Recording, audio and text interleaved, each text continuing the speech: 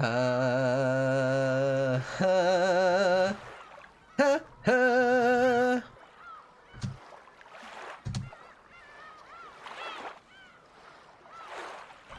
Ba-da-dum, ba-dum, ba-da-bum, ba-da-bum, ba-da-bum, bum, ba-da-bum, ba-da-bum, ba-da-bum, bum, bum, ba-da-dun, da-da-dun, da-da-dun, da-da-dun, dun.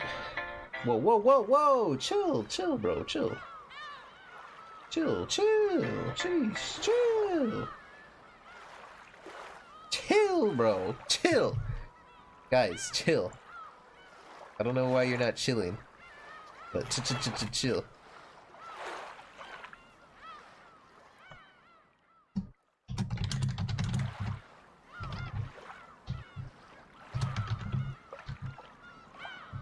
That's fine. That's fine. Guys, it's fine.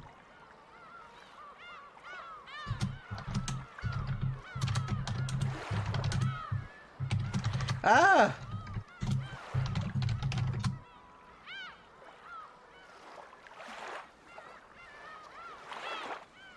You guys know that you are the one that I want? Who? Hola, güey, ¿qué onda? Órale, vato! What's up, Josh? How are you today?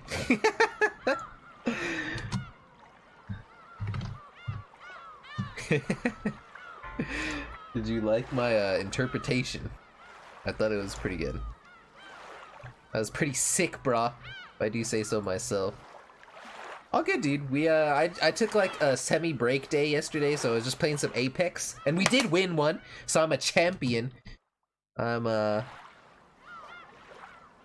what did you just say? Holy away. Okay, what did you just say, Michael? Are you okay?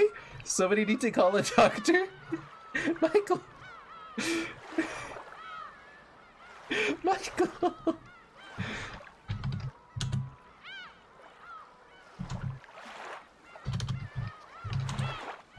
Dude, did I just read it really weird? Because, like, my brain doesn't work sometimes. And that might have been a time. Or hola, wey. Oh! I get you. Oh, duh. Oh. Baka hentai! I'm a baka hentai.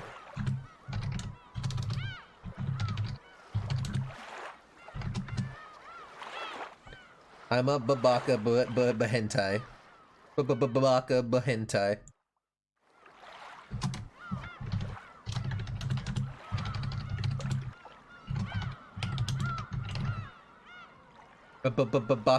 Babaka hentai.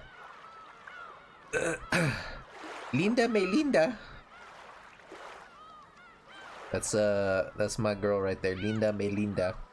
So I was gonna play some Dread Out today, but our good friend Rice Cakes, he goes by Tadatomo here on Mixer. He gifted me this game called Umineko no Nakakoro ni, which is, you know, when they cry. Right, more like Rice Cakes. Got him! Ha! Fucking got his ass.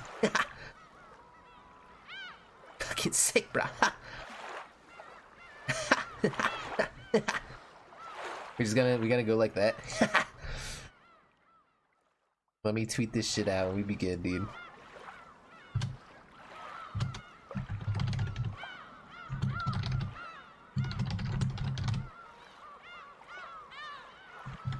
Hashtag VN, hashtag Mixer, hashtag Umineko.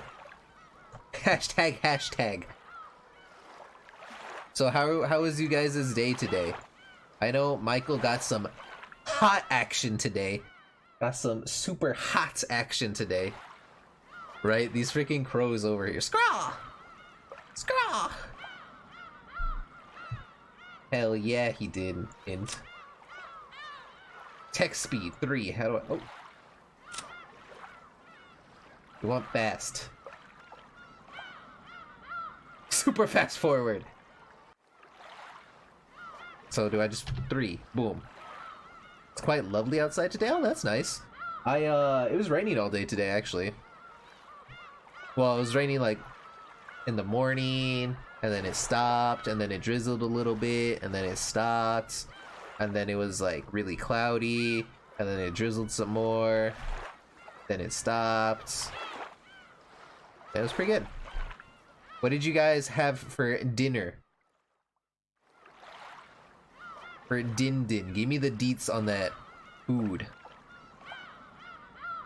Give me the deets, because y'all know I love hearing about food. Carne! Carne. The you know what I mean? Spaghetti! Don't touch my spaghetti! How was your spaghetti, Michael? Was it num delicioso? It was kind of nasty. Oh no! Wait, why was it nasty? You eat so much meat. Oh! You like it. You like it. I know you do. Dude, why is my mixer dying? Hello? What is happening? She makes the meatballs and then freezes them. No. That's tragic, honestly. Feels bad, dude. Some meatballs. I eat turkey meatballs because turkey is good and delicious. Delicioso. Nom delicioso. I do eat turkey balls. I gargle them. Oh. Nom. I love turkey. I always think it's because I was born so close to Thanksgiving that the turkey was just infused into me as a little kid. It was just infused. Like, you know how you're just subjected to stuff? Dude, wait, I actually don't have alert commands.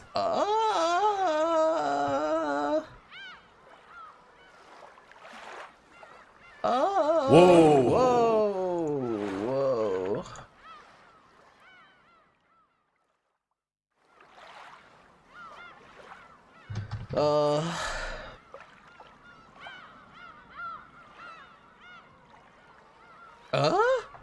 I don't remember how to do it.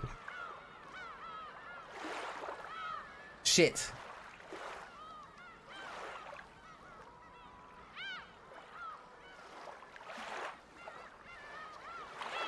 Wait, hold on. I gotta see.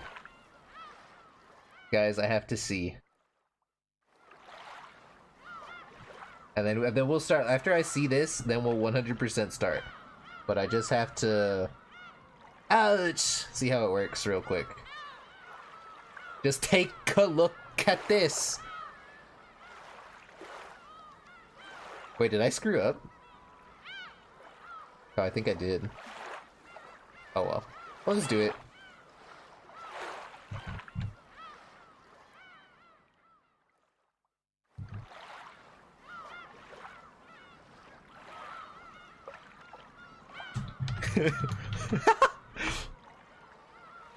Alright, I added a lurk command.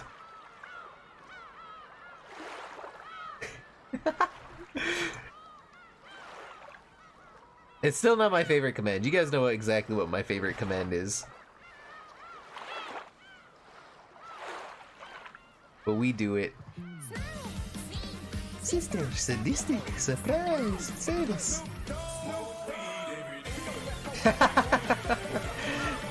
Yes. Every day. Fucking love that shit, dude. I love it.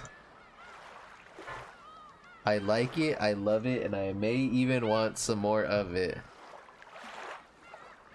That just tickles me. Dude, it tickles me pink.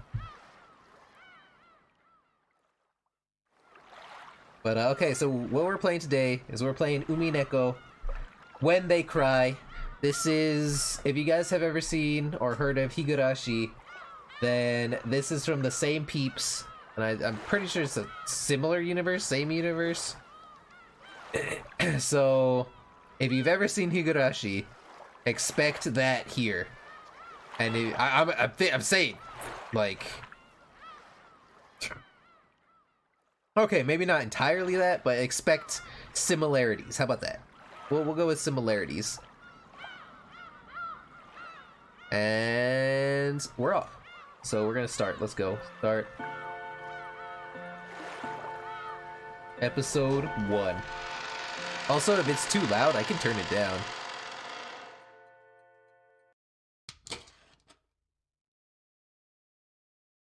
New function. Tips mode. In the middle of the game, at any time, a right click with the mouse will open up the tips mode. Here, besides the save and load functions, you can view character profiles and more. Additional information will be added as you progress through the story. I know, right? Fucking great. Additional information will be added as you progress through the story. Probably a good idea to take a peek here every once in a while. Oh.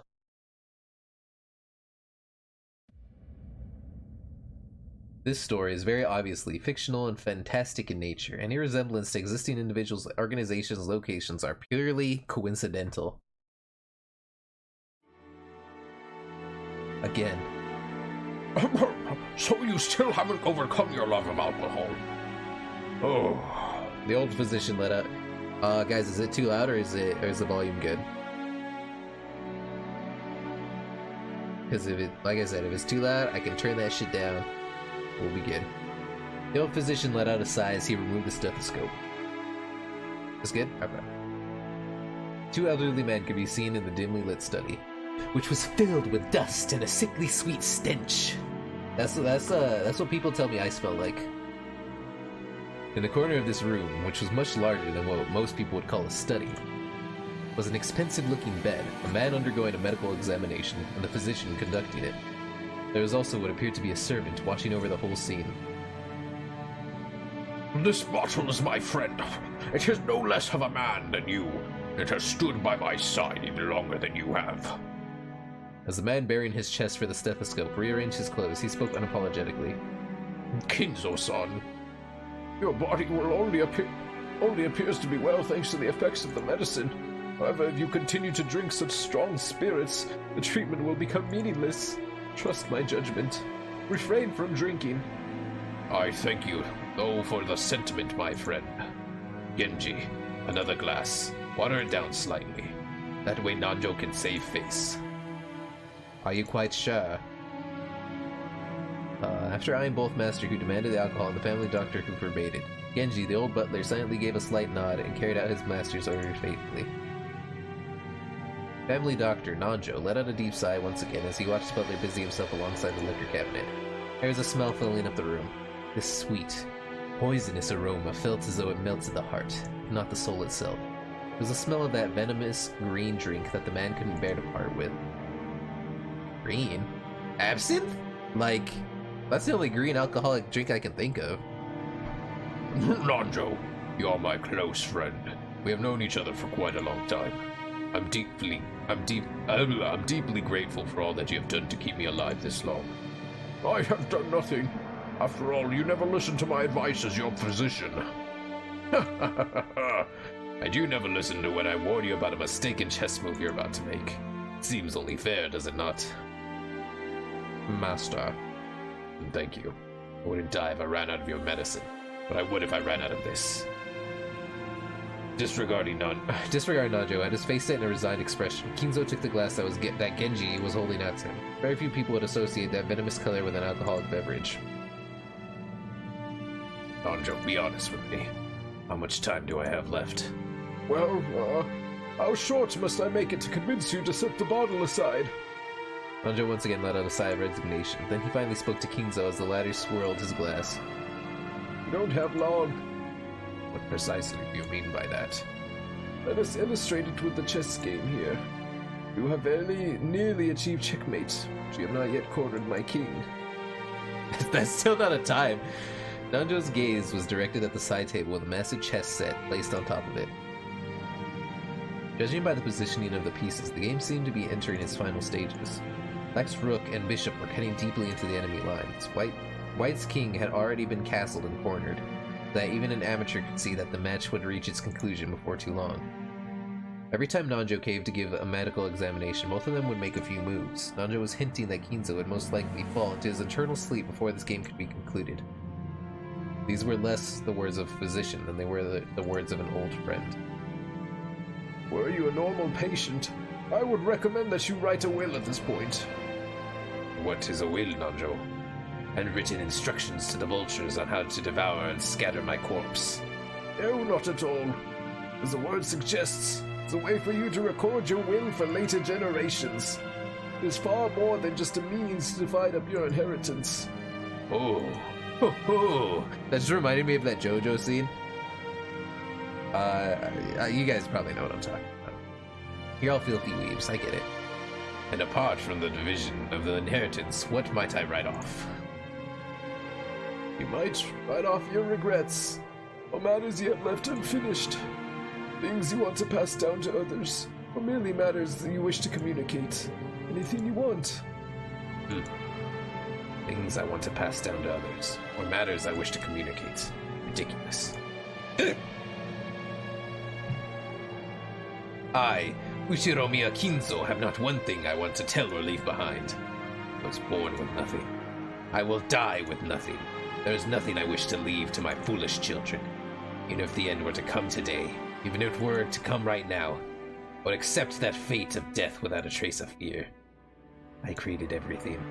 My fortune, my prestige, everything. Those were built up by me, and they will be lost along with me. There's nothing I wish to leave behind. Nothing! After I'm gone, I care not if it all goes to waste. I desire no tomb, no coffin. Those were the terms of the contract I made with the witch. When I die, everything will be lost. That has been part of the promise since the beginning. That's why nothing will be left behind. There's nothing I can leave behind.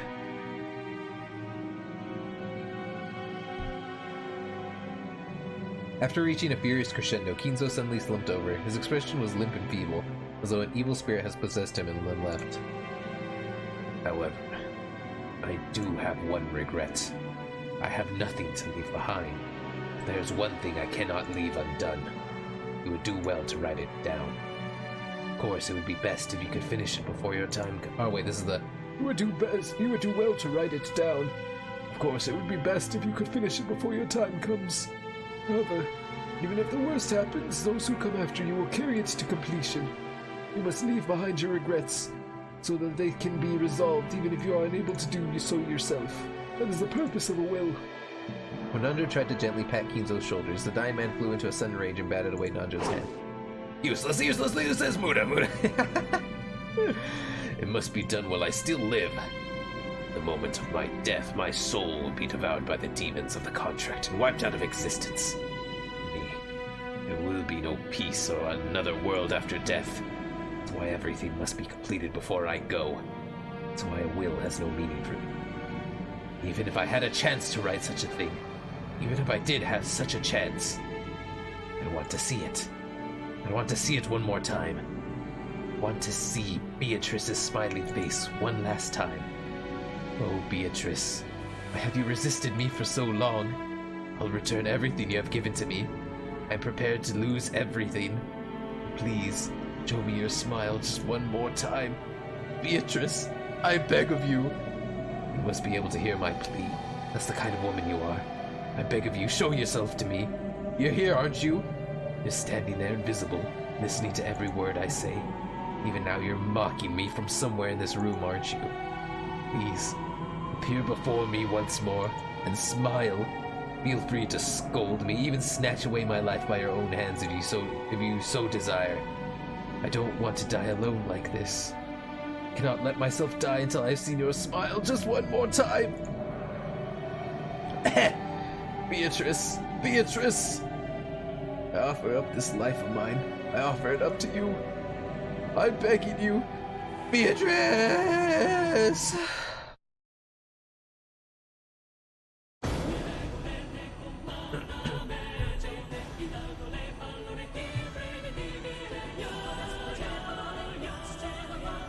Oh shit, guys, break it down. Let's go.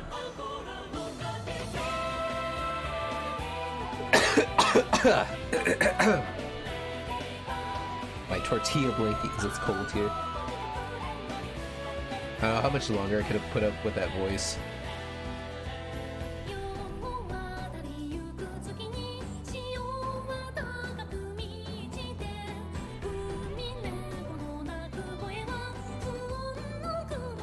Guys, this is a bop. That guy's fucking face. It's me.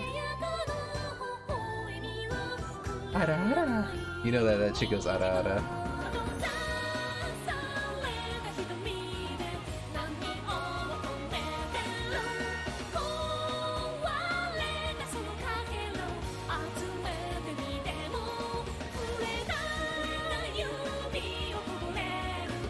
That guy's fucking face.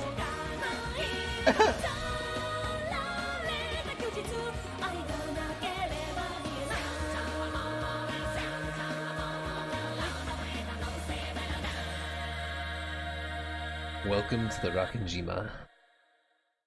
Rakenjima, you guys gotta rah. Don't forget to go buy your Butterfingers for the Final Fantasy VII DLC.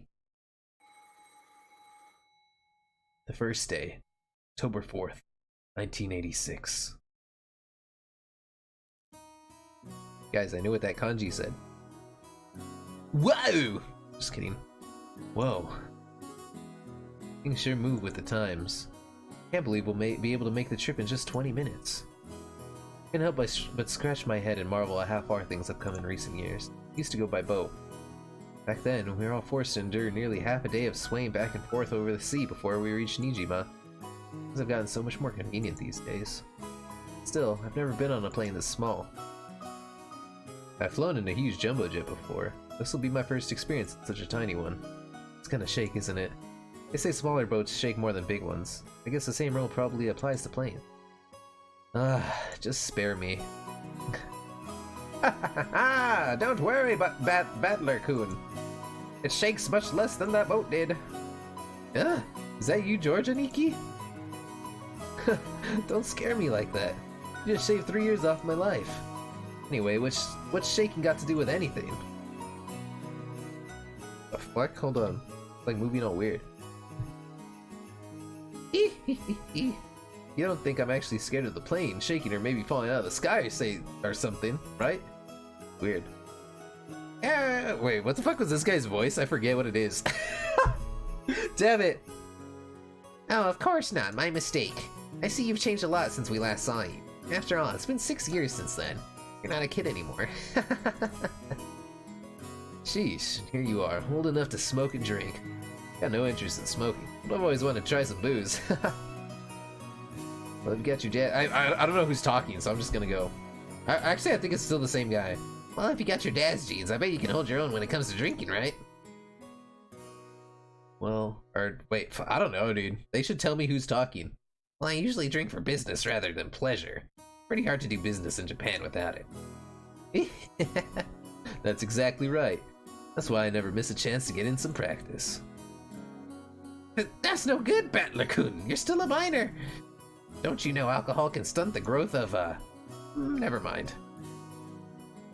Come on, I'm tall enough already. In fact, it'd be easier to find clothes if I shrunk a little. I puffed my chest out proudly. Until I hit my growth spurt. My height was below average in my class. Then I grew and grew, and before I knew it, I'd passed 180 centimeters. Dude, he's 5'11"? He's taller than me! I'm only 5'9". I guess I have all that muscle training and those shady mail-order performance-enhancing drugs to thank for that. Guys, don't take PEDs. Don't do that. That's bad. Before then, I never dreamed that I'd shoot 10 centimeters above George Aniki, who reached his peak height early on. Damn, I'll bet my relatives all say, "Look how big you've grown, Battler-chan," or something like that. It's all so embarrassing. Wish they'd just give me a break. Anyway, my name Battler. Well, it's pretty damn weird, don't you think? Gotta wonder what my parents were thinking when they named me that. I never met anyone who could read it right the first time. I usually get called Sento-kun. Sorry, but that's not even close. My name is written... This is for right! I don't know what the fuck this is, or this one. Person. Can you read it? First part is my family name. Yushiro Miya. That's a fairly plausible Japanese pronunciation so far. It's my given name! Whatever the fuck this is made up of a character for fight in person. It's pronounced battler. Yeah, see, this is person Hito. Put it all together and you get Ushiro Miya Battler.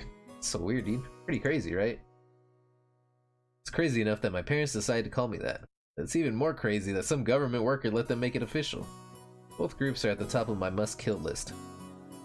Anyway, this is one of my cousins. His name is, pronounced Ushiromiya, George. He's 5 years older than me, so I must be turning 23 this year. This Ushiromiya cousins consist of 2 boys and 2 girls. I ended up playing with George all the time. Because I've always thought of him as a big brother, I call him Aniki today. I still call him Aniki. Ooh, Battler-kun, look how big you've gotten. You know what they say, leave a boy for 3 days and you'll hardly recognize him. It must be in his blood. Dude, she looks tired as fuck. She's like, I'm so fucking tired of this. It must be in his blood. Rudolph wasn't that tall either until his high school years. Perhaps people end up taller if their growth spurts come late. Nah, that's nothing special. A real man needs to be tough on the inside, too. Exactly. Battler-kun here knows how it works. Real men win or lose based on what they've got on the inside. You have to forget to keep up your training and discipline. You gotta do that. Wait very alertly for the perfect moment, and strike!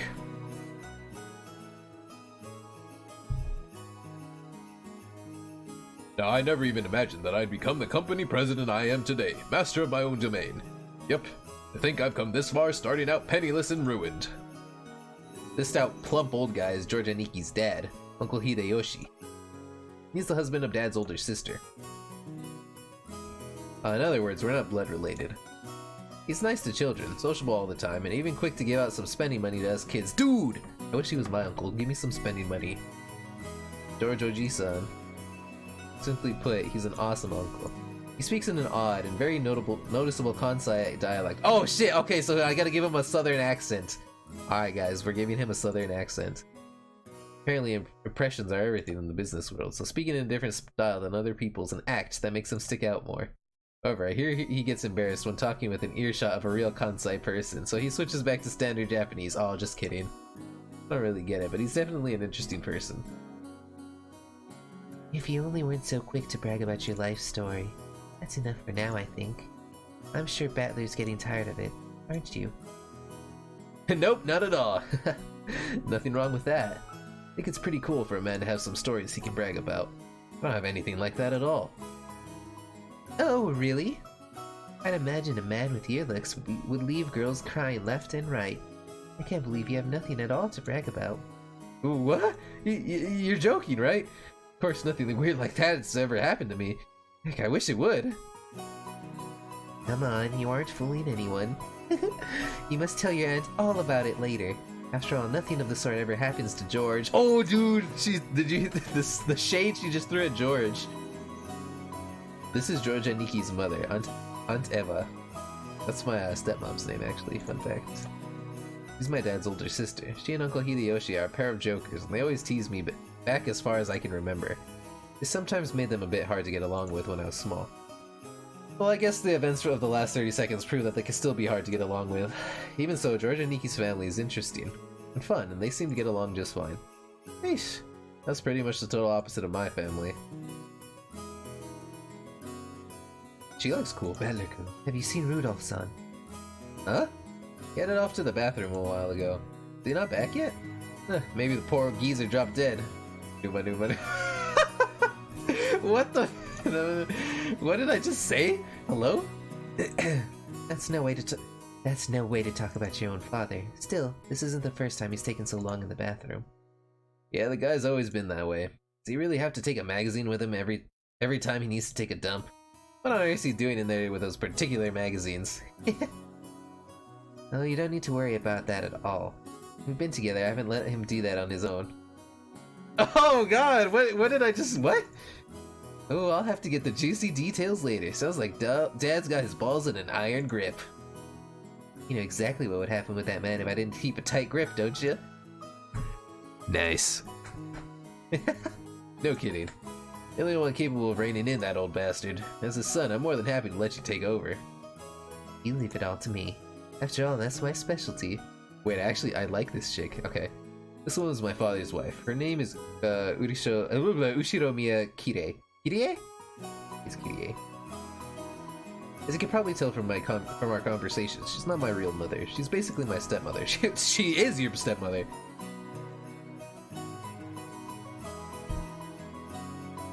My real mom died 6 years ago.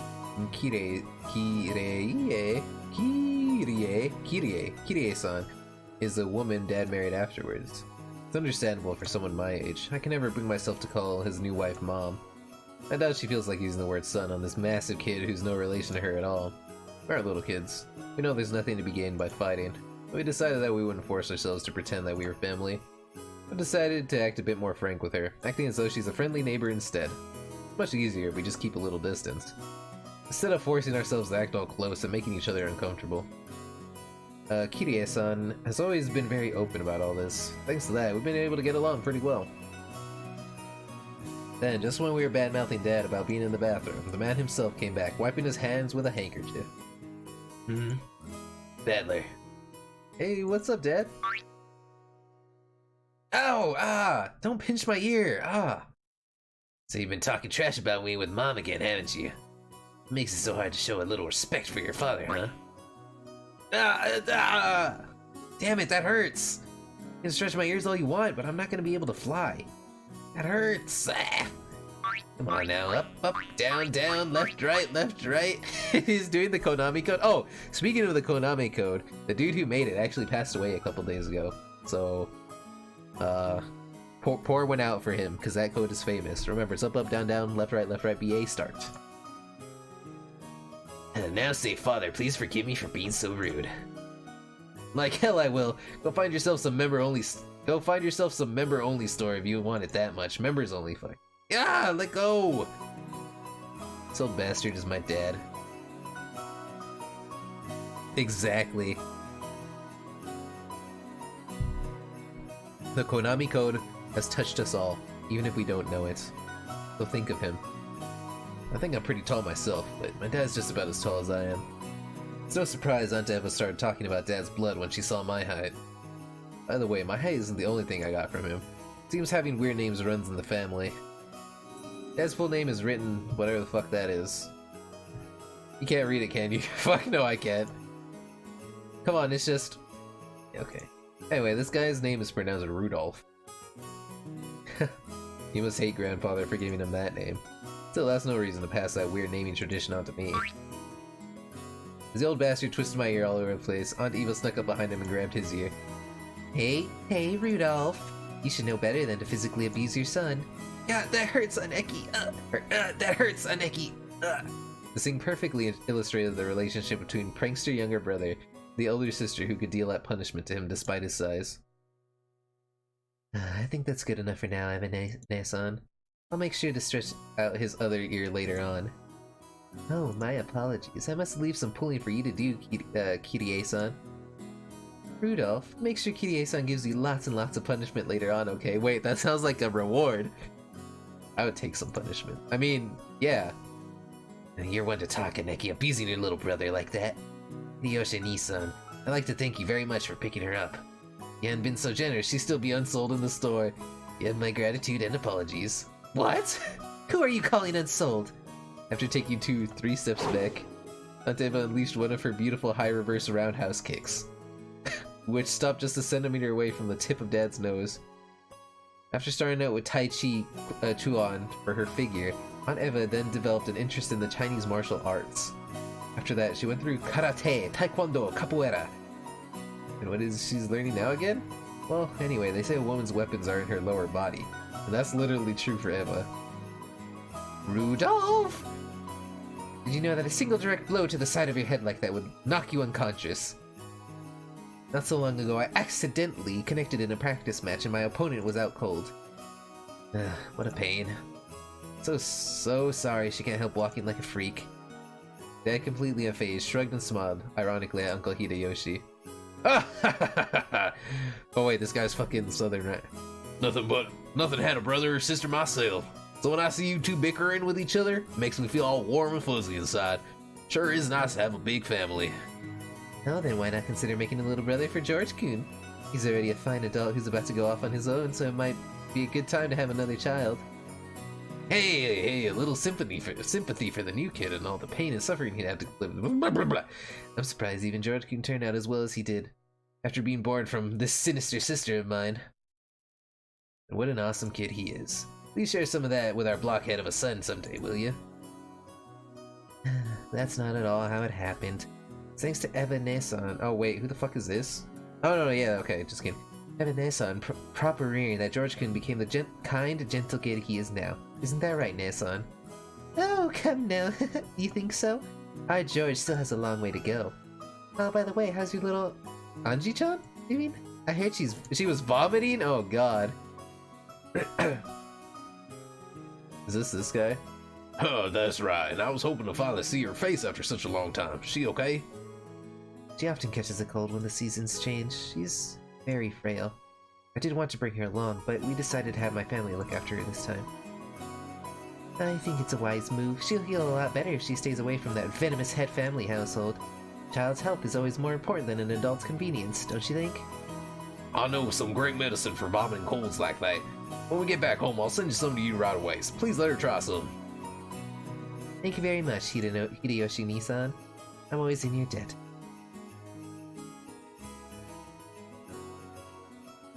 We're gonna need a lot of water for this one, boys. And once the conversation suddenly veered off in that direction, we kids didn't have any chance butting in. For now, I'm just happy Aunt Eva gave Dad his just desserts for tugging on my ear. Are we still waiting for their weather report? George Aniki pointed at the counter. The checking weather sign was still stuck next to the departure times for the flights we were scheduled to board. According to Aniki, smaller planes are more subject to winds and other effects of the weather. It's not at all uncommon for flights to be delayed because of that. Wait a sec. We are totally sure it's not gonna shake, right? From down here on the ground, it just looks cloudy, not windy. Well, I guess it's different up where planes fly. The weather's a bit uncertain today. Eva looked at the TV at the TV in the lounge. The weather forecast was being broadcasted, informing us that a typhoon was approaching the Kanto region. A typhoon again? Guess there's no helping it, with the annual family conference being held in October. Couldn't have chosen a better season. I agree. I've always hoped we could have it sometime around the Obon festival in mid-August. In that case, why don't you suggest that to Father and Nissan during the conference? Very funny. Why don't you do it yourself? My brother would never listen to anything I suggested. No way, it doesn't really bother me that much to have it in October. I was just saying you might want to propose it since you said you hate typhoons so much. I only said the typhoons always come around this time of year. You're the one who said you wanted to move it to the Obon festival, right? Well, you said it last year too. Didn't you say it would be easy to fit in your schedule if we had it during the Obon festival? I never said anything like that. Oh yes you did. I certainly wouldn't forget something like that. No I didn't. You're the one saying it all the time. Didn't you know stopping a kick just a hair's breadth away from the impact is a very high-level technique? Sheesh, women your age shouldn't spread their legs like that. Oh god. Dad and Aunt Eva argument looked no different from a couple of brats quarreling. Even though they usually behave like normal parents, they turn right back into kids again when they meet their siblings at these family conferences. You're the one who looks like a real adult, analyzing it all calmly. I hope I never turn out like that old bastard. I'd much rather end up like as an intellectual adult like you, Aniki. Like me? And I still have a long way to go. I still have very little experience out there in the real world. I need to work on becoming more confident and sociable. I think you far surpassed me on all those counts, Battler-kun. I'm sure you'll outstrip me fast enough when you become an adult. George Aniki scratched his head and laughed, as though trying to hide his embarrassment. Of course he was just being humble. Aniki entered a university and became an apprentice at Uncle Hideyoshi's company at the same time, studying both academics and how to become a business emperor in parallel. Then right after graduating, he got into Uncle Hideyoshi's company. Right, George is a good guy. Watch him be the most evil now. Piling up a lot of real-life experiences as he devoted himself zealously to his work. His great dream is to one day stand on his own and build up his own kingdom. Aniki is a real paragon of a man, sparing no effect as he strives towards his goal. No exaggeration to say that I really respect him. Then there's me. I'm nothing at all like Aniki. I'm living my happy-go-lucky, idle high school life to the max. Got no dreams for the future. I just like to sit back, stay cool, and let the money flow in. And of course that could never happen. When Aniki was my age, he had already formed an impressive objective and started devoting himself towards studying for that goal. Well, I guess I can't compare at all. My dad just says, sure, you can study at my company if you like cleaning toilets. Damn it. I'm not gonna be in the debt of that old bastard. I'll find a way myself. Only willpower was all it took to become an adult. Should I go on one of those self-searching journeys that are all the rage these days? Well, it's not like I could mooch off my parents for that kind of money. Right then, Uncle Hideyoshi said it out loudly. He's a real nice person on the whole, but he does have a problem controlling the volume of his voice. When I looked over, I saw he was greeting Aunt Rosa, who had come late. Dude! Aunt Rosa? One of our people? Tia Rosa? Hola, Tia Rosa!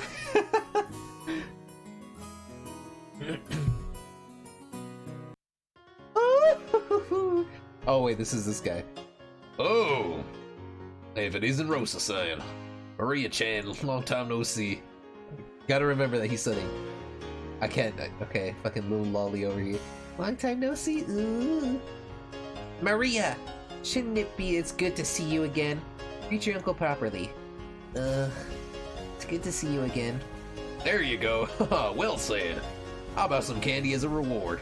Oh, huh? Where'd I put it? Rosa-san, it's good to see you again. It's good to see you too, Maria-chan. It's been too long, Kirie-san, Hideyoshi-san, and... Oh my, Battler-kun, look how big you've gotten! Come on now. It's embarrassing hearing that from every person I meet. Hey, Rosa. You're late. The plane was on time, you barely have made it. I'm sorry, we had some trouble making our train connection. So we're waiting on the weather again. Oh, don't complain. I much prefer the 30-minute plane trip than spending 6 hours bouncing on a boat. Even if we're kept waiting here for an hour, it's still much faster overall. Oh, Maria-chan's gone huge too. So how tall are you now? So how tall am I now?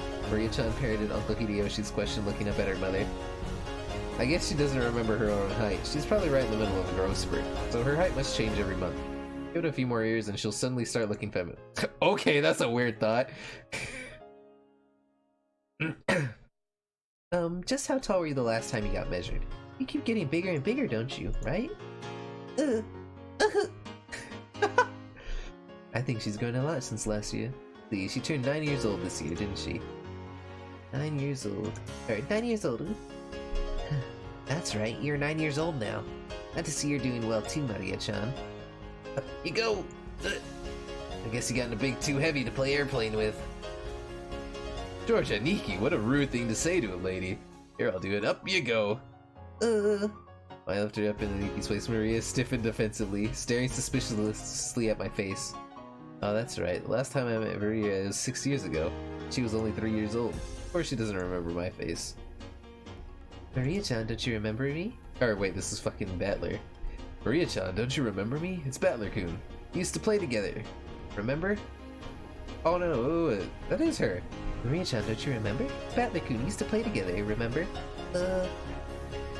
No surprise, I guess. The last time she met Battler, she was only 3. I don't keep memories at that age. I must know everyone's face apart from mine, because she meets them every year. But I've had contact with the Ushiro Miya family for about 6 years now. So it's no surprise that this 9-year-old girl doesn't have any memories of me. Even I can only just remember... Even all... Maria, this is Battler Oni-chan. Rudolph Ni's son. Understand? The brother's son is... The brother is the son? The Usa was probably her brain growing into overload in that complicated explanation. I guess the phrasing of that was a bit confusing.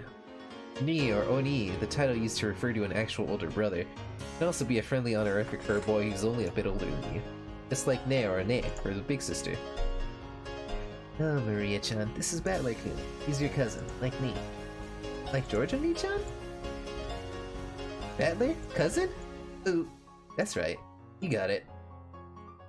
This part of Aniki is what makes me really look up to him. For someone who isn't married, he's just great at dealing with kids.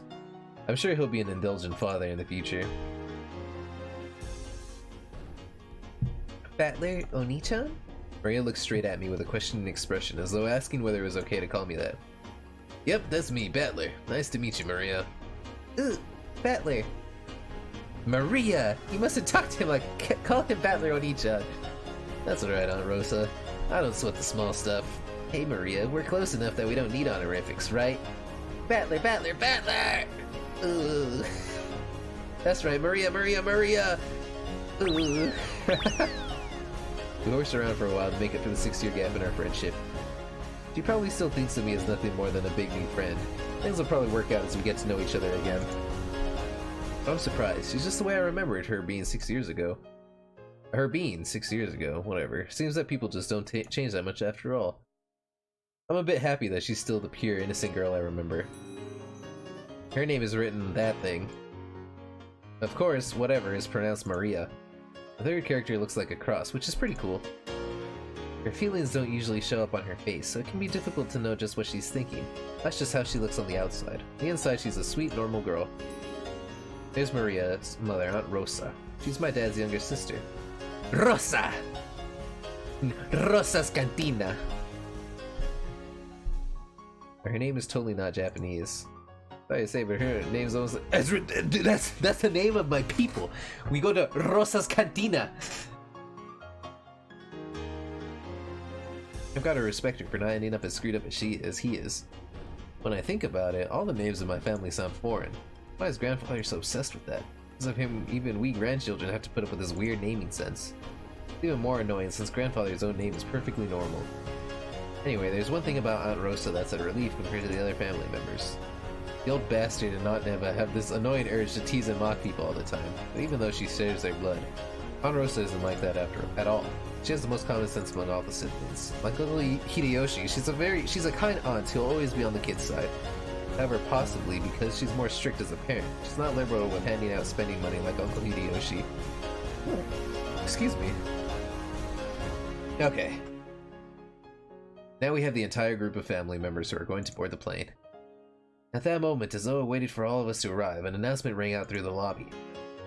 Our apologies for the delay. Boarding will now commence for Flight 201 to Nijima. We ask that the passengers please form 2 lines in front of the counter behind the white line. Rosa, you still haven't gone through boarding procedures, right? Hurry up. Oh no! Maria, come on! Ooh. We had to go through a metal detector before going out on the runway. Our small plane wasn't as massive as an international flight, but it was still a plane. A staff member holding a metal detector checked us all. Once all of us cleared the check, we followed the staff member onto the runway. Come to think of it, everyone here is of the Ushiromiya family. Like this is a reserved charter flight or something. Our group stopped in front of the entrance to the airplane. Then our guide turned around and spoke, looking down at the passenger list as we did. Boarding will now commence. As I call out the names on the passenger list, please take your seat in order, starting from the front row on the right side and going right to left, then on to the next row. I'll now begin reading the passenger list. Ushiromiya Hideyoshi-sama. Oh, I'm first, right here. By the way, do you have some candy, Eva? I've been looking all over some, but I can't find any. Ushiromiya Eva-sama. They have a handbag. I'll get one once we're inside the plane. I heard that candies are a good way to protect your ears from hurting because the variations in atmospheric pressure when landing are taking off. That's probably what they're talking about. Hope I get a window. Wait, this is fucking. Hope I get a window seat. Don't worry. There aren't any other kinds of seats. As George and Nikki said, there are apparently only 2 lines of seats. This is what a small plane is like. We are totally sure it's not gonna shake, right? Ushiromiya George-sama. Yeah, that's me right here. Don't worry, Battler-kun. It won't shake too much. Ushiromiya Battler-sama. Meow meow meow meow meow meow meow meow meow meow. Incendio coming in with a hot host. How was your simming? How was the Sims? How did your karaoke go? Your sim karaoke. Did it get better or was it still not that great? It was good? That's good. That's what I like to hear. So what we're playing? If y'all have just joined. You have to go to work? No, dude, make them ditch work. There's more important things than working. You have to work for the betterment of your soul sometimes. How about that? How about that? Exactly. Be a singer. Do everything that you want. It's good for your soul. So what we're playing? We are playing a game called Umineko, When They Cry. This is a horror visual novel. So that's all I'll say. It's a horror visual novel. It's the very start. So they introduced like everybody. We're still at the very start, so we're still going.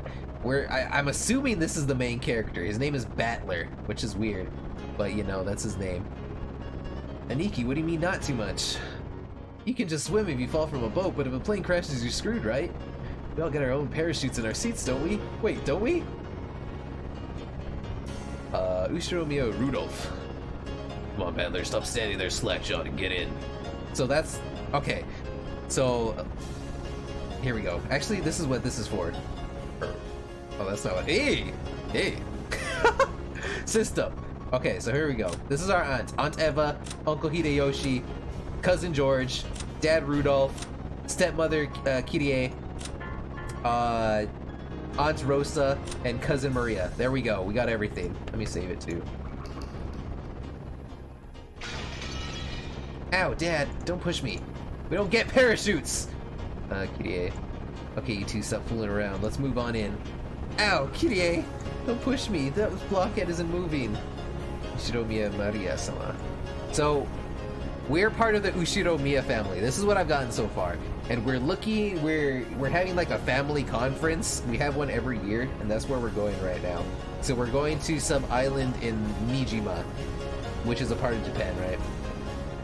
So our entire family's gathered out here. We're in the airport. We're flying over, and apparently a bunch of stuff was delayed because of a typhoon that was happening. So I'm not sure if that'll be like important later, but we'll see, right?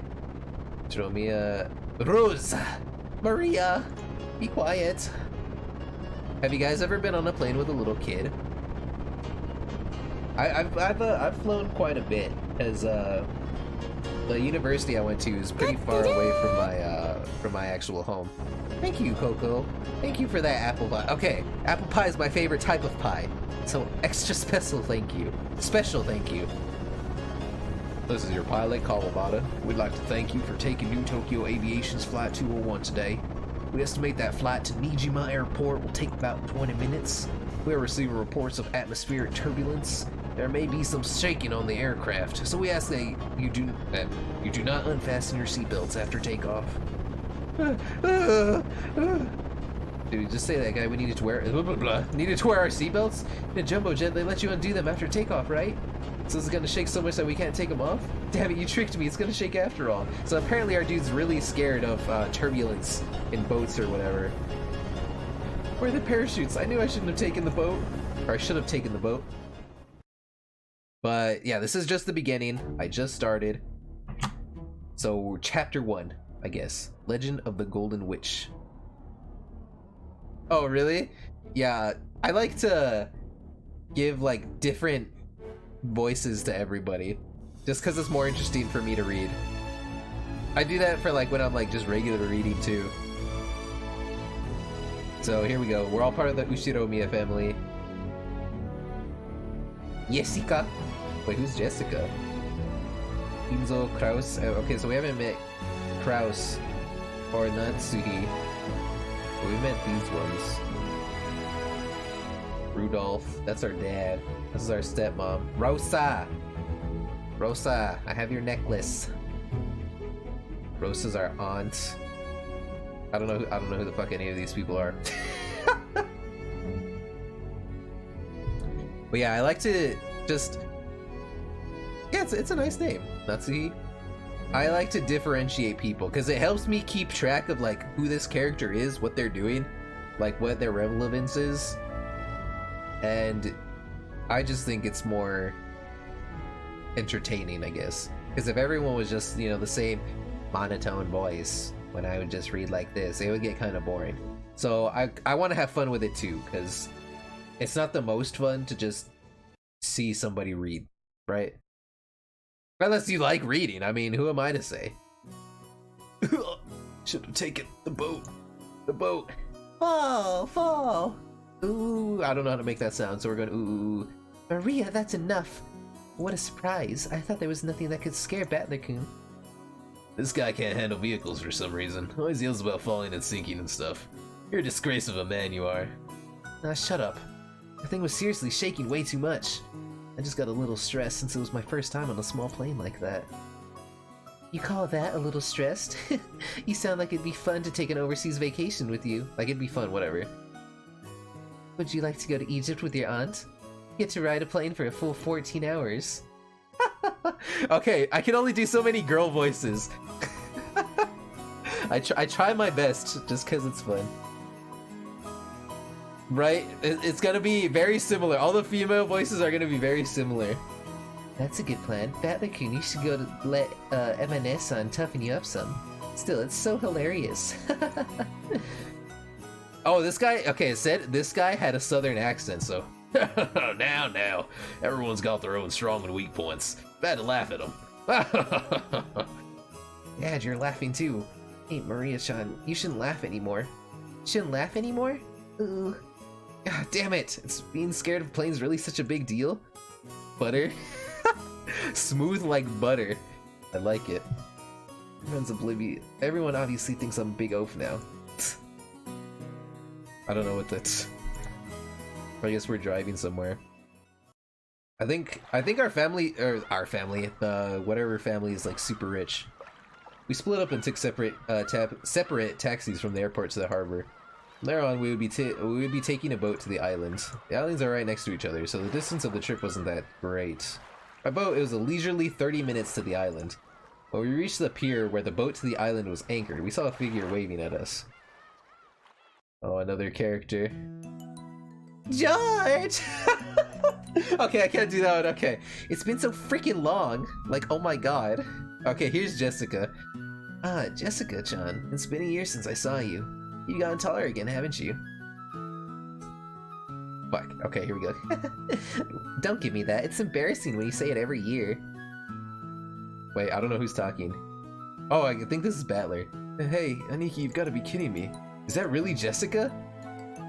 Like, wait a second, George. Is this big guy Battler? Oh my god. We both stared at each other. She definitely didn't look like that in my memories, but I do remember her crazy way of talking. See, she has a crazy way of talking. That's why I'm talking like that. Yo, Jessica. What's this now? You're kidding me. You look like a woman now. That's a rude thing to say. This is super rude. What are these? Go for it. You can lurk. I just appreciate you guys being here. Even you managed to get a chest. Guys, don't say this. This is rude. Let me rub it. Especially don't say that. Don't screw around with me. I'm a blushing flower of 18. Of course my hair grew longer and I got these. Wait, you think I got boobs just to be fondled by you, loser? Speaking of you, sure, you got all ridiculously huge, but did you get a bit stronger too? Don't screw with me. I'll show you how much training I've done since back then. I don't know who's saying you're pissing me off. Beat you at your own game. This has strong girl's name is this. She was born under the same unlucky star as me. I like that dog gif. It's cute. Oh, because he's all sleeping. I like doggos. I have 2 doggos. They're spoiled. They're really old, but they're spoiled. Anyway, that is pronounced Jessica. She's Dad's older brother's daughter. That older brother happens to be the oldest son of the Ushiromiya family. So for now, it means Jessica's the direct family heir. Because Jessica and I are the same age, and sometimes had a little boy-girl squabbles with each other, and we've always been used to fighting and joking around together whenever the relatives gather.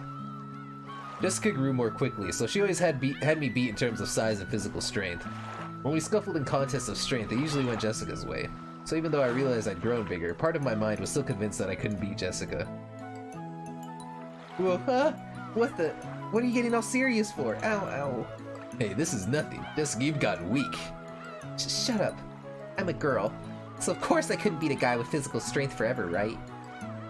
Well, you got a point there. The meat I put on my arms all went to your chest. That's rude! Looks like it'd be a pretty even test of strength between my arms and your... yeah. Don't you think? I've told you, my boobs aren't for you to feel up. Besides, how about you? Didn't your cute little elephant son... Oh my god! Stop it, idiot! No, you perv! I'll be ruined for marriage. Don't touch my... Honestly, I was so surprised at how feminine Jessica had become that I had to joke around like an idiot to hide it. Well, considering what a bossy brat she was 6 years ago, anyone would be surprised. I guess she's just as surprised. She probably wasn't expecting to lose to me in a test of strength. After losing that easily, she must be shocked at how much I've grown in the past 6 years. 6 years. Once again, I'm being shown just what a huge gap of time that was. Crap, total defeat. It's like I'm no match for you anymore. That's not true. I forget what his voice is. Even Battler-kun must have his weaknesses. Right, Maria-chan? Fall, fall. Just cut it out, Maria. Let's keep that a secret, okay? Fall? The hell are you talking about? Sorry, but there's no chance you'll see the weakness of mine now. After all, the nightmare plane trip is already over and done with. Only thing left is a nice, quiet splashing of a boat ride. I never thought I'd start loving that piece of junk boat this much. Huh? George, is there something wrong with his head? You'll understand soon. Very soon. At the time, I didn't get what Aniki meant by that big smile. You guys ready for this old grandma voice? What have we here? Oh, Battler-san, how big you've grown. Who is it? Oh, wait. Who is it this time? It's an old lady with an apron. Oh, yeah. That takes me back. I remember now! You remember her, right? It's Kumasawa-san, the servant. I could never forget you, Kumasawa-bachan. After all, you haven't aged a bit these past 6 years. If anything, I'd say you're looking younger than ever. Ooh, lately my skin's been getting quite smooth and silky. And look, hasn't my chest got bigger? What is it? What am I reading? How'd you like a little feel? Wait, she's a perv. You're kidding me, right? My best family is strictly limited to bounce. Oh, I was quite bouncy in my youth. Don't be shy. God, give me a break. It's girls I'm looking for, not grannies. The jokes I cracked about Jessica were being turned against me. Come to think of it, Kumasawa has always been the type to tease people. Kumasawa-san, stop that. People with one foot in the coffin shouldn't jump around.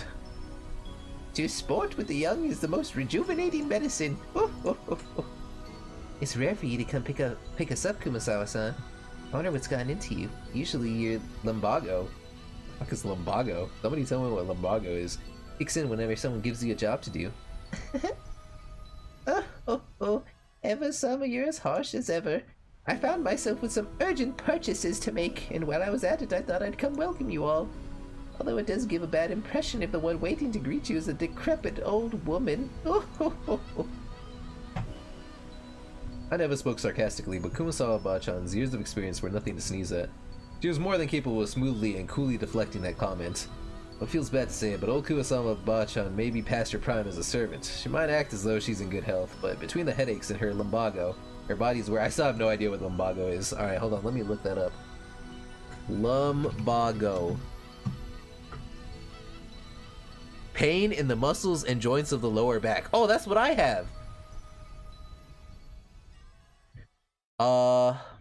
Common causes include improper lifting, poor posture, lack of regular exercise, fractured, ruptured disc. That's what I have. I have 3 herniated discs, or arthritis. So all I feel is pain. My life is just pain. Cool. How old is she this year again? She must be pushing 80 at least. It's incredible that she's still able to act so cheerfully. I have gone to a chiropractor. I used to, when it was really bad, like, I think the first year, my freshman year of college, it was really bad, so I had to go to a chiropractor. I went every weekday for about 2 months to get back into not being in excruciating pain the entire day. You seem more and more lively. Oh, that's right, here you are. It's the tea I told you about before. Look, I brought you some. Please do try it later on. Aunt Rosa took a souvenir bag out of her suitcase. I like Aunt Rosa. She seems really calm and nice. To think that she remembered a promise that she apparently made last year and faithfully bought it. This sort of thoughtfulness was just like Aunt Rosa. See? She's a nice lady. I hope she stays that kind. She wasn't the kind of person who would forget her breakup promise. Kumasawa-bachan seems deeply touched. Not only that Aunt Rosa had remembered this year-old promise, but that she would even bring a gift to a simple servant like her. This woman is Kumasawa Chiyo-san. She's a senior servant who's been working at the Ushiromiya head family household for many years. As you'd expect for someone her age, manual labor isn't her strong point. She's kind of a super servant who can handle just about anything else, from kitchen work to cleaning and laundry. Seems like her only flaw is a tendency to slack off. I hear she tries to get away from heavier, troublesome work by playing up her chronic diseases. Kumasawa-bachan's case, this was probably a sign of craftiness rather than laziness. Though it probably doesn't impress those paying her salary. Ah well, even if she's pretty flaky when it comes to work, I could never dislike her. I guess that's probably because of her cheerfulness and her constant smile. Oh, this guy. Hey, glad to see you're still in fine spirits. How's your back doing then? Even with the medicine, it's not getting one whit better. According to the doctor, nothing can be done for this one. It's what you might call an incurable disease. Oh, ho, ho, ho. Anyway, Jessica-chan just keeps getting prettier. Good thing she takes after Natsuhine-san. Oh, Natsu, okay. Like, really? Personally, I don't think we look alike at all. I mean, I don't even want to be like my parents. They're fucking lame. Because I got zero respect for them. Now, you shouldn't say such things.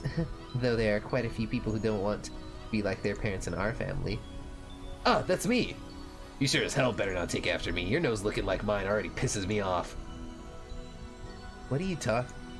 Wait. Okay, what are you talking about? You're surprisingly alike you and your father. Come on, you can't be serious. Just how am I... Or wait, this fucking dude. Come on, you can't be serious. Just how am I like Dad? You're a lot like him, especially in how arrogant and prideful you are. Father's blood is especially strong in you and Nissan. Wouldn't you say, Rosa? Hey, Rosa! Oh, absolutely. Kraus? Cross? Kraus? And Rudolph are almost unbelievably like Dad. Alright already. Why am I the only one under fire from the girls? Yoshi Nissan, give me a hand, please. Rudolph. You're always so popular with the ladies. I'm jealous. Oh, as usual, you're popular enough to make me jealous. Well then, everyone, shall we head over to the boat? Come now, Maria-san, let's get to the boat together, okay? Get on the boat together, ooh. Everyone get on together, ooh. I don't know what sound to make there, so I'm just gonna go ooh.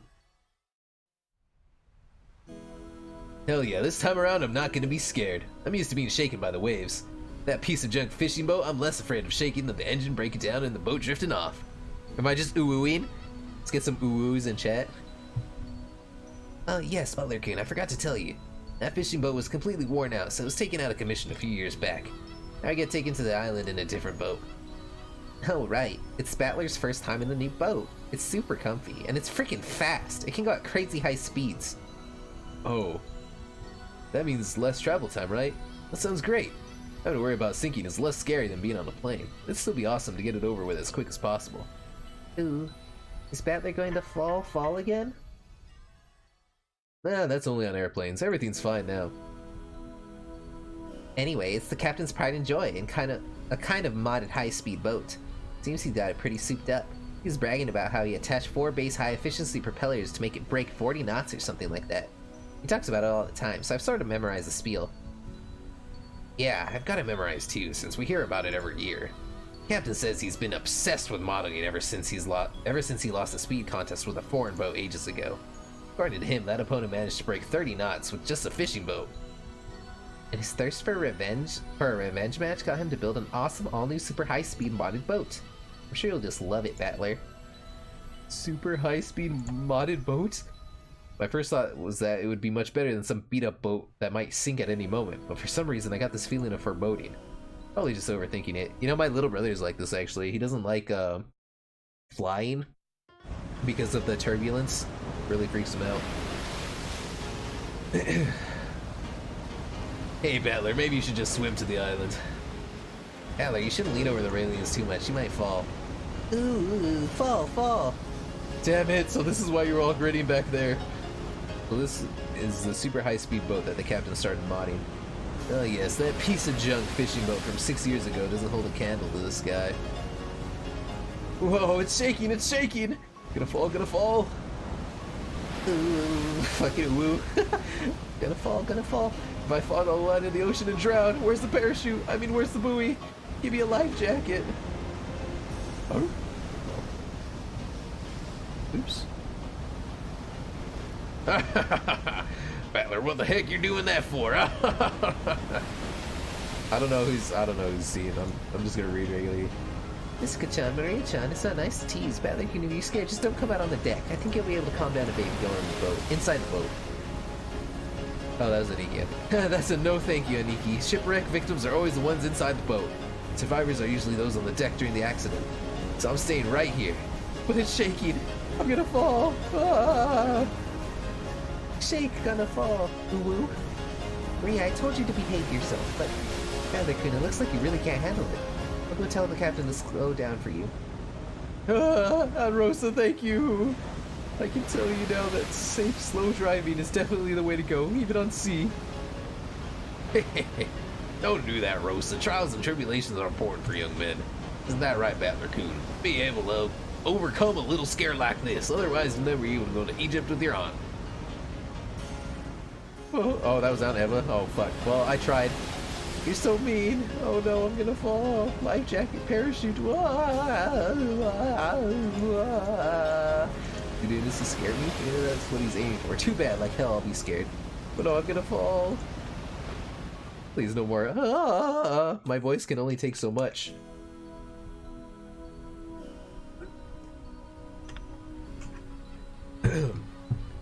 So after I made a huge fool of myself for a while, Aunt Rosa had a talk with the boat captain. He slowed down to a more manageable speed for me. That's a bit better. Thought I was gonna die earlier. Apparently the max speed I can tolerate is extremely slow. That just now was completely insane. The whole boat was shaking, sliding and leaping on the ocean surface. It felt like I was riding on the back of a flying fish. Jessica was still guffawing at me as I leaned against the railing, tired and disheartened. Have y'all ever guffawed at someone? I think the most I guffaw at someone is usually my brothers, because they deserve it. But other than that, I don't really guffaw at anybody. Guffaw! I lost in the strange contest earlier, but I'm glad to know I'm no worse off where it really counts. But seriously... Damn it. Go ahead and laugh. One of these days I'm gonna find your weakness and get back at you. Then your boobs will be mine to squish. Okay. Yeah, sure, good luck with that. Ooh. Butler all weak. Yeah, Butler all weak. Oh wait, okay. Yeah, Butler all weak. Wanna die on land, not in the ocean or the sky. Maria was patting my back, so I patted her head in return. Her expression was blank as usual, but I realized that she wanted to console me. Battler, the captain's throwing in drinks to make up for this. Would you like one to calm yourself down? Georgia Niki and Kumasawa Bachan brought us all ice-cold cans of soft drinks covered with beads of water. Judging from Kumasawa-san's big grin, our parents inside the boat were probably all rolling and laughing at my moments of pure terror. Damn it, I'm so embarrassed. I can't bear to face any of them. If I didn't change the subject somehow. I'd had the feeling that I'd be the butt of everyone's jokes for the whole trip, but I tried to think of something harmless to talk about. Hey, Jessica. How are Uncle Kraus and Natsuhi doing? My old man and mom, like, unfortunately, they're fine. Though every other word out of their mouths is study, study, which pisses me off. I'm so jealous since it doesn't look like Uncle Hideyoshi or Uncle Rudolph would say stuff like that. Oh no, before I had my exams, my parents kept pressing me about it over and over. I thought it was annoying then, but now I'm grateful. Ha, I knew it. You really are awesome, Aniki. Anyway, I have to look after myself. No one tells me what to do. Well, it's not like I listened if they did. Oh, Butler, have you still not returned to your parents' home? Well, I kinda go back now and then. We got lots of clothes and stuff left at the house. I was living in it until recently. But Battler has two houses? Something like that. Why? Why do you have two houses? Only Maria, who couldn't really grasp the situation, voiced this naive question. However, the others just shot nervous glances at me, choosing not to respond even though they knew the answer. Maria, look, you can see the harbor now. Look over there. Can you see it? Ooh, saw the harbor, saw the harbor. Isn't she like 9? Apparently Jessica was trying to be nice by changing the subject. Well, I'd rather not talk about it if I can help it. It's uncomfortable to have it treated like some kind of weird taboo. I don't mind it that much myself anymore. I may be a member of the Ushiromiya family. Truth is, for these last 6 years, I've been living with my grandparents on my late mother's side. I've even been using her family name. When those grandparents passed away after the other. Basically, I had no choice but to go back and live with the old bastard. Don't get me wrong. I didn't just run away from home or anything like that. The only one at fault here is my dad. I don't really blame Kirie-san. Being able to hold that old bastard's reins and ride him out is no mean feat. Still, the way that old bastard betrayed my mom. Well, unfortunately, I still haven't fully gotten over it. Ahem. We'll be getting there soon. Jordan cleared his throat, trying to change the subject. Please forgive my indiscretion. It seems this old woman has said too much already. If I have hurt your feelings... I don't mind it. No one's feelings are hurt. Don't worry, Kumasawa-bachan. Kumasawa-san seemed to regret speaking out of turn. I was more concerned about being worried for something like that, so I stood up and passed it off lightly. After that, I sipped my drink and headed over to Maria and Jessica, who were gazing at the silhouette on the island. Ooh. Adler, I saw the island. There. Where is it? Oh, I see it now. Even after 6 years, the island hasn't changed a bit. Are we finally on the island? Small island silhouette in front of us had gotten pretty close. This island's name is Rokugenjima. Or Rokkenjima, I don't know where I said Rokugen. Rokkenjima. It's a small island about 10 kilometers around, located in the Izu archipelago. Since they call this archipelago the Izu 7, lots of people think there are only 7 islands, but that's not true. There's actually several more, and Rokkenjima is one of the minor islands that don't get counted. Even if that weren't the case, I doubt you'd find many people who knew about this island. Only people connected to the Ushiromiya family ever go there. In other words, outsiders and tourists never have any reason to care about it. They'll never find this island's name in a travel brochure. After all of Rokkenjima is an estate possessed by the Ushiromiya head family. All the Ushiromiya family lives there, and only people connected to the Ushiromiya family come and go to and from there. There's nothing there except a harbor and a mansion. The vast majority of the island is still just uncultivated forest. Such a waste when it could have made into a nice golf course or something. However, when you realize that the entire coastline is a private beach, it starts sounding pretty magnificent. You know, I've never been to an island. I've never... Like, the closest I've gotten to the ocean is, like, flying over it. So I've never been to, like, a beach or anything. You've probably guessed by now, but to put it simply, well, the Ushiromiya is just rolling in dough. The head family apparently possesses a vast fortune. And Dad and the others who make up the branch families have built up plenty of wealth for themselves, finding success in their respective businesses. I've been living a commoner's life at my grandparents' home these 6 years, so I'd completely forgotten. The old bastard's house really is elegant, and everything about it is tuned to match the snobbish taste of the annoyingly rich. Come to think of it, I guess that makes Georgia, Nikki, Jessica, Maria, and me wealthy, high-class gentlemen and ladies. Needless to say, none of us think of ourselves that way at all. I don't see myself as being rich, and Georgia Nikki, who takes self-discipline very seriously, doesn't let himself get too comfortable. Jessica's always complaining she'd rather move to the city than be rich, and Maria's still a kid who isn't even interested in money at all. Does that attitude really make us less snobbish? Make us any less snobbish? From the perspective of people in poverty who can't pay the bills, we really have been blessed with a lot. This isn't a place to explain any further, so I won't. Anyway, it's the same as not being able to choose the parents you're born from. I didn't ask to be born in a rich family. I don't think it's really something to be envied.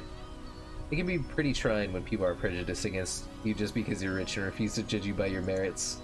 As I pondered these sentimental thoughts, Maria started shouting and leaned over the railing. Right, is Maria gonna fall in? Ooh, God. What's wrong, Maria? Did you drop something? God. Actually, it sounded as though she had dropped something. While she shouted, she also pointed out on the ocean. What's wrong? What's gone? I'll look for it too if you want. What is it?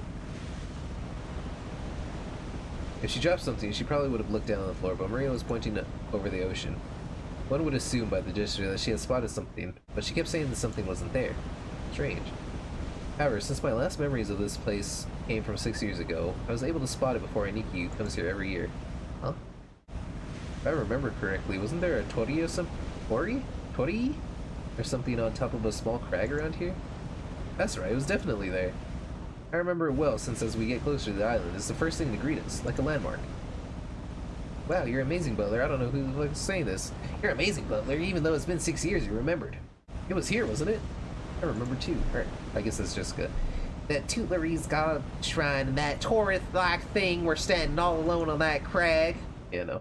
And now that you mention it, they're gone, aren't they? I'm pretty sure they were still there last year. Gone. Ooh. Maybe they were washed away by the waves or something. It was a small crag, so it probably got worn away over time. Well, that's my theory too. It was last summer that it disappeared, but they say an enormous lightning bolt came crashing down one evening and smashed the shrine. The fishermen whisper that having a thunderbolt our honored tutelary god must have been a portent of approach. Dude, why can't I read?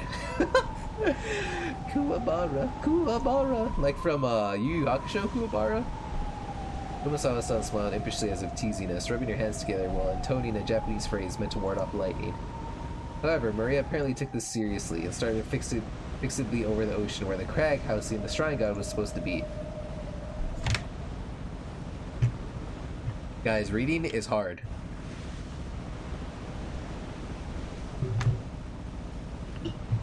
A portent of misfortune. My favorite league champion, Misfortune. Like, enough, Kumasawa-san. Maria isn't old enough to get that kind of joke. It's okay, Maria-chan. It's just a coincidence. Nothing scary's gonna happen. Dojaniki put a hand on Maria's shoulder to calm her down, but Maria's sharp-eyed expression didn't waver. Misfortune, misfortune. Maria muttered that word over and over. Apparently repeating the single word over and over is a habit that Maria's had for a long time. However, since the word she was saying was literally an ill omen, it was a bit creepy. Oh, here we get to the spooky stuff. Spooky, scary skeletons send shivers down your spine. Hey now, Maria. You say it over and over like that, misfortune will really end up happening, you know? I tapped Maria's other shoulder. Maria ripped her head around, stared into my face, and spoke unblinkingly. Ooh, misfortune is coming. Huh? Just where is it coming from? I answered lightheartedly, trying to break the tension in the air. At that moment, Maria held up a finger, raised her arm high, pointed up to the heaven. When I looked up, I saw that the sky was still just as cloudy, but it had grown a great deal more leaden than it had been that morning. That's right, they were saying that a typhoon was approaching. We had planned to spend one night on the island, but if this storm doesn't pass quickly, I won't be able to make it to school on Monday. Well, I guess it makes for a pretty good excuse to be absent. He apparently sensed some kind of misfortune in this cloudy sky. He's been muttering that non-stop for a while now. Girls at Maria's age tend to be very impressionable. Just about the age that many girls start to get excited about sixth senses and whether they have any psychic potential and stuff. Were you guys all at all interested in that? I always thought it was cool, like psychic powers and stuff like that, but I never really got into it, like super into it. I always thought it was cool though. like the twins, you know how they like did to see if they did like tests to see if twins had like the telepathic connection, where they would have one twin in one room who would like pick a shape or whatever, and then a twin in a different room, and they would be like, what shape did your twin pick? Apparently they got it more often than regular siblings or something. I don't know. For all we know, this might be due to her childish sensitive nature. It's okay, Maria-chan. Weather might get worse tonight, but tomorrow it'll clear up and become a pretty blue sky. Ooh, pretty blue sky. Ooh. That's right, by tomorrow it'll be a pretty blue sky. There's no rain that doesn't end, and no clouds that never clear. Rain that doesn't end, clouds that never clear. I know the typhoon's coming, but soon it'll go away. It'll be okay, Maria. Dear Maria, let me in.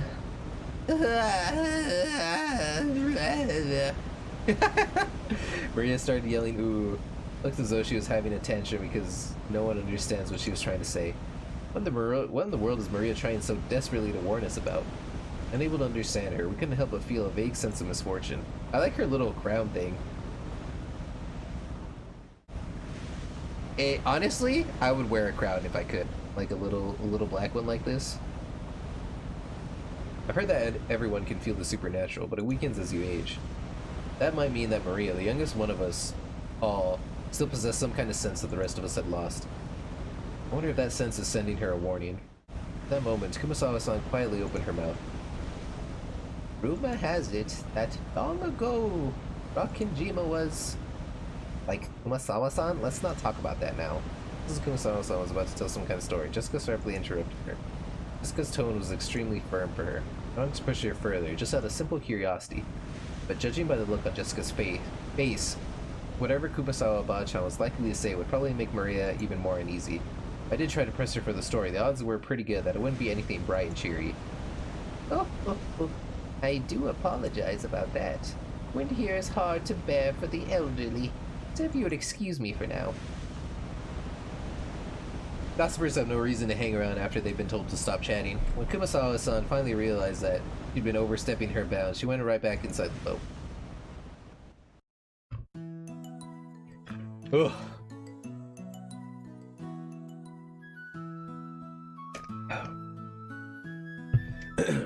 After she left, Uncle Hideyoshi showed up in her place. Since he arrived mid-conversation, he completely failed to notice the complicated atmosphere that hung around the scene. He refreshingly and unwittingly swept that atmosphere aside. In the end, it was his lack of tact that brightened the mood. Looks like we're almost there. Okay, just a bit more. Took forever at the speed we went today, didn't it? Wonder whose fault that was.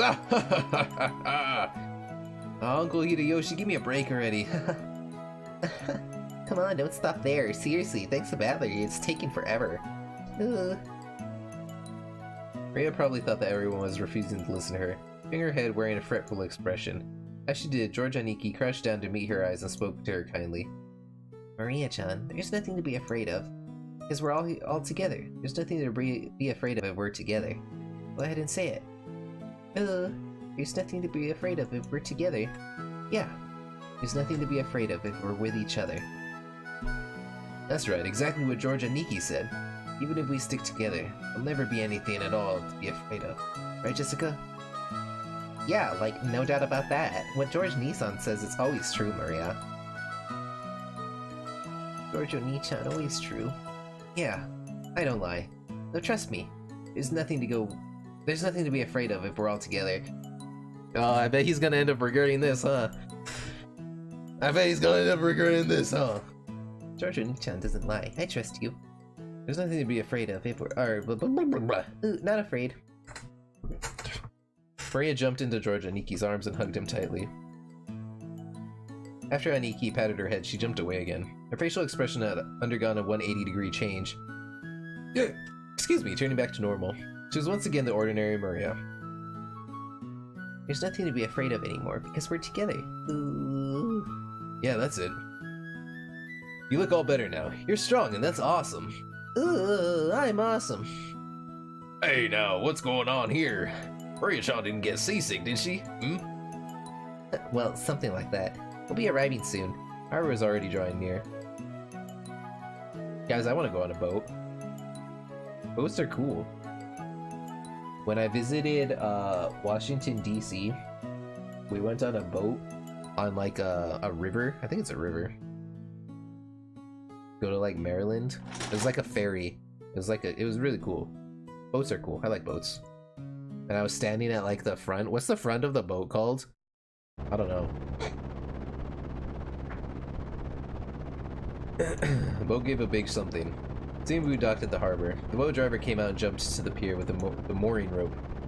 A large man in a tuxedo was waiting there for us with a warm smile. I didn't recognize his face, but judging by his clothes, I guess he was a servant of the Ushiromiya head household. Welcome home, milady. You were so late in returning that I began to worry. Oh, like thanks for carrying. This morning I got so scared we had to slow it down. It's seriously annoying. Shut up. Someday when the shoe's on the other foot, you'll remember this.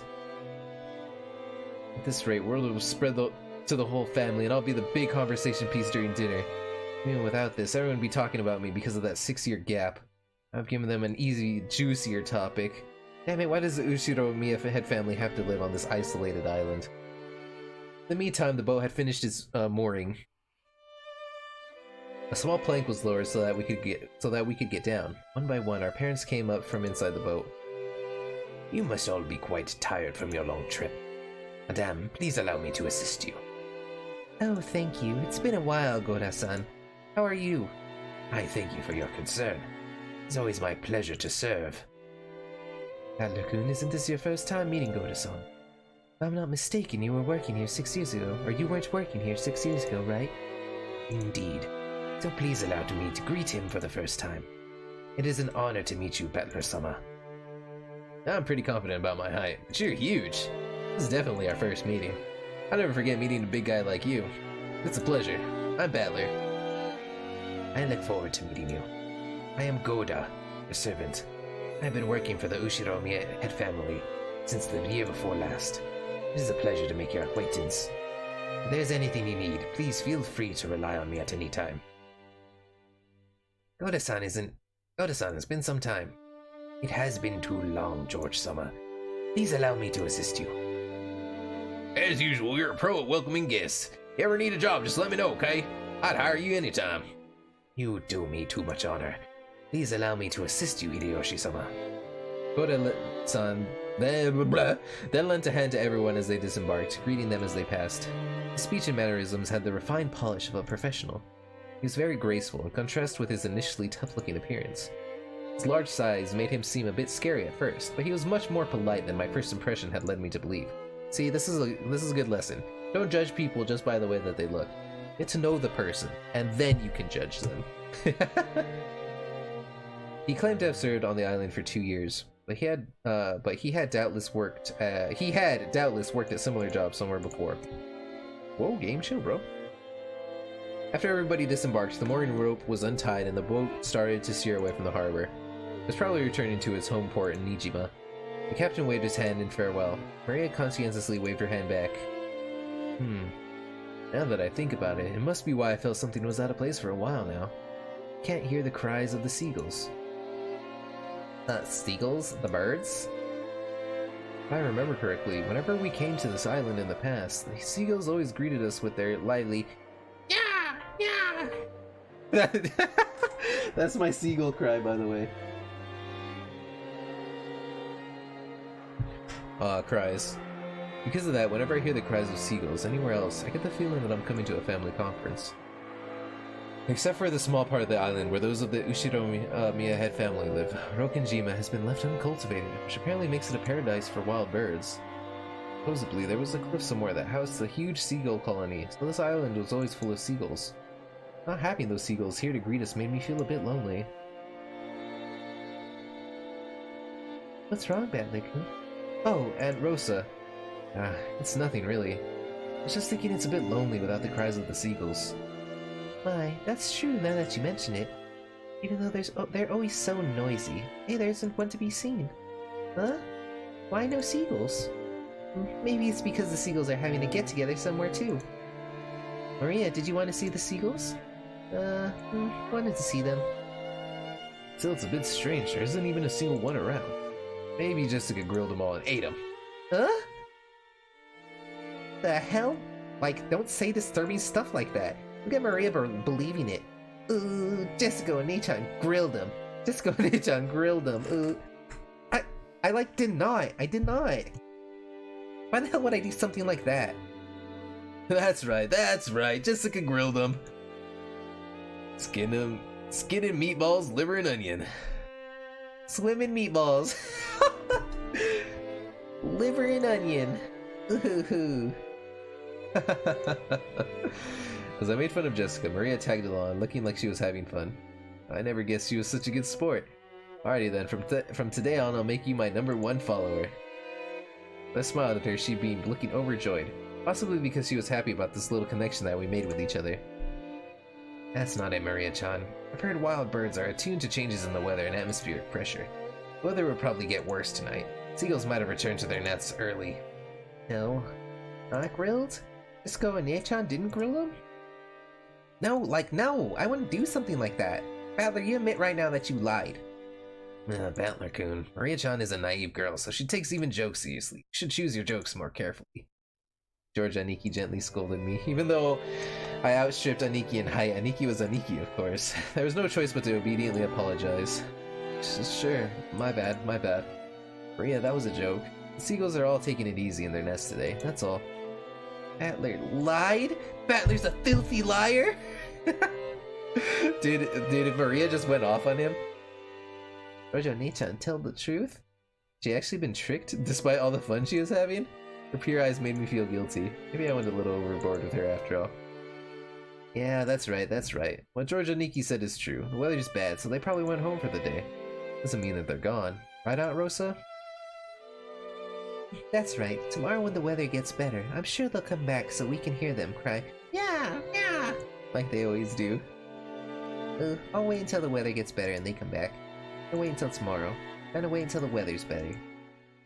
Maria was in a lighter mood and was looking forward to tomorrow when the seagulls would come back and fill the skies. Still, George Aniki really was amazing at taking care of kids. I think I remember Aniki taking good care of me as well when I was a brat 6 years ago. Aniki, that's probably your gift. George-kun is amazing at taking care of young kids. I bet you do great with a job in childcare, don't you think? Yeah, it's almost like George Nissan was born to do something like that. Personally, I think that'd suit you better than doing business in some company president's office. Oh no. Childcare is a fine career path, but it's not a job where merely liking children is enough. You really are modest, George-kun. Bather-kun is quite good with children too. Just a second ago, even though it didn't last long, Maria seemed to be having a lot of fun. Please keep on playing with her like you did just now. Just choose your jokes more carefully, okay? Rosa winked at me, giggling a little. She's a real mother, I thought to myself, who's happy to see Maria having fun. Come on, Rosa. You brats too, what the hell are you doing? Let's get going. Okay, we're coming. Oh, bastard was waving for us to hurry up. Yeah, we needed to get moving. We might as well have this conversation after setting our luggage down in our rooms. Now then, everyone, allow me to lead you to the guest house where you'll all be spending the night. Please, this way. Goda-san called to everyone and led the way. Usawa-san brought up the rear.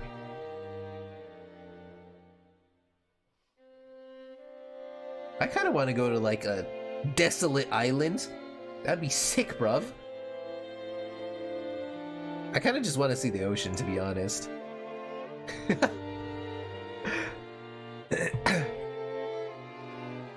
A serpentine, twisting path led through a dim forest. Ran a bit uphill. I guess the path was made all twisty so the slope wouldn't seem too steep. But personally, I'd have been happier if they had the guts to make some stairs in a straight line. No doubt they made the path twist on purpose, put on airs of distance and importance. But before long, we saw garden-style stone steps. From here on, I do have some memories. Go up these, and top of the stone steps, we saw a beautiful guest house.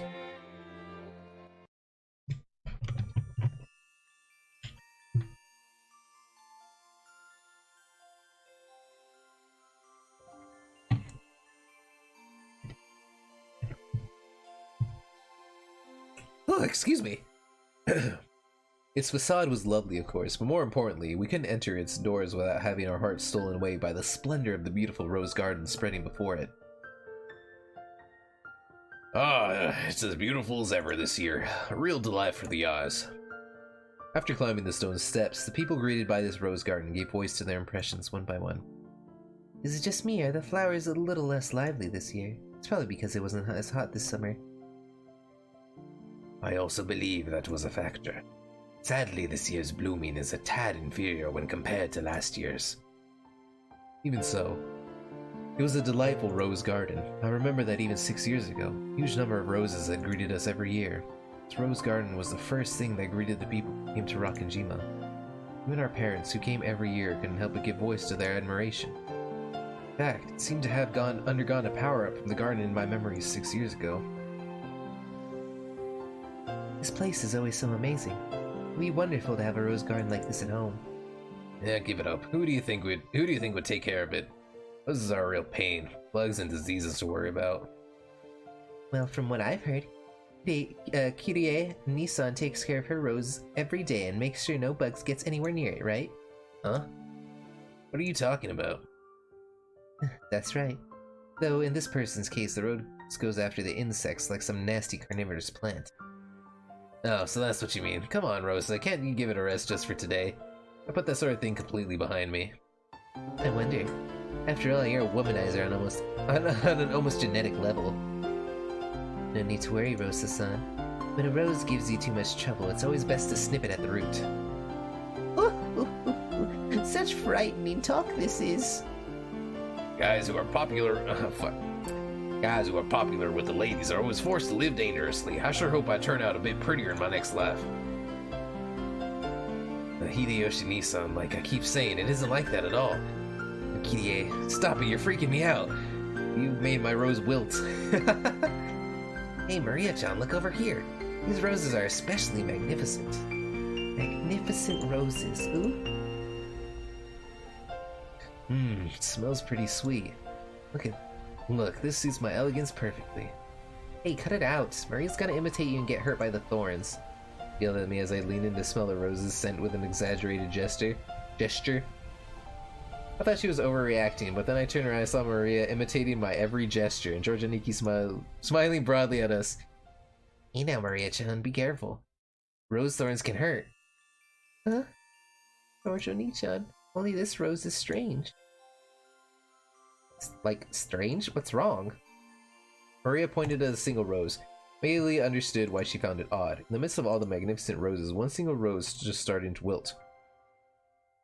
There wasn't any particular reason. Some roses flourish, and others wilt. That's all there was to it, but Maria seemed very concerned about the only unhealthy one in the group. Must have made her feel lonely. So you feel sad for this rose because it's the only one that isn't healthy?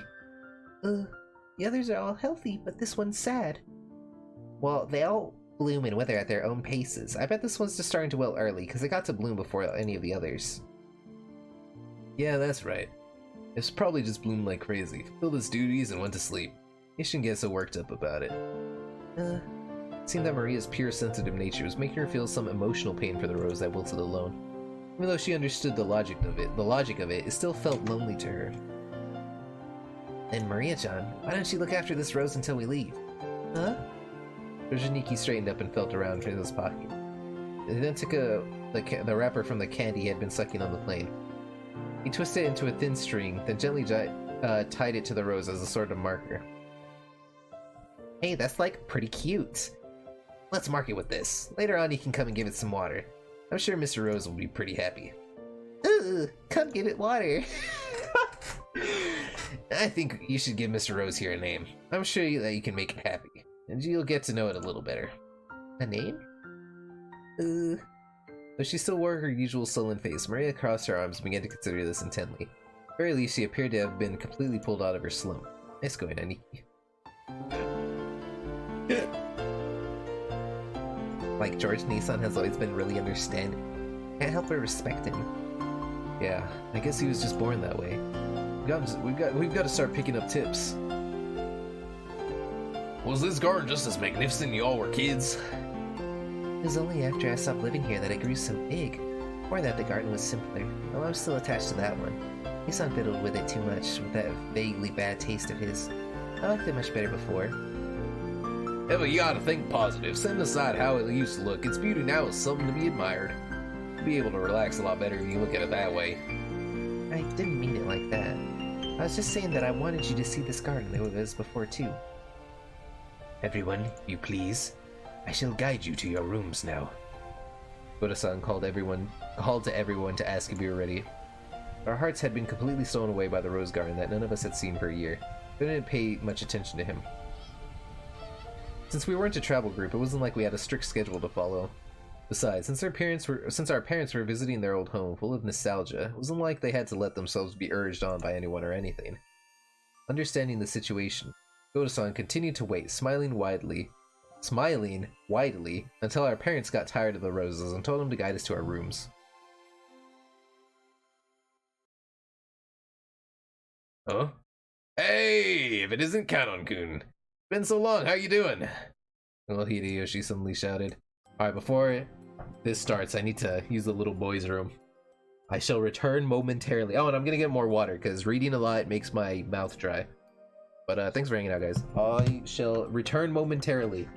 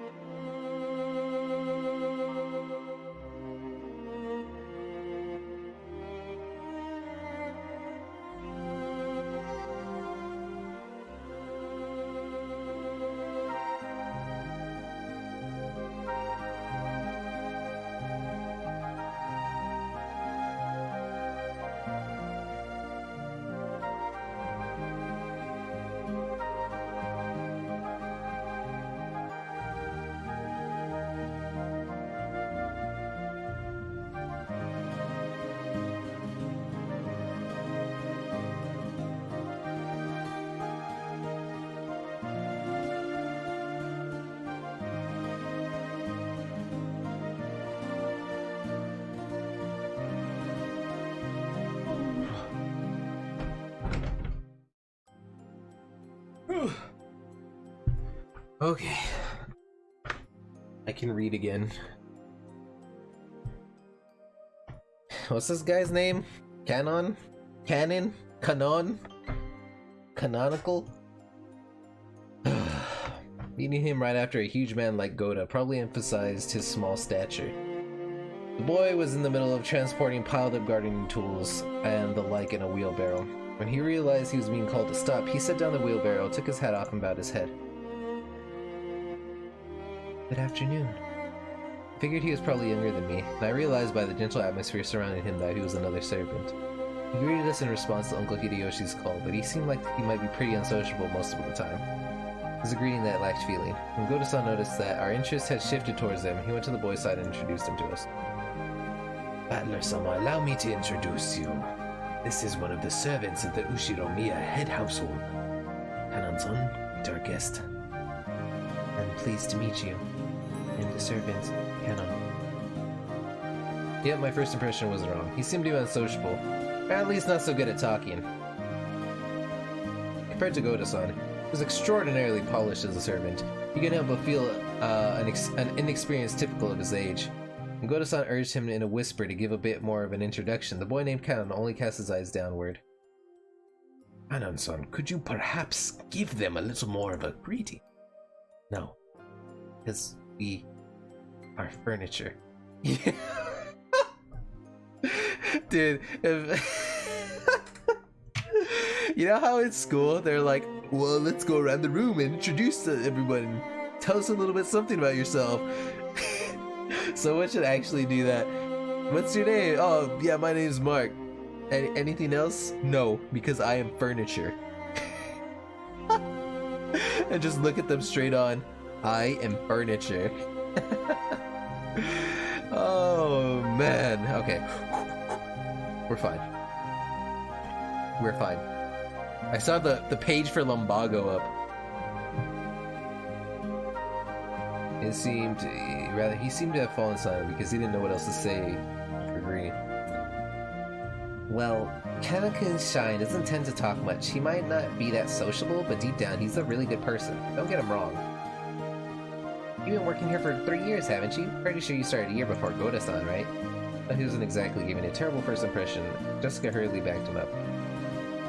I see it. Apparently his unsociable nature causes him trouble a lot. Okay then, nice to meet you. I'm Battler. I'm 18. How old are you? He fell silent as though wondering whether or not it was a question he'd have to answer. But here again, Jessica plowed ahead. If I remember correctly, Kanan's 2 years younger than us, so 16, right? Yes, that is correct.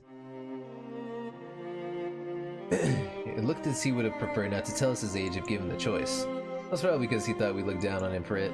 I remember when I was around his age, I hated being asked how old I was by adults. I see, 16, huh? Gotta be a delicate time. Which means I probably asked something I shouldn't have. I'm glad you're about our age. Just be cool and call me Battler. I'll call you Canon. Thank you very much. The sentiment alone is sufficient, Battler-sama. Jessica looked panicky for some reason. She seemed to think my impression of Canon was getting worse because of his refusal. Well, as a girl, Jessica probably couldn't understand the fretful male heart at this age. As his elder, even by just 2 years, I took it upon myself to be understanding of that. Kanon-san, could you perhaps be a little more courteous? A smiling face is also part of a servant's duty. My apologies. I shall make an effort. Goda-san, Kanon-kun is trying his best, yes? Looked as like he was often warned about being unsociable. And apparently he hadn't improved one bit. Goda-san kept his business smile, but let a small sigh of resignation escape. Well then, I still have work to do. If you'll excuse me. Looked like Kanon himself was uncomfortable with remaining silent here any longer. After another bow, he turned around and started pushing the wheelbarrow again. Just then, the wheelbarrow suddenly wobbled and fell scattering the load. I guess the wheelbarrow's single wheel got caught on a pebble and lost its balance. What do you think you're doing? Now, clean it up quickly. Urged him to hurry in a quiet voice, as though hinting that it was shameful for a servant to appear clumsy in front of guests. Kanan-kun wordlessly reloaded the wheelbarrow with the fallen objects, as if to say that he understood quite well without being told. He seemed to be fine with the light-looking gardening tools, shovels and such, but it looked like he was having trouble getting his arms and lifting up some sacks of fertilizer. Are you like, okay, you're so careless. Here. Milady, you will dirty your garments. Please leave this to us. With a smooth motion, Goda-san took the shovel that just got picked up. Behind him, Kanan-kun was having trouble with the sacks of fertilizer. You'll dirty your garments? Don't worry, the ones I'm wearing aren't that expensive. Besides, I get guys who just sit there and make the waitress pick up the fork they dropped at a restaurant. Left up the other bags I had fallen. Of course, they weren't light, but for me it was a piece of cake, 'cause I'm fucking strong! Ah! I'm not that strong. Looked at me in surprise. It was the face of someone who's never expected to receive help from a guest. Battler-sama, don't worry about it.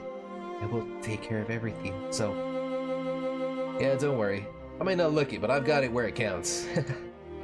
Since Kanan-kun looked like he hadn't got it yet, he was stuck with a sort of weak body. This kind of weight might have been too much for him. It's quite heavy. Naturally, that would be difficult for you. Don't worry about it, Kanan-kun. Okay, my time to shine. This makes up for the boat stuff from before, right? Ha! As if this could make up for freaking out like that. Later, I'll tell you about it too, Kanan-kun. Battler was totally hilarious. Gonna fall, gonna fall! As they did this, I piled all the stuff back into the wheelbarrow. I beg you forgiveness for letting you witness such unsightliness. Come now, that's quite enough. Please go. Letting the guests, who were supposed to feel welcome, see such a disgraceful thing must have been hideously embarrassing for her servants. Pressed by Goda to hurry up and go, Kanan-kun left. You're too harsh on him, Goda-san. Should you have helped him instead of being a bully? That was wrong of me. I deeply implore your forgiveness. Letting a twitch in his smile, Goda-san apologized elegantly. Kanan-kun has a ton of things he's good at too. Wait, I forget exactly what his thing was. Oh yeah, he's Southern. It's just that being young works against him all the time. It's a crying shame. Well, it's a prickly age. Let's just leave him be. After all, closed-mouthed servants are the best kind. Isn't that right, Kumasawa-san? Ah, it wasn't open.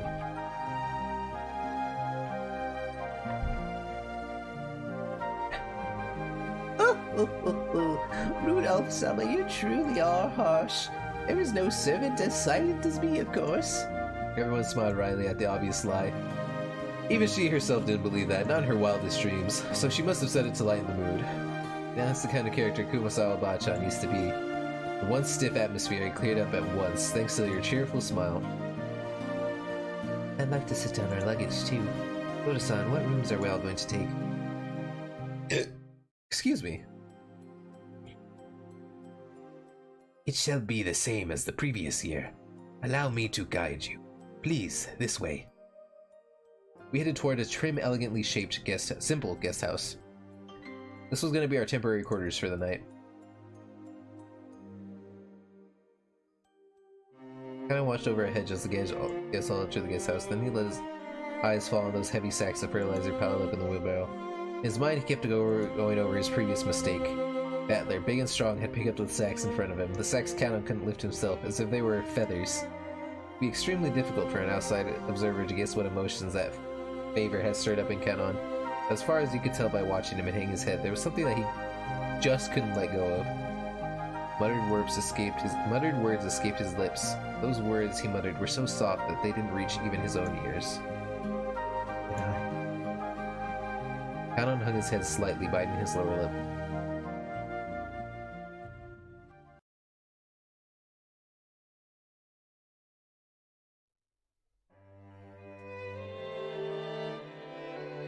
I remember the rose garden, but I don't remember this guest house at all. Was it built recently? Tori Ion was written on a gatepost-like thing. Since everyone called it the guest house, I followed their lead. Brand new Western-style guest house, which stood overlooking the roses, had a magnificent design, carefully done in harmony with the garden.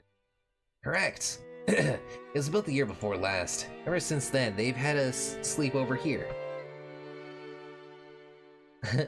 This place was more fun than that junky old mansion we knew. I wish my room was over here too. Ooh, I want a room here too. I want one. I guess you could say my own house was upper class, but to me, if oh, actually, just let's save it. It's been like years to save. Look at that! It's been a full hour and I didn't save it. What am I doing? The display of wealth was shocking, as was the fact that they'd build this kind of awesome guest house for guests who came over only a few times a year. Emma-sama, Hideyoshi-sama, please do make use of this room. Rudolph-sama, Kirie-sama, please take this room here. I really do love how beautiful and elegant this place is. Western-style architecture truly is wonderful. I can handle Western design for a few days, but any longer than that, and you need the good old Japanese look. Japanese people are just relax best on tatami mats. They've been fighting over whether to make our new house Japanese style or Western style. Mom still holds a grudge about Dad having the construction started with a Japanese layout, and they bicker all the time about it.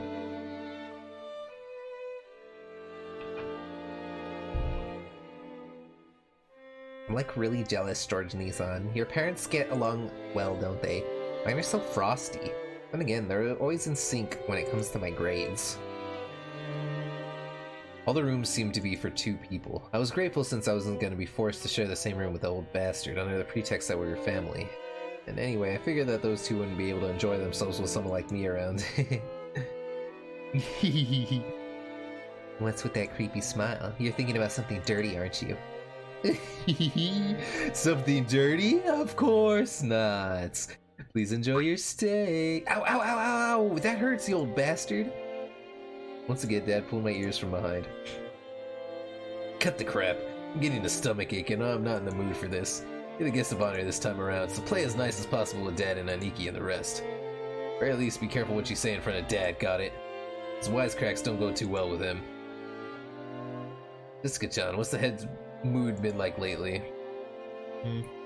Same as last year, I guess. Considering they say he's got 3 months left to live. So he is as lively, grumpy, and irritable as ever. Meaning this year's he's in his usual bad mood. And as usual, the only one who's able to look after him And as usual, the only one who's able to look after him is Ginty.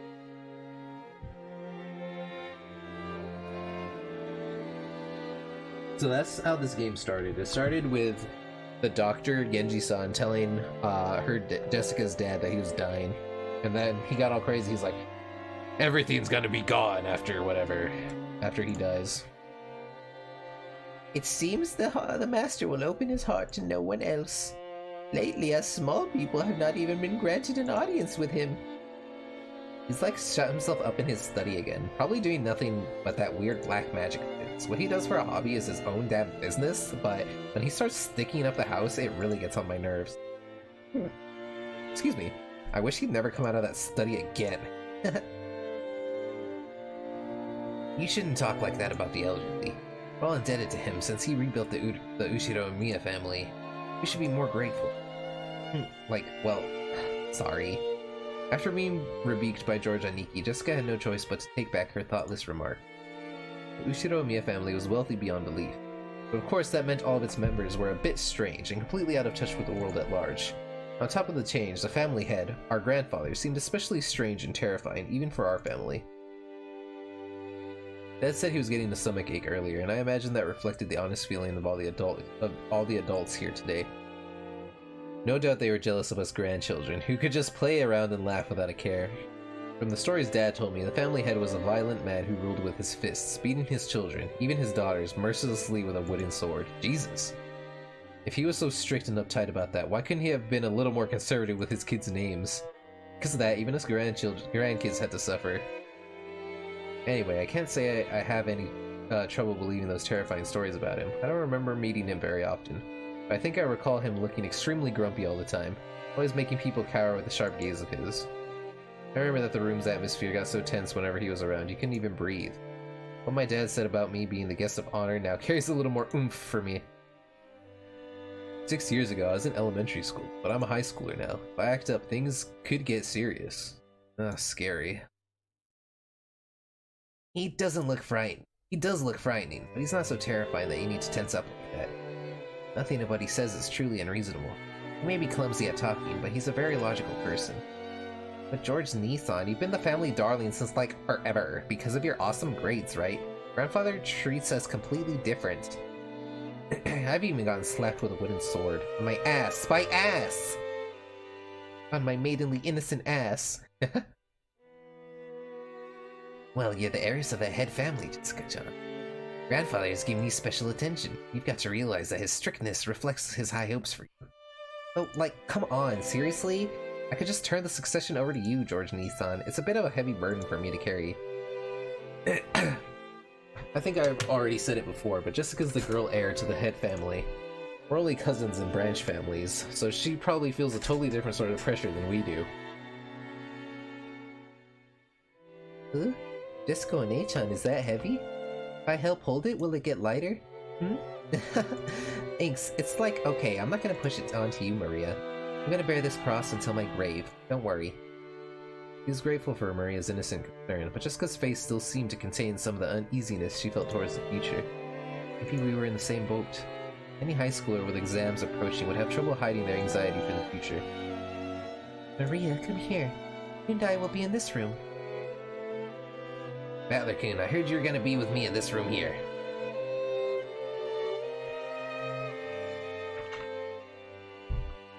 Oh? Now there's a surprise. It's bigger than our parents' rooms, dang! Well, I figured we cousins would all want to hang out together, so I told them to get a bigger room ready. Ooh, I like it here more too. I'd rather be here than with Mama. Oh, you like it here better here too, Maria? Okay, this room is George's and mine, but we'll give you a special permission to come in. Better keep it a secret from your mom, okay? It's a secret. Rosa was right behind us, but Maria still answered, striking the air with her fists clenched tight. After setting down their luggage in their rooms, our parents had gathered again in the corridor. Hey, what are you brats planning to do? Are you cousins just gonna stay here and chat? I think they're heading to the mansion to announce their arrival. Normally they would make us follow them and greet everyone together. But if that had been the case, Dad would have just told us to come. That'd be the end of it. He's saying it's okay if we don't come, so what do? Well, it's gonna be lunchtime before long anyway. Better let the kids unwind here. Besides, if worse comes to worse, this might be their last chance to play outdoors. Huh? I'll go too. Maria, you house sit for Mama, okay? Behave yourself and wait here. Oh. As Maria was being told to house sit here, we certainly couldn't leave her on her own. George Aniki noticed this immediately and gave a clear reply for all of us cousins. Well then, we'll accept your offer and house sit. Got lots of stories to tell each other after being away for a year. That sounds wonderful. And Battler-kun has 6 years worth of stories to tell, doesn't he? Yeah. I'll take care of the house like a good boy. Kumasawa-san, I'm gonna stay here too. We'll break rank and leave the rest of the adults. Ugh. Perhaps that would be best. I'll report it to the madam. And allow me to guide you all to the mansion. This way, please. The other children are one thing, but George is getting to be an adult. Wouldn't it be better if he came with us? If we make him come, then poor George will be the only one out of place. Interacting with his cousins is also important. Okay, see you later. The adults left one after the other. They left in the same formation as our tight trip from the harbor, with Goto-san leading and Kumasawa-san taking up the rear. As we gathered in the room aside to us cousins, George Aniki asked us to excuse him for a second. He rushed over to Kumasawa-san, who was following behind the disappearing adults, and seemed to ask her something. He soon finished his business and came back. What's up, Aniki? Ah, nothing. I just wanted to ask her something. Tell me too. What could George Nissan be asking Kumasawa-san and not me, I wonder? I don't have a clue. No, it's a misunderstanding. Not that I know what you're misunderstanding. Aniki was getting pretty tongue-tied. It's almost as though he felt guilty about something, and Jessica knew exactly what he was worried about. At any rate, it's no fun if Jessica gets to know what it's about and not me. Hey Maria, looks like we're the only two out of the loop, right? Don't you want to know what they're talking about? We want to know too. Ooh, ooh, ooh, ooh. I fooled around while oohing together with Maria. No, I'm telling you, it's no big deal. Liar! I'm surprised you tell such a terrible lie, Aniki. Confess! Maria, you tickle his right side, I'll tickle his left.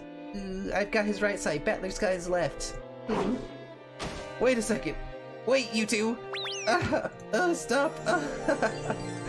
Maria and I played around, chasing George and Aniki as he tried to escape rolling on the bed. I realize high schoolers aren't supposed to bounce around like kittens, but I still kind of miss this kind of fun. Warm, cozy kind of fun. Like George Nissan, what were you asking Kumasawa-san? Well, I've got a good guess. It's been a year since the last time we visited the Head family. Who knows what servants might have come and gone during that time. Either way, it's like he'd like to go and say hi. Oh, he's like, he wants to hang out with some little something with a servant, am I right? Say hi? I want to say hi too. What the hell? That's nothing to feel guilty about, Aniki. I'm not buying it. Maria, don't be fooled. Aniki's still hiding something. More torture! Uraya! Stop it, seriously.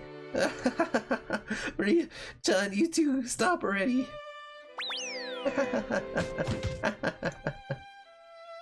She's probably busy cleaning or getting lunch ready. Don't worry, she'll drop by to say hi sooner or later. I bet you'd rather be welcomed in by Shannon instead of the nosy Goda. Oh, Shannon! What's up, girl? You have no idea what Shannon. Ah, yeah, I remember a girl with that name. Is she still a servant? How's she doing? Am I gonna meet Shannon? Shannon Doherty? I don't know any other Shannon name.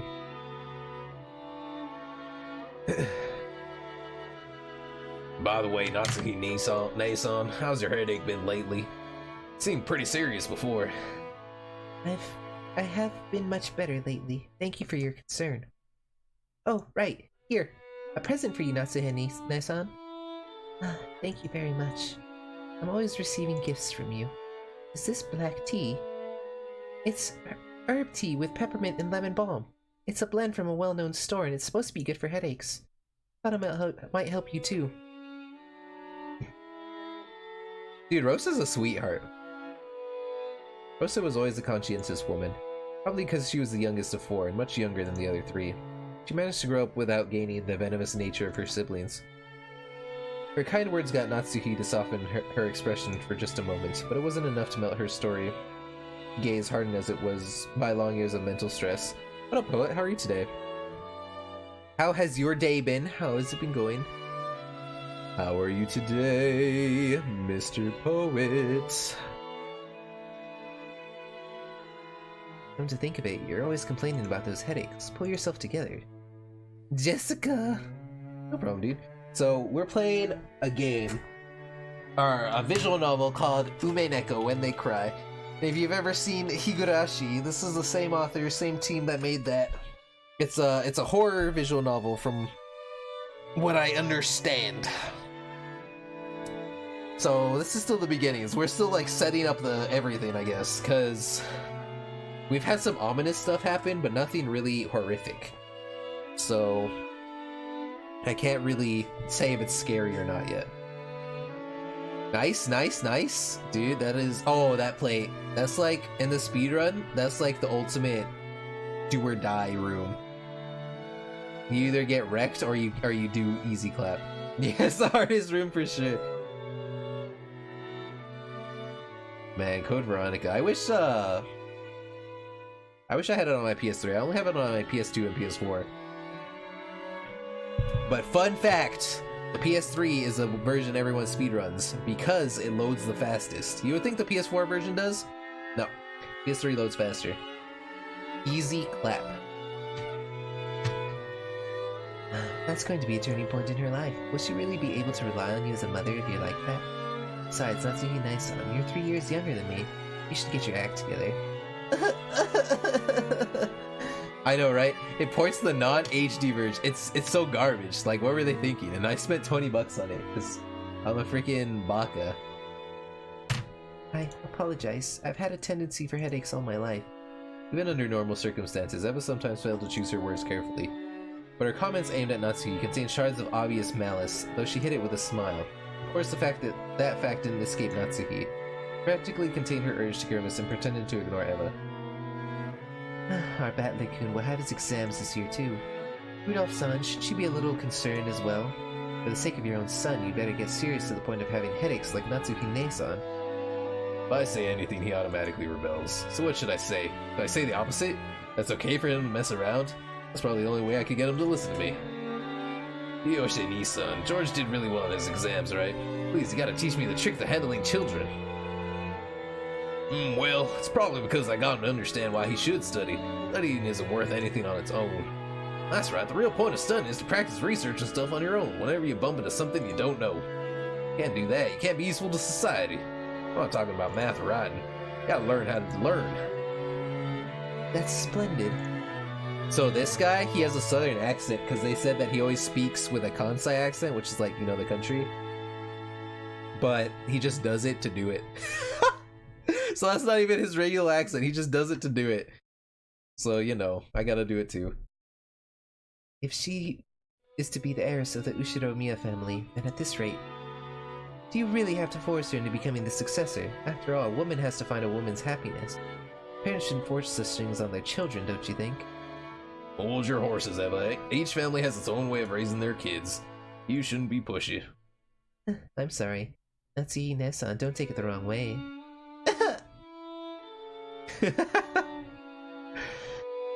Though the light has been shining in through the window... Though the light shining in through the window was quite warm, despite the cloudy weather, there was a dark mood about the room, which was probably causing headaches for more than just Natsuki. As if to sweep away the mood, Kirie brightly made a suggestion to all present.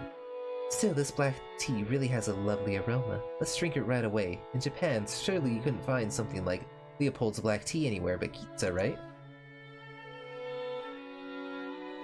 I see you know a lot about it, Kirie-ne-san. I guess it was worth to...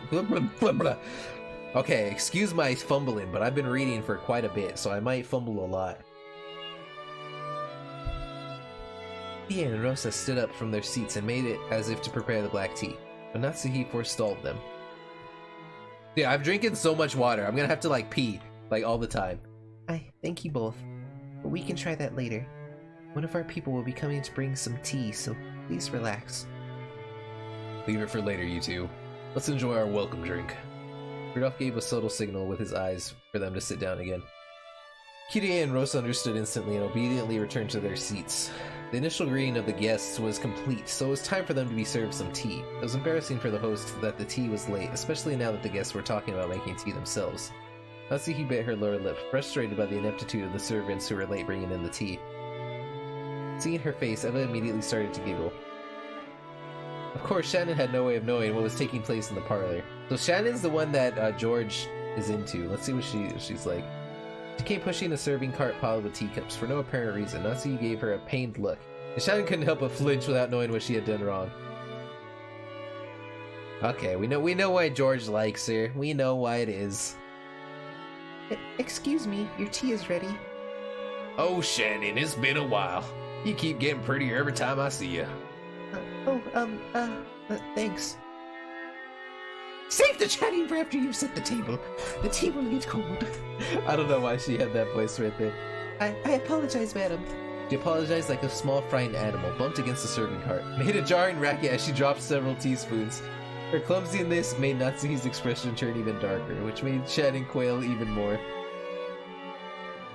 Come on, Natsuki-ne-san. There's nothing wrong with her exchanging a few words in greeting. It must be plenty cold already, considering how long we've been kept waiting. There's no need to worry. It's not cold yet. Shannon, finish setting the table quickly. I'm sorry, madam. Natsuki's irritation was obvious by now.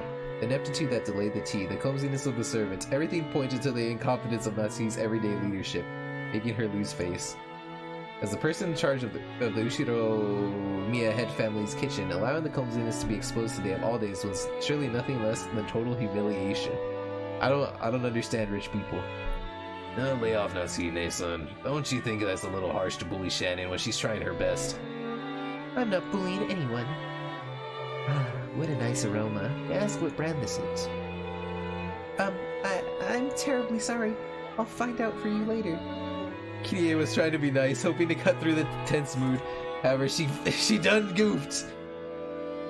Shannon had embarrassed herself instead, darkening Nasuhi's face in the room's mood. By this point, Eva was audibly giggling. What's this? Shannon-chan, don't you even know what you're pouring us?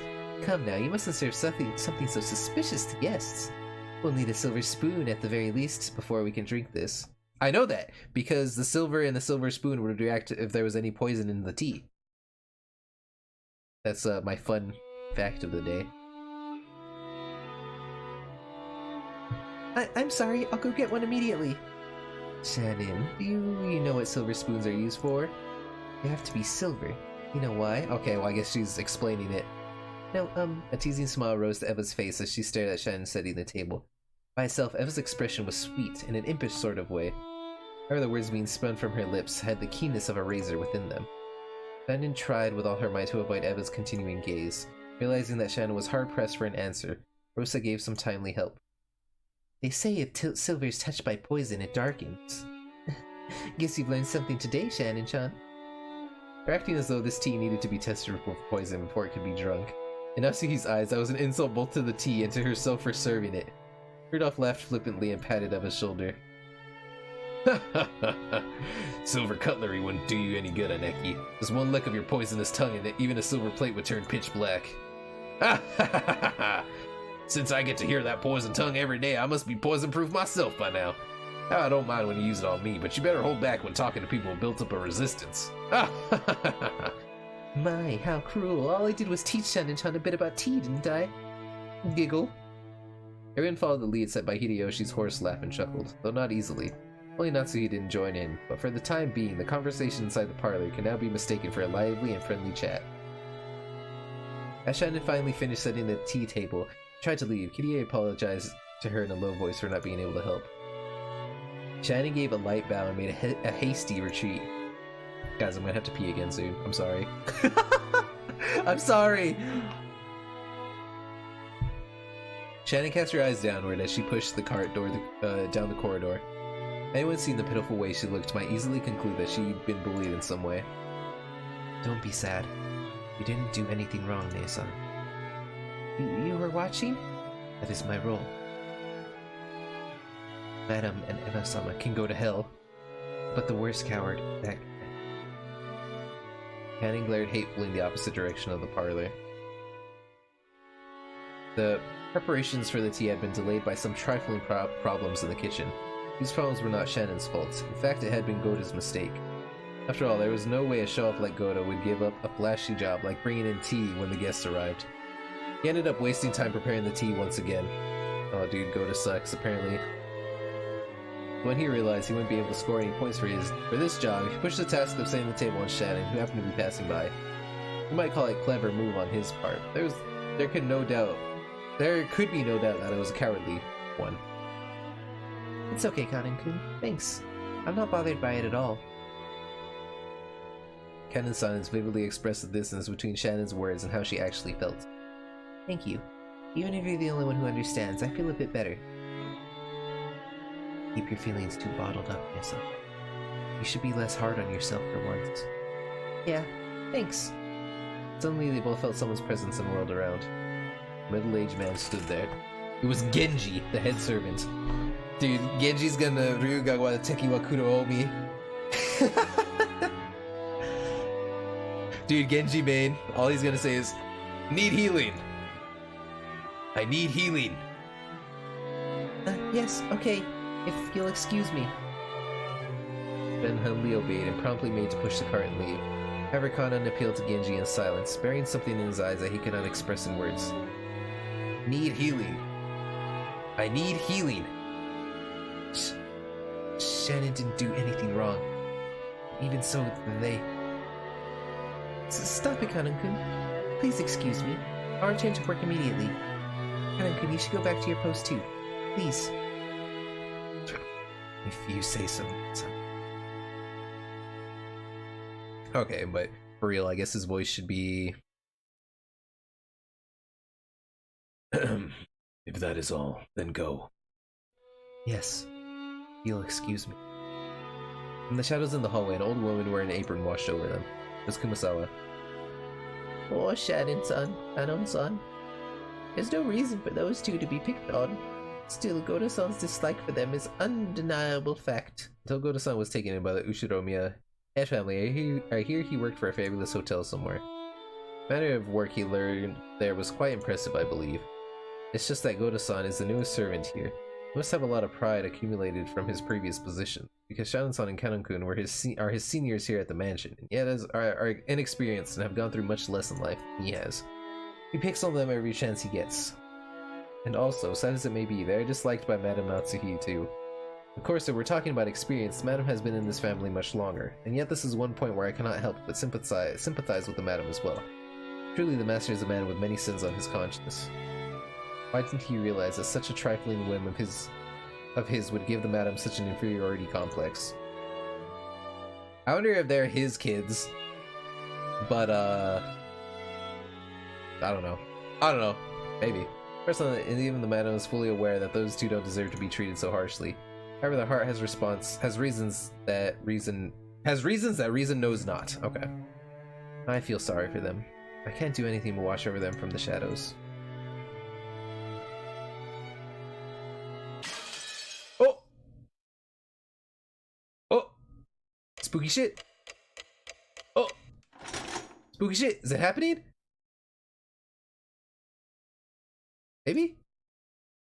Maybe? I have to sneeze.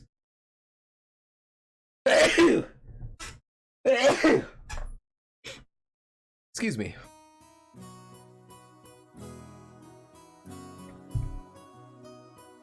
The four of us cousins were enjoying our stories, just shooting the breeze. Anyway, they were both girls and guys here. Plus, we had people over a wide spread of ages, adult, high school, and elementary school. Even if we just talked about our own lives, the other three kept listening intently.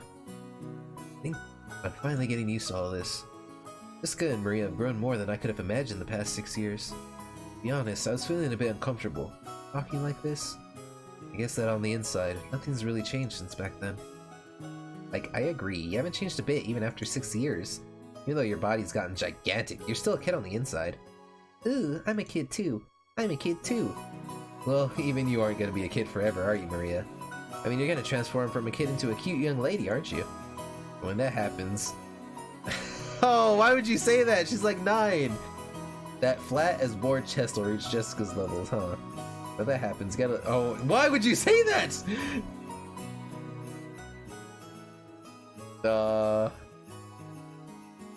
No, Maria-chan, you can't make that kind of promise. That's bad, bad, bad. Huh? I promise I'll let him. I keep my promises, always keep them. But Ria, you really are an earnest good girl. The guy you marry is gonna be really lucky. Hey, stop trying to change this. Hey, like, stop trying to change the subject by making it sound pretty. Maria, that promise never happened. Never. The promise is cancelled? As I thought, without Battler-kun in our little quartet, this group of cousins just didn't feel complete. These 6 years have been kinda lonely. Like, that's true. We didn't really goof off like this. Still, we did have some pretty constructive conversations, right? Stuff about preparing for our future, exam taking, finding jobs. Oh, I'm so sorry. Now that I'm here, we just talk about stupid stuff and mess around. But I'm having more fun this year. That's true. I agree, this year's the most fun yet. Maria's sincere words probably spoke for everyone present. Georgia Nikki stroked Maria's head as she giggled like a happy kitten.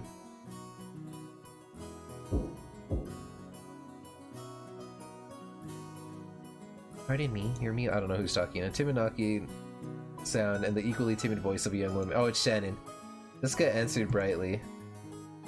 Oh my god, Shannon, come in! You remember Battler, right? Jessica stood up from the bed and opened the door. There stood a serving girl who must have been around our age. It's been quite some time since we last met, Battler-sama. It's nice to see you after 6 years. It's me, Shannon. Trembling as little as she noticed me, she bowed deeply. Oh, Jessica had me surprised, but look at you, Shannon. You've turned into a total beauty too, haven't you? You're too kind. So the food on this island must be really nutritional, huh? What are you eating? How are you trained to get... Why? Dude, this guy... Oh my god. This is not a good character trait. Stop making this a character trait. With both hand poised and saliva dribbling from my mouth, I closed in. For the sake of justice and my personal honor, I like to point out I don't suffer from some strange disease that makes my lymph nodes itch until I scratch my neck open, which can only be prevented by fondling breasts. This is just a battler-style method of communication. If I slowly close in on her like this, odds are 8 or 9 out of 10 that I get slapped or clobbered, right? So I can use this battler-style my original technique to spark a gag like that and break the ice. Well, it also means I really do get to touch them on that 1 in 10 chance though, right? Like that ever happened.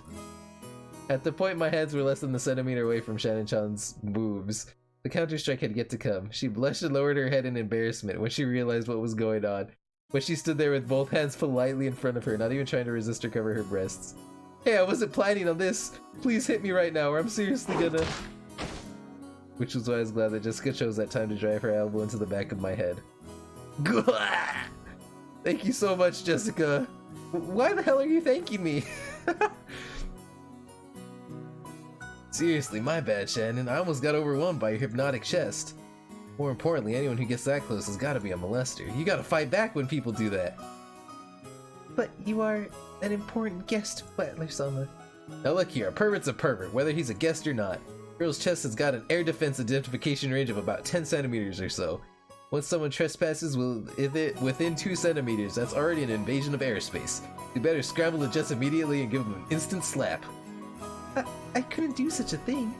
Besides, we are, furniture. Of course she didn't want her breasts to be touched, but if a guest so desired, she was prepared to sacrifice herself to suit their wants. A girl like this needs some urgent protection. To think such devoted girls still existed in this era. It's enough to make a man dizzy. But no! No! I'm coming at you with a perverted face again. Knock me down. Look out, pervert on the loose. This gag can't end until you deliver the punchline, so slap me, please. Hit me. I cannot fulfill your request because I'm furniture. But if it were an order, I'd obey you, because that is my duty. Well then, I'll make an order. The next time Battler-kun tries to touch your breast, counterattack with a slap. Got it? Yes, as you wish. From now on, that's what I'll do. Please understand, Battler-sama. Shannon-chan announced this while bowing elegantly to me. Her expression was radiant. I gave her a thumbs up to show her I was fine with that. 6 years, you might have been mistaken for a servant's daughter who lent a hand at your parents' work.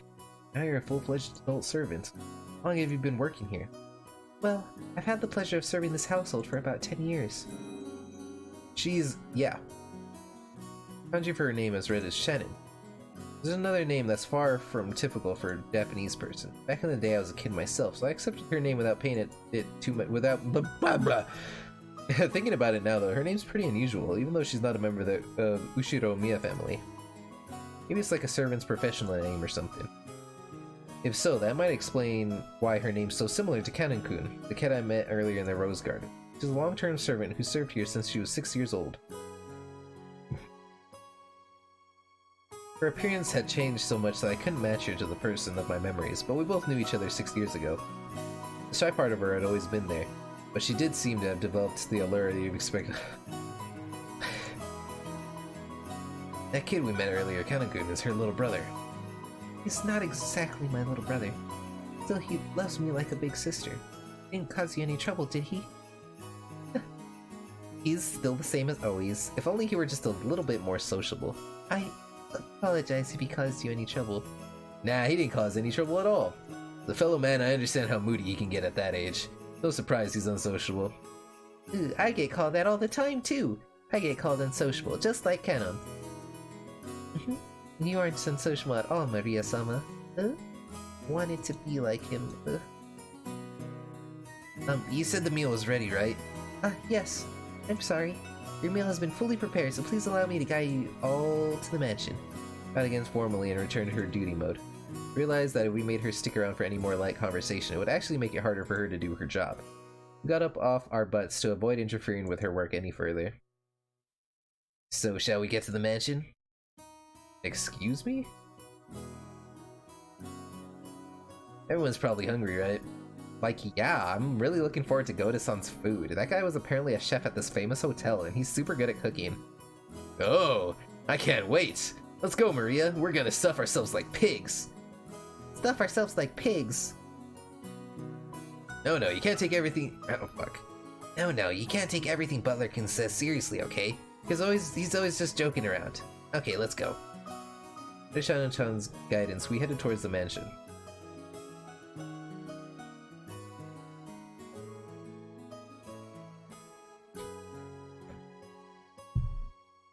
Met once again by the magnificent rose garden, we continued onward as the intimidating mansion of the Ushiromiya family came into view. It had apparently been built shortly after the war, so you could feel the dignity of almost half a century hanging about it. The building was gorgeous on the surface, but old as it was, equipment such as its AC and heating were apparently quite frail. According to Jessica, midwinter was especially tough with all the drafts. Have these people ever heard of a kotatsu? Right?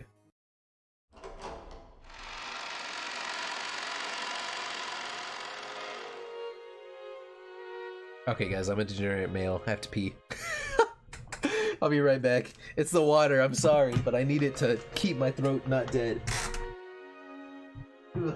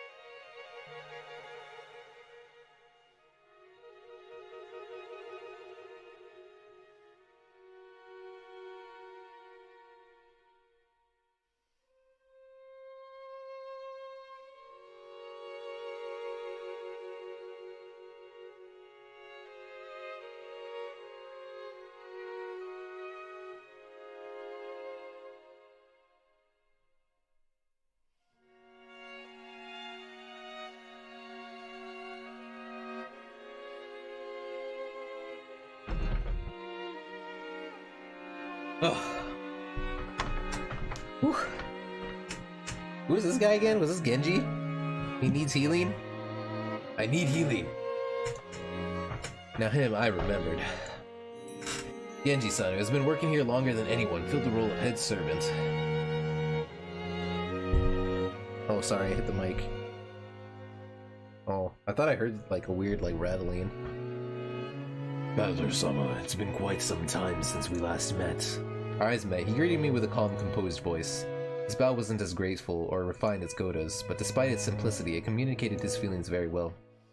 Kenji-san, it's really been a while. You look well. Thank you. I have been quite well. And Butler-sama, you have become a splendid young man. You are beginning to resemble the master in his youth. I look like grandfather? Guess that means grandfather was pretty popular with the ladies when he was young. From here on, I shall take Shannon's place and accompany you. Please come this way. Shannon-chan bowed deeply and watched us leave. After that, we headed towards the dining room under Genji-san's guidance. Genji-san, just like Kumasawa-san, stood in stark contrast to us young people who had grown beyond recognition over the last 6 years. His appearance was exactly the same as in my memories from 6 years ago. I like the... So everybody has this... I think people have this symbol on them. Okay, well, because I think... What's her name? Eva has a tattoo or something on her left arm. Maybe it's like a bangle or something. Genji-san was an extremely quiet and diligent person. He was basically grandfather's close aide or caregiver. Might even call him grandfather's companion of many years. In fact, it seems he was by grandfather's side even more often than my late grandmother was. According to Jessica, grandfather trusted him more than any of his blood relatives. But I wonder how long he served. I never got the details, but I heard something about him being here since the very beginning, when this mansion was first constructed. which would mean that he's dedicated half of his life to serving here. It's easy to see why he's so trusted. As we passed through a massive hall that extended up into the second story of the mansion with no separated floor, I spotted something that hadn't existed in my memory of 6 years ago.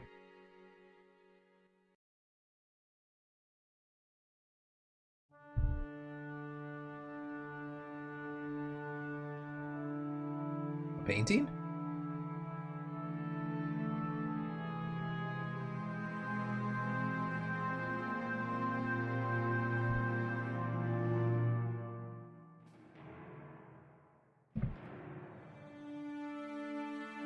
There's an awfully big portrait hanging right in front of the stairs that rose to the second floor.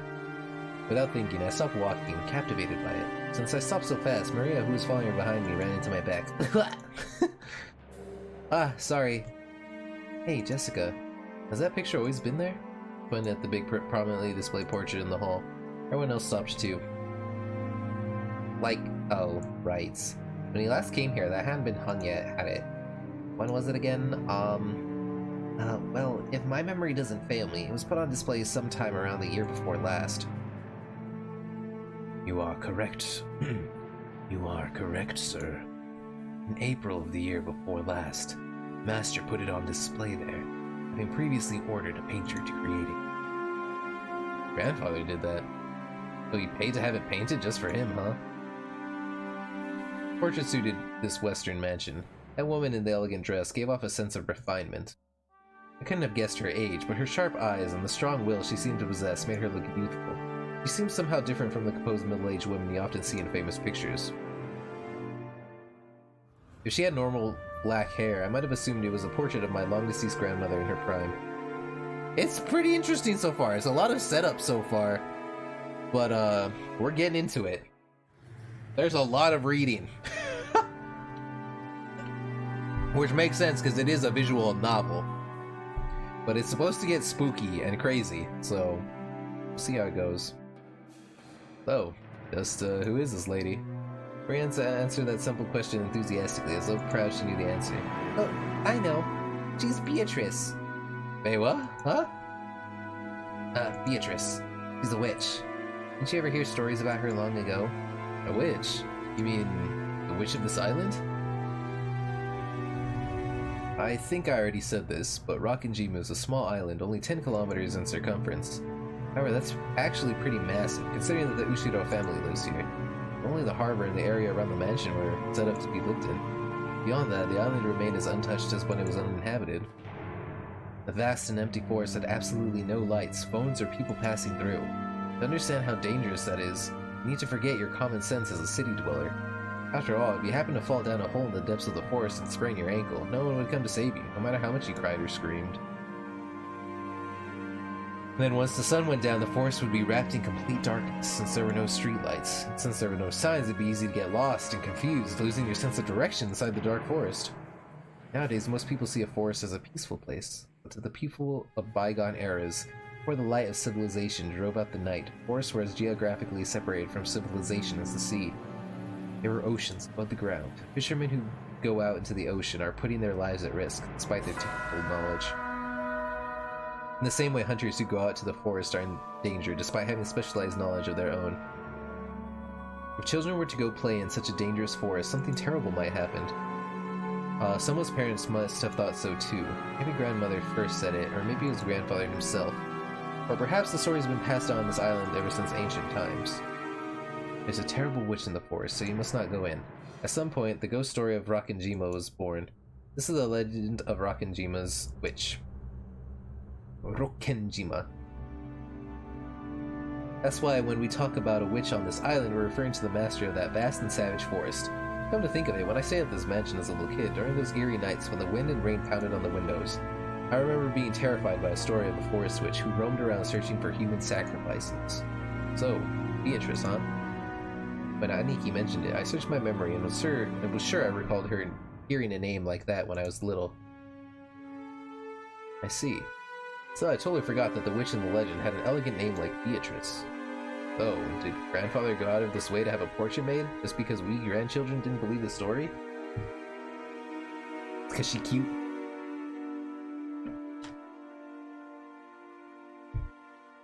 She's like the witch from Grandfather's Delusions. Ever since he had this picture hanged, he's been having a harder and harder time telling the difference between truth and fantasy.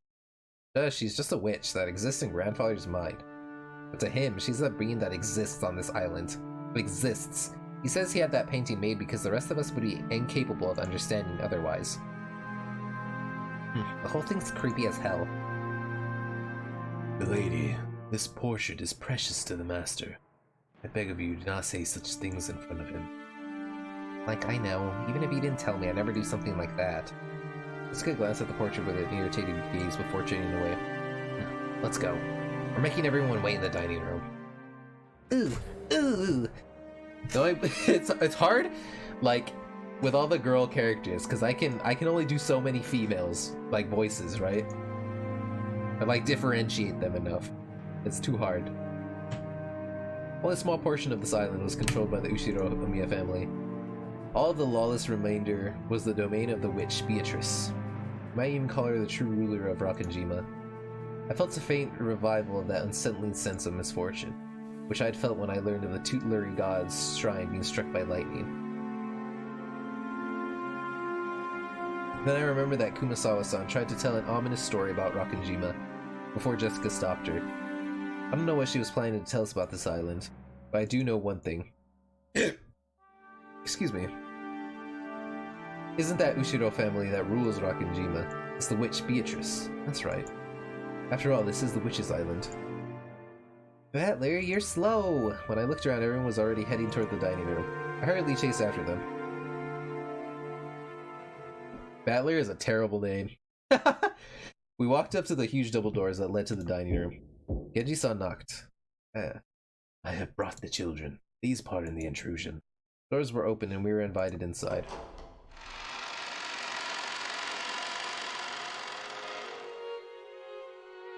The dining room, which looked exactly like you'd imagine a rich person's dining room to be, had a super long table that was obviously positioned with no purpose other than to make the guests conscious of their rank. Our parents were already sitting in accordance with that ordering. You're late, brats. Hurry up and take a seat. The old bastard pressed us to sit. The only gaps in the group were the spots we were supposed to sit, which made us feel our tardiness all the more. The seat at the head of the table, called the incipients chair, was the most highly ranked, reserved for grandfather. It was still empty. He probably wanted to show up late last for dramatic effect. From the perspective of someone facing the incipient's chair head-on, the seating order went from left to right, with lower ranking sitting progressing in rows of 2 further away from it. So, with the left-hand side of the first row closest to the incipient's chair was where Uncle Kraus should have sat, since he was the second highest in rank. Looked like he hadn't arrived yet, so that seat was empty. Across his chair on the right side of the first row sat the eldest daughter of the family, Aunt Eva, who was the 3rd highest in rank. Left-hand side of the second row was the 4th highest rank. Here sat my damn dad, Rudolph, the 3rd of the siblings. Across from him on the right side of the second row sat Aunt Rosa, the youngest sibling. At this point, you might expect their husbands and wives to come next. But nope, the left-hand seat in the 3rd row, rank number 6, belonged to Jessica. Opposite her was George Aniki. I sat next to Jessica, and Maria sat across from me. Then finally, next to me on the left-hand side of the 5th row sat, Aunt Natsuhi, the 10th highest in rank. Opposite her was Uncle Hideyoshi. Next to Aunt Natsuhi in the 6th row was the final seat of the left-hand side, sat Kirie-san. The opposite to Kirie-san was empty, even though the silverware had been set there and everything. According to this ranking system, the spot was where Aunt Rosa's husband should be sitting. Even though he wasn't supposed to be coming, his place was made up. Ugh! Normally, ranking systems of this sort give spouses equal position as their partner, but the Ushiro-miya family system was unique. Maybe it's a remnant of male chauvinism. If you start with the assumption that a woman's womb is just something to be borrowed, then the children of the direct descent would come first, directly followed by the grandchildren. In other words, spouses have no blood ties, are therefore placed at the end of the line. It's terrible, but by this system, my grandmother would be ranked even lower than me if she were still alive. In their youth, they obey their father after they get married, their husband after aging, their children. There's an old saying, women have no home in any realm. Oof. Long ago, when I was still incapable of figuring all this out, I thought it was so great that we could all chat in our little groups, adult siblings with adult siblings and cousins with cousins. However, now that I can re-examine the seating order after growing up a bit, it stirs up some very complicated feelings in me. Aunt Natsuki was married to the eldest son and was the de facto number 2 in managing this family, sat to my right, which means that she was 2 steps lower than me in the ranking order. It's hard to imagine what's going on inside her heart. That's why I made a small apologetic gesture toward her before sitting down. How nice to see you, Battler-kun. You've grown quite tall, haven't you? Oh, yep. 6 years of eating well, sampling various cuisines, and deriving sustenance from Mother Earth's bountiful gifts. Hard work, but I pulled through. Growing just like a boy, I see. How tall are you now? I guess about 180 centimeters. But Natsuki, that's where you're supposed to say, heck, sounds like all you did was eat. Huh? Oh, I'm sorry. After a short pause, she did laugh with me. But it seemed she couldn't quite figure out what she was supposed to be laughing at. This woman is Aunt Natsuki. She's the wife of the eldest son of the family, meaning she's my father's older brother's wife. Is it simpler if I just call her Jessica's mother? Feels bad to say it like this, but while I didn't exactly dislike her, I didn't particularly like her either. I hardly ever spoke with us kids, and all my memories of her involved her talking to the adults about complicated things with a scary look on her face. Oof. In fact, since we hardly ever exchanged words, I spent a long time trying to figure out how I should approach her. But my efforts seemed to have ended in failure. Silverware sat neatly on the table, but the meal itself hadn't been brought in yet. As a general rule, you couldn't start the meal until the person sitting at the head of the table arrived.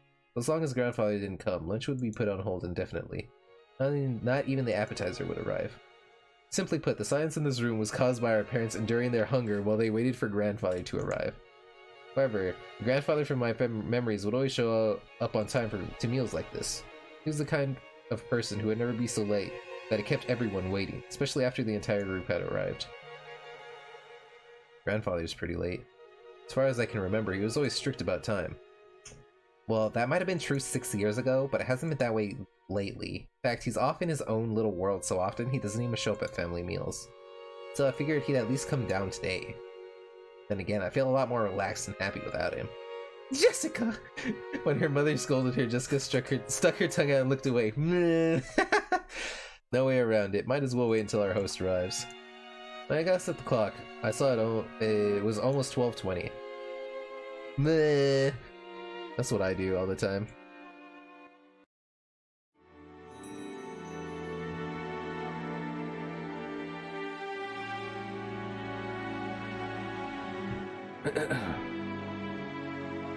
Ah, my freaking mouth.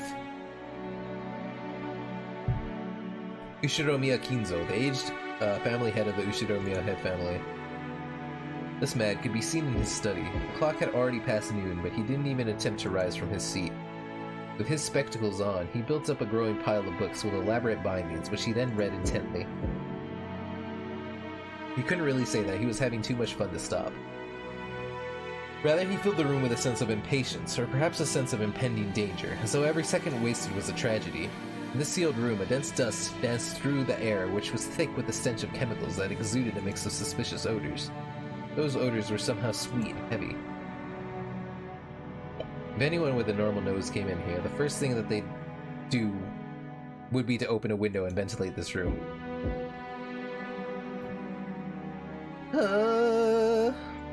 Knocking against the study door has been going on for a while. Voice calling father sometimes mingled with the knocks. As Kinzo heaved a deep sigh, he snatched at the book in his hands and slammed it on the table. Then he yelled at Kraus, who was still knocking on the door. Silence! Enough with that racket, you fool! Who told you the door would be opened if you but knocked? I'll crucify the imbecile. You wish to suffer the same fate? Father, this is the day of the family conference, which happens only once a year, is it not? Everyone's gathered down below. Please come out. Kraus called out to his father through the door. Kinzo always shut himself up in the study, hating it when nearly anyone, even his family, entered the room. For that reason, Kraus had no choice but to call him from the corridor like this. Molest me not! Just who is this everyone of which you speak? You mean the fools trying to drag me out of here? Then kill them all! Tear them apart, use their bodies for firewood, and feed them into the witch's hearth. Put a pot in that hearth to boil the wormwood. Force the imbeciles who dare try to lure me out of here to drink the broth of the apocalypse. I will soak their dregs in liquor. Where's Genji? Call for Genji! Have my demonic absinthe prepared. The whispering of the green fairy reaches me no longer. Where's Gendry? Genji, bring him here. On the other side of the door, Kraus, Nanjo, and Genji kept waiting for the master of the house, who stubbornly refused to come out. Looks like he hates me to the core. My voice doesn't reach him anymore. Kraus shrugged as though saying it's no use and smiled bitterly. From the beginning, he hadn't really expected his father to respond to his calls. Ever since it was the duty of the eldest son, he had tried as formality.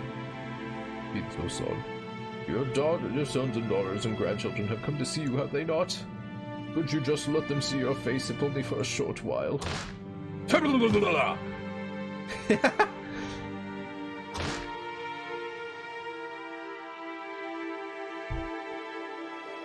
Time is short, and the apostles are already readying their trumpets.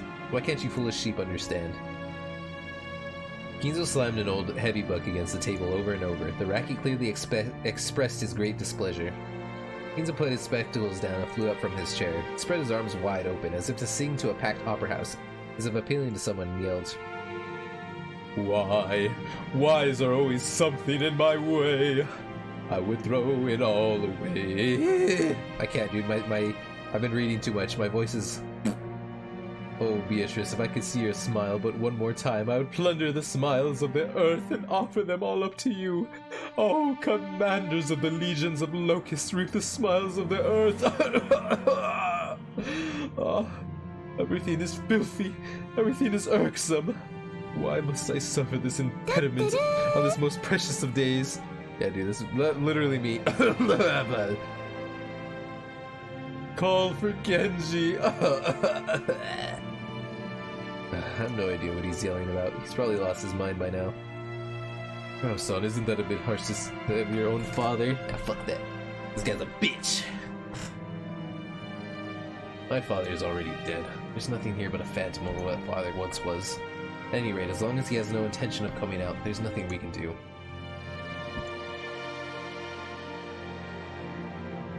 Yeah. I'm going back downstairs. It would be a waste of the fruit of Goda's prize cooking talent get any colder. One of the few things our relatives can look forward to when they come to this house. Kraus spun around. He looked at his watch, mumbling and acting as though he had wasted time doing something he knew would be in vain. Genji-san, father is calling for you. Keep him company. Sir. Dr. Nanjo, let's go eat. If we stay here any longer, the sweet stench will ruin our sense of taste. Without waiting for Nanjo, Kraus went downstairs. Genji urged Nanjo to go and eat. Nanjo glanced between the study door and Kraus's back as the latter disappeared down the stairs, then let out a deep sigh. Sorry, Genji-san, but please allow me to leave this in your hands. Yes, let's leave it to me. Do what you can to avoid giving him alcohol. It's a habit that's far too difficult to break. Is Genji not here yet? Who dares keep Genji from coming? Where's Genji? Call for Genji! I need healing! Please, allow me to handle the situation here. Very well, forgive me. Nanjo bowed slightly and descended the stairs. Genji watched him leave, then knocked on the study door. Master, it's Genji. Genji, why have you kept me waiting for so long? You're alone, I trust. Correct. I'm alone. Kiza returned to his seat in the study and pressed an old-fashioned switch on the table. After a small delay, the heavy sound of the door unlocking could be heard. Kinzo was convinced that his family wanted to make a mess of his study. Or perhaps someone had once opened the window in for some air and ended up scattering things that, to him, were important research materials, leaving him in a terrible mood. Kinzo had outfitted his room with a formidable lock, preventing anyone from entering without his permission and thereby sealing himself in a jail of his own making. Genji, whom he trusted the most, was relatively free to enter the room, but even that didn't always hold. Kinzo was in a bad mood. Even Genji wouldn't be able to enter. Anyone else would be limited to holding a conversation through the door, unable to even see Kinzo's face. And most of the time, what they got could hardly be called a conversation. However, this didn't trouble the rest of the family much. After all, it just wasn't worth the effort to disturb this aging family head, who was impossible to please and always stayed shut away, immersed in his research. Taking advantage of his refusal to leave his room, they supported his isolation, putting his care entirely in the hands of the servants. Genji, my usual, I'm busy. Yes, sir. Genji headed to the corner of the study. Their suspicious-looking bottles boasted venomous colors were on display. They were actually liquor, but considering the shady atmosphere of the room, one might easily suspect of them being a ghastly poison. I've been poisoned! Ouch! Inside the study, the mysterious collection of books gathered by Kinzo had grown into a mountain. They were bizarre, ancient, or banned books, all of them either forbidden, cursed, or sealed. If you tried to call them old books, Kinzo would fly into a rage and say, "Call them grimoires!" There were also many mysterious objects that presumably held some meaning with regard to black magic, like candles suspiciously melted and molded into strange shapes. The constellations drawn on a certain celestial globe contained quite a few shapes that would draw puzzled looks from anyone familiar with today's night sky. Carelessly strewn about books contained many illustrations, all of them of a religious or mysterious nature. Including some depicting demonically grotesque subjects or bizarre diagrams on various magic circles, and above all, a sweet poisonous smell filled the room, profoundly assaulting the eyes and noses of those who entered it for the first time. Eventually, it must surely make a person go numb and lose their grip on reality. Inside that study, Genji prepared Kinzo's usual drink with a well-trained hand. No one would even think of drinking such an ominous dark green liquid in that complex and ornate glass, unless someone first told them it was alcohol. He poured a little into the glass. Then he placed a cube of sugar in a strangely shaped spoon, poured water from a pitcher over it. Strangely, when the transparent water was poured, the dark green liquid turned into a cloudy white.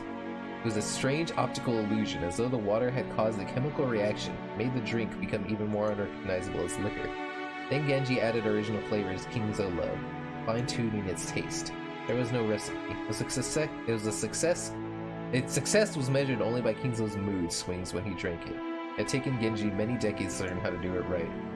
Genji placed the glass on a tray and walked over to Kinzo. By this time, Kinzo was gazing out of the window. "Here, master." "Thank you." Kinzo had regained his composure and was now unrecognizable as the shouting, screaming, yelling man from a few moments ago. Looking at this man from behind as he tilted his glass and gazed down at the scenery beyond the windows. I should save it anyway. Dude, another hour went by, and I didn't save it. I'm disgusting.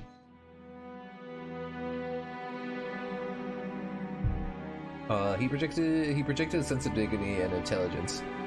He allowed Kinzo to set his glass down at any time. Genji motionlessly waited behind Kinzo and to his left, as though he were a living sideboard. Then, without averting his eyes from the window, Kinzo held out his glass. There was only a mouthful remaining. It was not a gesture intended to set it upon the tray, but a motion to hand the glass over to Genji.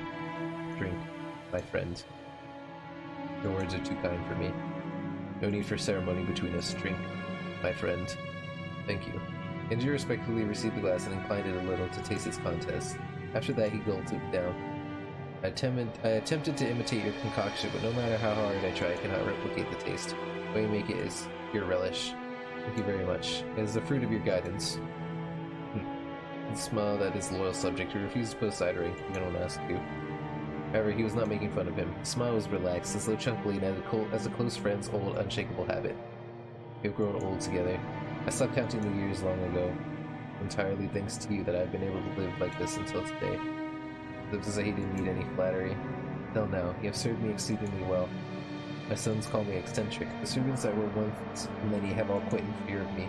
All you serve me even now. Your words are more than I deserve. My life will not last much longer. My sons are vultures, lazily waiting for my inheritance to fall into their hands. Kraus is a fool who squanders money like water, who throws away 2 gold coins to obtain 1. Then he has the gall to claim that he's earned money. Eva's a slave to money, who thinks of me as a mere chicken. When I die, she plans to use my bones to make a bra. That dunce Rudolph just wants to fool around with women. Rosa bore the baby of a man who came from nowhere, and about whom we know nothing. Vriska is incompetent and uneducated. George has none of what it takes to be a man. Adler's a fool who threw away the honor of the Ushidormiya family. And Maria's obscene to the eye. That's rude! Maria's cute! What the fuck? Why is the Ushidormiya blood so incompetent? Is there no one worthy to inherit the glory I built? Of course, I know this is part of Beatrice's curse, I know it. You golden witch, are you trying to take revenge against me in this way? If you want to hate me, then do so. If you want to run away, then run. I won't let you go, I won't let you go, won't let you go, won't let you go. You belong with me. you along with me. Whispering only to me, Beatrice, why won't you smile back at me? Oh, Beatrice! Whoa! After howling, Kinzo choked once again. Genji set the tray and glass down and rubbed his master's back.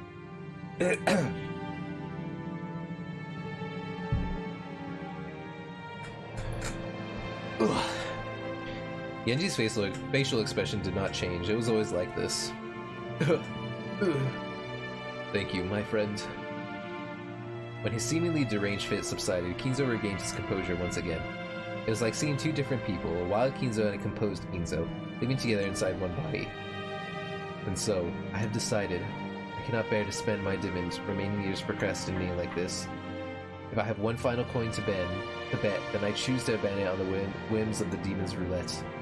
The power of magic is always determined by the risk of a gamble. Like visiting a shrine at the hour of the ox, an ancient Japanese sorcery, to nail a cursed doll to a tree. Magical power is produced specifically because of the risk that it will be seen within the 7 days the curse takes. The greater the risk, the stronger the magic power will be. Many miracles that happen in myth might be called a crystallization of shocking magic power, with a low probability of occurrence and astronomical risk. What up, Senor Bear? That Moses parted the waters of the sea was not a miracle of God. The risk of that desperate situation, cornered by soldiers on the Red Sea shores, and weighed upon the scales of slaughter, and gave birth to that miraculous magic power. The same thing occurred again on the same scale. The sea would surely fail to part. After all, Moses was able to magnificently summon a miracle engraved on but one of the countless innumerable results on the roulette of those with power. Ugh. This is the 4-second triumph over the astronomical odds. Indeed, good fortune that can grasp miracles is magical power itself. To obtain this mighty power, one must face the risk of despair. Though those who possess no magical power may call that desperation rather than a bet. However, people who truly possess magic power can grasp hold of that miracle and make the enigma come into being. Yeah, I changed YouTube from instant latency to low latency, so it's like, it's a little bit. It's like 10 seconds, 10 or a little more. I'll seize that miracle. I have a chance at making the wish. Yeah. YouTube. I'll have a chance at making the wish I devoted my life towards coming true. Kinzo looked up at the sky. More like ya boob! Ya boob, you gotta move your shoulders like that when you say it. Kinzo looked at the sky outside the window. He spread his arms as if appealing to someone up in the skies. If only I were capable of grasping that miracle. Oh, Beatrice, show me your lovely smile once more. No matter how much time passes, your face does not vanish. I want to see your smile, that is all. I'll return everything you granted me. I'll return all the glory I've gained since that day. I don't need fortune, prestige, or gold. I'll return everything you gave me. I just want to see your smile. I beg you, Beatrice. His nonsensical yells became a scream and then a wail. Kinzo slumped to the floor, tearing at it with both hands. Genji had no choice but to wordlessly watch over his master's lamentations. Yeah, dude, this story's pretty insane so far. This is the beginning of the game. We're still in Act 1. There's 4 acts, and we're like in Act 1. Well, ladies and gentlemen, the family head's health is not at its best. He seemed extremely sad, not able to share lunch with you all. Now you have gathered for this event that occurs but once a year. Yeah, we're 3 hours and we're still into the first act, so I'm out of water. Uh-oh. Certainly. I shall begin today's luncheon. Dr. Nanjo, is father's condition really that bad? Maybe at least let us see his face. It's more of a problem of mood than physical condition. And for that, there's no medicine I can prescribe. Are we talking about this mood again? You've got to be kidding me. We took time out of our schedules during this damn busy autumn season just to come and find out how he's doing. Now he's... You should be happy, Rudolph. You know how now. You now know how he's doing. Or what would you rather, take my place and try to persuade our ill-humored father to come join us? Are you kidding?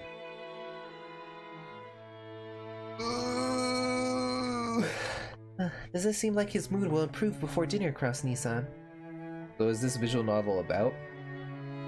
So, we're all part of the Ushiro-miya family, and we gathered here today for like the family's once a year get together. And basically the head of the family, the old guy that was just lamenting, he's gotten like crazy and he thinks a witch is like here, and I'm assuming the witch is here because, you know, I think that's what the story's gonna be about. But we're all gathered here today and we're just trying to, you know, we're just hanging out. I don't know what this bigger story is so far. We've just gone through introductions and setting up everything. Right, this virtual machine. I have no idea. If you want to know that, you should ask him directly. Although I think his mood will improve faster if we don't bother him. Like, Genji-san's the only one who can get grandfather out of a funk. It's pretty pathetic, though, making the servants deal with your own parents' bad mood. Jessica, don't speak out of turn. She planned for her complaint to be only heard by her cousins, but it reached even Krause's ears. Scolded, Jessica scowled and turned away, sulking. I think we're playing as him, Battler. But he's as cranky as they make him sound. He can't be that terribly sick, right? I mean, they're saying he's in a bad mood. Not that he's got no energy, which at least proves he's got his wits about him. It's because grandfather has especially strong willpower. Learn your place, Jessica. Yeah, dude, she calls us Baka all the time.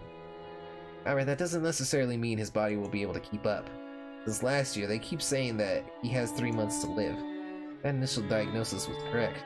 Grandfather has been prolonging his life by willpower alone. It's right for us to worry about him.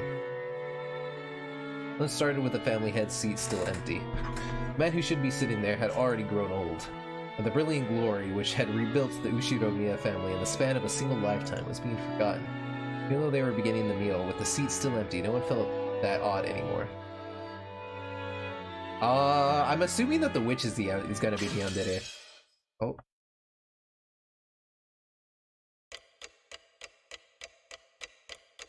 That's just my assumption. That was gonna be the witch, Beatrice. Yeah, so... who knows?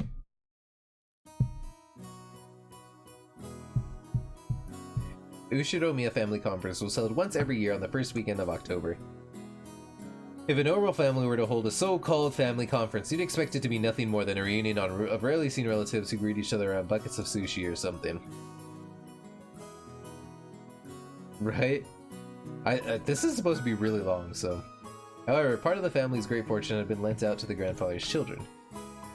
No one in this family was considered an adult until they had met with success in business, so this meeting literally was a conference. How much of the fortune was invested? What sorts of business was conducted? How much profit was earned? As a result, how much of the fortune borrowed from the main family could be repaid? Or possibly, how much more would be borrowed for future business ventures?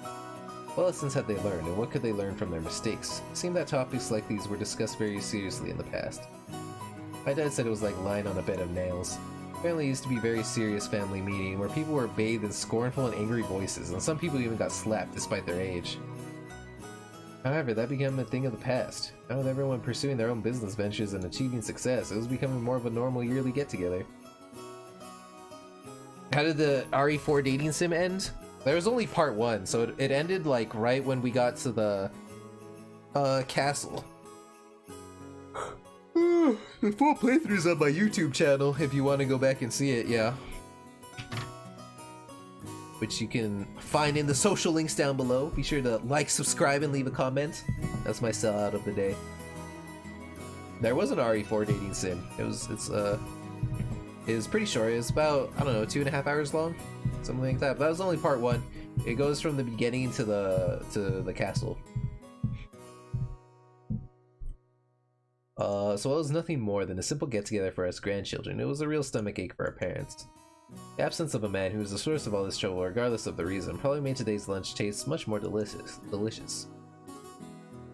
Here, did not see you play this as the FF7 demo. So the FF7 demo was godlike, actual godlike. I squeed with joy. It was one of the best experiences I've had this year. I cannot wait. I am so excited. I need to go out and buy some Butterfingers. The phrase, "while the demon is not around, everyone can relax," comes to mind. Anyway, let's introduce Jessica's father, whose face I haven't seen for 6 years. The man sitting to my father's left is his older brother and Jessica's father, Uncle... His name sure is easy to read. Kraus. Now I've gotten used to this string of weird names, our perspective is totally skewed. But Kraus doesn't actually seem that bad. He even starts to sound kinda cool. Just like with Aunt Natsuhi, I didn't have many memories of speaking with Uncle Kraus.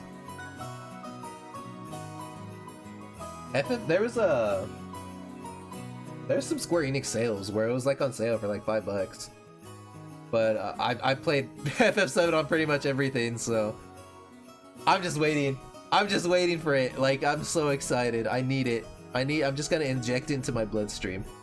You guys are gonna see me like just passed out.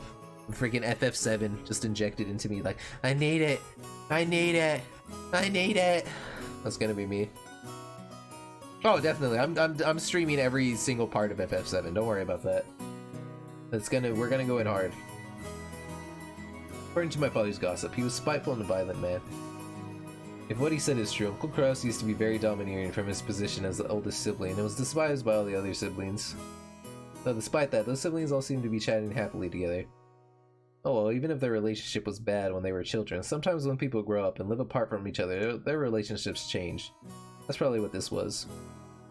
After all, they all had children of about the same age. By sharing the same family environment, they probably profited by exchanging opinions. How long is the original? It depends on if you like 100%ing everything or whatever, but if you just play through it casually, maybe 30 hours, 30-40 hours. Maybe even less than that. Depends on how quickly you go through and how much you explore and everything. Jessica, in order to escape questions about exams from my father on her left, purposely faced right while firing off a rapid series of comments, not giving him any chance to get a word in. Moving on, let's look at the end opposite from Kraus and the others. Very last seat of the table, an old gentleman with a sturdy physique sat facing Kirie-san. This was my first time meeting him. I'd go slowly. Yeah, so I'd say about 30 to 40 hours. Seems he's grandfather's personal doctor, a man called Nanjo. I heard he used to own a huge clinic on the nearby island of Nijima, but he turned it over to his son and began living a life of leisure in his old age. He had known grandfather since the very beginning, when the mansion was first constructed on this island, and had built up a relationship over several decades. I thought at first that the two of them might have gotten to know each other through grandfather's suspicious hobbies. It seems he was actually grandfather's chess partner. I see. That kind of hobby seems very like our grandfather, with his love of all things Western. Nanjo's probably the only person who could enter Rakenjima, despite being neither a family member nor a servant. He looked like a calm old gentleman as he listened to the discussion between Kirie and the other women who sat near to him. Considering how long he stayed by the side of our short-tempered grandfather, his generous heart was probably nothing to laugh at. Still, even if he was a family doctor, having anyone outside the Ushiromiya family attend the family conference was a little odd. Made me think that grandfather's condition might have worsened so much that it'd be a major topic of discussion at today's conference. After all, George said something like that just a second ago. Something about how he's been getting continuous reports since around last year that grandfather didn't have long to live. It's nasty to think about it, but consider how rich your grandfather is. At the time of his death, his wealth will suddenly be released, probably along with a fair share of our parents' stomach acid. And it'll lead to ulcers for everyone. After all, this sort of things get messier when there's more wealth to be divided. There's a good chance they'll be talking about stuff like that at the family conference. Oh yeah, definitely. I played on PS4, Steam, it's on Switch, and it's everywhere.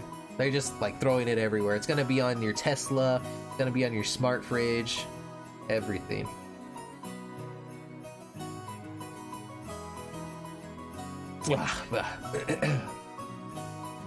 Still, it's not like it's got anything to do with us kids. Finally, even though he hasn't showed up, let me introduce our grandfather. The person who should be sitting in the incipient's chair is Ushiromiya Kinzo. It really sucks. Everyone else in the family has these weird names, but he got this perfectly normal one himself. Only his name was written Kinzo, but he let us call him Goldsmith or something. I totally freak out, lol. You can probably guess by now, he's a frightening person with an extremely short temper. I'm one of his grandchildren, not a son, and I haven't seen him since elementary school.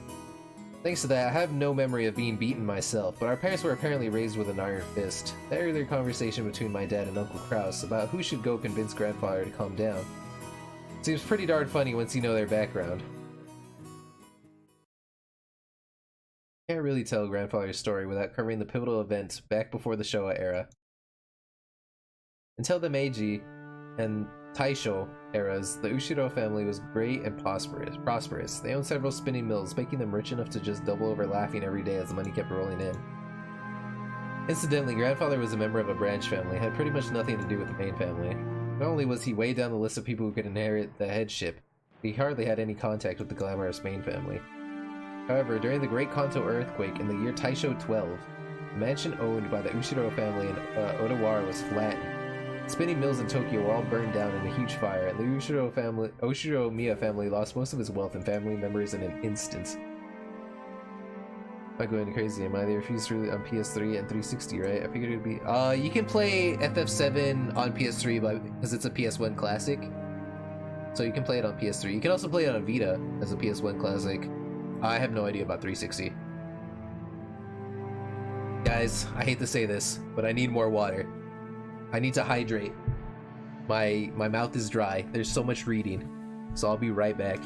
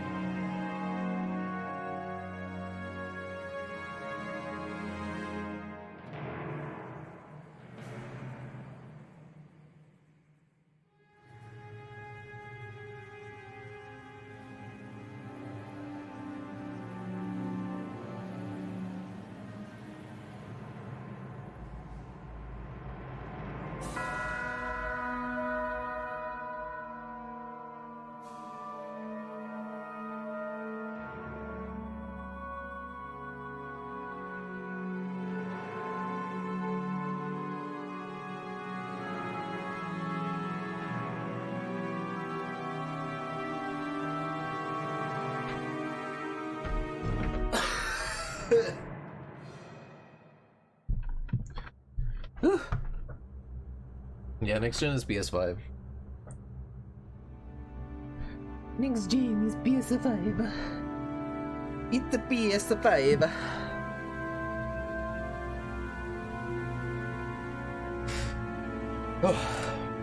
So once they started trying to figure out who the successor of the Shiromiya family should be, they apparently found no one remaining except Kinzo in his branch family. Oh, really? Holy shit. In Kinzo's later reminiscences, he referred to this as good fortune so great that it overturned fate. Xbox... What are they calling it? I don't remember. Xbox Series X? I think that's what it is. I have no idea. With that, grandfather's boring everyday life did a 180. He was entrusted with reviving the dying Ushiromiya family, which had lost nearly all of his wealth. However, just because he had been entrusted with the task didn't mean he could accomplish it. Apparently those around him weren't really expecting much. However, this is when grandfather began displaying his extraordinary talent and good luck. Grandfather used all the family's remaining wealth, as well as everything from the hair on his head to his toenails, as collateral in order to borrow a massive amount of money. Once he built up a gigantic war chest, he immediately invested in businesses. It's like someone tumbling down a hill on a bike without any brakes, and then jumping onto a neighboring bike, and then another one. Just like some crazy street performance. I'll bet everyone thought grandfather had no business ability whatsoever. However, after several miracles and turns of good luck, with coincidences piling up and every chance taken advantage of, he was suddenly in control of powerful connections with the occupying forces. At that time, MacArthur and the GHQ were the ultimate authority in Japan. Grandfather, in a twinkle of an eye, began succeeding in business under protection of occupying forces, quickly becoming very rich. By this point, it was probably safe to say that information, not luck, saved the day. He must have made some seriously deep connections with the occupying forces. Grandfather knew beforehand about emergency demands that would be made for the Korean War. It was more than that. He must have predicted those emergency demands from the very beginning when he started investing his money. History books made it sound like all of Japan made a large profit off of the emergency demands during the Korean War. That isn't actually true. Only a very limited number of the super rich played the money game and made an easy profit. Most of the citizens remained poor.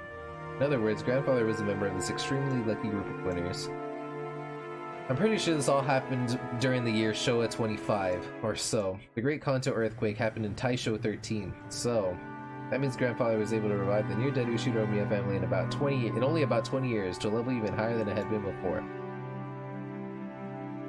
With that, you'd think he'd revive the main family in Odawara, but for some reason he went and did something crazy as buy an entire small island in the Izu archipelago. Buying an entire island is not something you can ordinarily do today. However, grandfather was clever. He contracted the GHQ and applied for the establishment of a marine resource base. He acquired this island as a business property, then tossed that project aside and claimed it as his own plot of land. I also would want an island, I guess. I don't know. I mean, why not, right? After the war, there were prevention measures against food shortages, having the sponsorship of the GHQ meant that nobody could oppose him. From what I heard, the Tokyo metropolis of that day offered this land to him practically for free. Later, Tokyo made difficulties by telling Kinzo to return the land, but the pushy GHQ intervened. Anyway, it seems under the table bribes did their work well. In the end, the city gave up in frustration. Grandfather, with considerable skill and good luck, managed to weather the stormy seas of that period, obtaining a vast fortune and his own island. Of course, it probably wasn't all luck.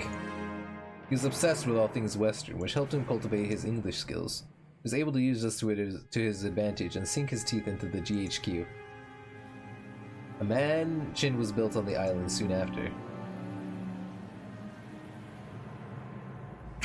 Now, I think they'll last a really long time. Honestly, I think they will. But who knows? We'll see. We'll see what happens. A mansion was built on the grandfather, with his love of the Western style, made this once uninhabited island a canvas upon which he could realize his dreams to his heart's content. He now had the Western mansion of his dreams, overflowing with emotion and atmosphere, and a beautiful garden featuring all sorts of roses. And he had a private beach where nobody other than himself would ever be permitted to leave a footprint. This would be a dream come true for any boy. After that, he made good use of his huge fortune, becoming a large stockholder in an extremely stable iron and steel industry. He was able to live an easy and comfortable life, just using the dividends. Well, he's just that incredible. This kind of person usually has the ability to foresee and predict the future, or at least that's how they're portrayed after the fact. The grandfather denies all of that, repeatedly saying that he was simply blessed with extraordinary luck. Extraordinary luck. Ah! Anyway, Even a lore that can't help but grow, increasingly eccentric when locked up alone on an island, where all his dreams are made real. Everyone knows that he had a Western obsession from the start, but none of our parents really know when his bizarre black magic hobby began. Did his love of black magic begin way back when he became fascinated with everything Western? Or did his miraculous stretch of good luck while reviving his family cause him to feel mysterious power in himself? At some point, Grandfather began to make the research of black magic his life's work. He filled his study up with suspicious books, chemicals, and magical items as he became increasingly bizarre. From what I've heard, those around him warmly watched over him, figuring that someone who had achieved success in life had a right to do as he pleased, but there's no way that's true. They were probably just creeped out, thinking, that's disgusting, I don't want to get involved. Anyway, that agitated period was an age of big gambles, with both opportunity and risks. Let's say Grandfather was born in this time period. He would have had no opportunities and would probably have advanced like a chess piece from mandatory education to college at a leisurely pace, never becoming more than an average salaryman. If that happened, he'd probably have sat somewhere happily talking behind his boss's back. Oh no, not in a fancy dining hall like this, more like a table in some bar. Then again, I bet this family conference would be a whole lot more relaxing if that were the case. I hope not, because I would get wrecked. There's so much information. More importantly, let's talk about this incredible lunch. I'm already convinced that by the sashimi salad appetizer, Oda sounds an excellent chef. Plus, these fish were caught in the adjacent seas, weren't they? They're totally different from the sashimi you get in the supermarket. Hey, quit it, Battler. Your upbringing will be exposed. Everyone let out a big laugh. How am I liking the game? It's really interesting so far. It's the building of the family and like the world that they're in is very interesting so far. We're still just in the setting up phase, so I can't really say like how it's been. But you know, we'll see how it goes. I mean, you say that even though you love those cheap pubs. I've been at many unusual places because of work. This stands right up there with the best of them. I'd be willing to bet Goda-san used to be pretty well known in those circles. Well, I don't know like the details, but stuff got complicated at the long-standing hotel he used to work at, or with them opening a new establishment with the same name and breaking into factions or whatever it was. In the middle of all of that, he was apparently forced to retire. At the time, Mom just happened to be sending out job offers for a servant. To remove the empty place, he began to recount his own bumpy past without losing his smile. World is a difficult place. However, thanks to the madam, I was given a chance to display my skills as a chef once again. This time for the Ushiromiya family. Although I enjoy experiencing the smiles of a larger number of people, I also find it quite entertaining to perform more delicate work that can please the limited number of those who have employed me. All of this is thanks to the opportunity given to me by the madame. Koda-san respectfully bowed his head towards Aunt Natsuhi. That's because you were the most talented of the applicants. The decision was purely objective, not based on personal feelings, so there's no need to thank me. Dang, why does Aunt Natsuhi always have to sound so indifferent? If only she spoke with a bit more kindness, she might leave a different impression. Benin-chan and Kumasawa-san entered from the hallway with a serving cart. Please excuse us. Now then, let us move on to today's dessert. Goda-san and the others laid the beautifully adorned dessert out in front of all of us. I guess it's true what they say when they say you have another stomach for dessert. I thought I'd already filled up on delicious food, but as soon as I laid eyes on that dessert, my stomach started yelling, "More!" I don't know much about desserts, but this looked really good. A white pudding-like substance was garnished with two shades of red sauce, and elegant rose petals adorned the dish. Normally, during a high-class meal like this, you're supposed to wait for the chef to extol the virtues of this particular meal before eating. However, Maria was completely indifferent to strict rules like that, so she got excited by this beautiful, delicious-looking dessert, jumping into the fray as soon as it was placed in front of her. Rosé! You have to say it like that. Aunt Rosa scolded her, calling it bad manners, but George responded by saying, Now, it's okay. Huh?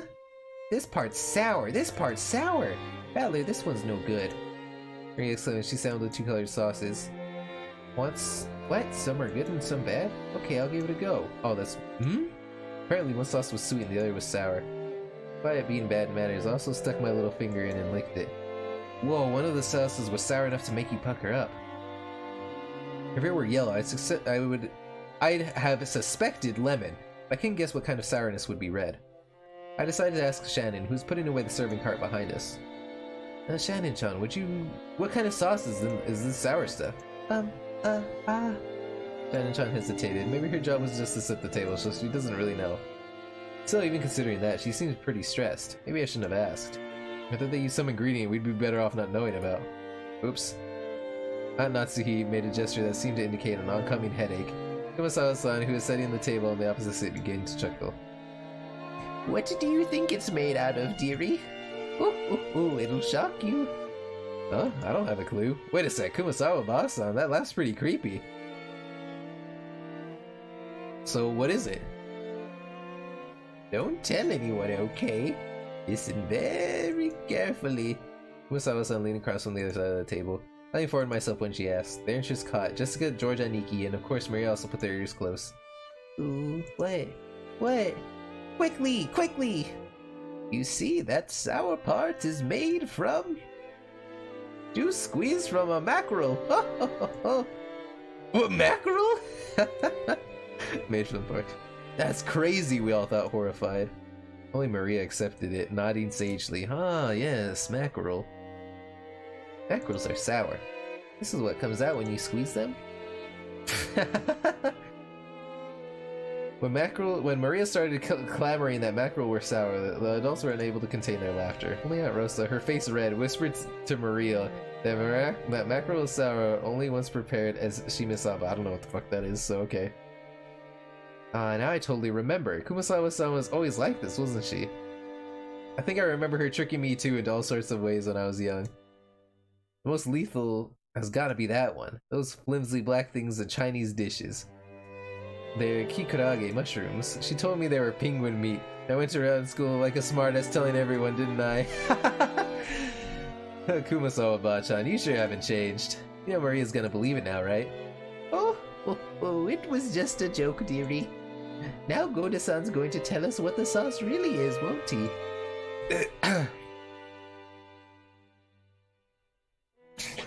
You're good, dude. Gosan looked a little put off about his masterpiece being laughed at for such a bizarre reason, but after clearing his throat once again, he introduced the dessert to us.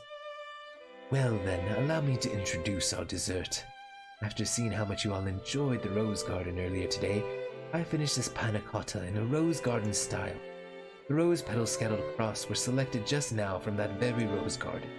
The sauce is a combination of 2 red strawberry and rose hips. Please enjoy this mixture of the strawberry sweetness, the rose hip sourness. Furthermore, the rose petals are merely decorative, but please avoid them while you eat. With that said, please enjoy.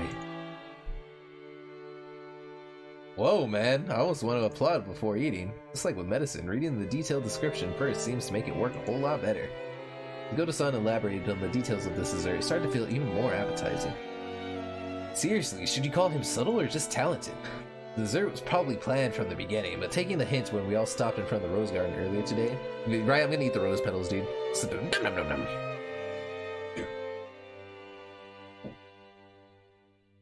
This combination of sweet and sour was also exquisite. It was just sweet, you just get used to it and bored halfway through. Excuse me. But if you reach the sour sauce at that point, you get a really vivid taste. And then once you return to the sweet sauce, all the sourness in your mouth would be replaced with an enjoyable sweetness.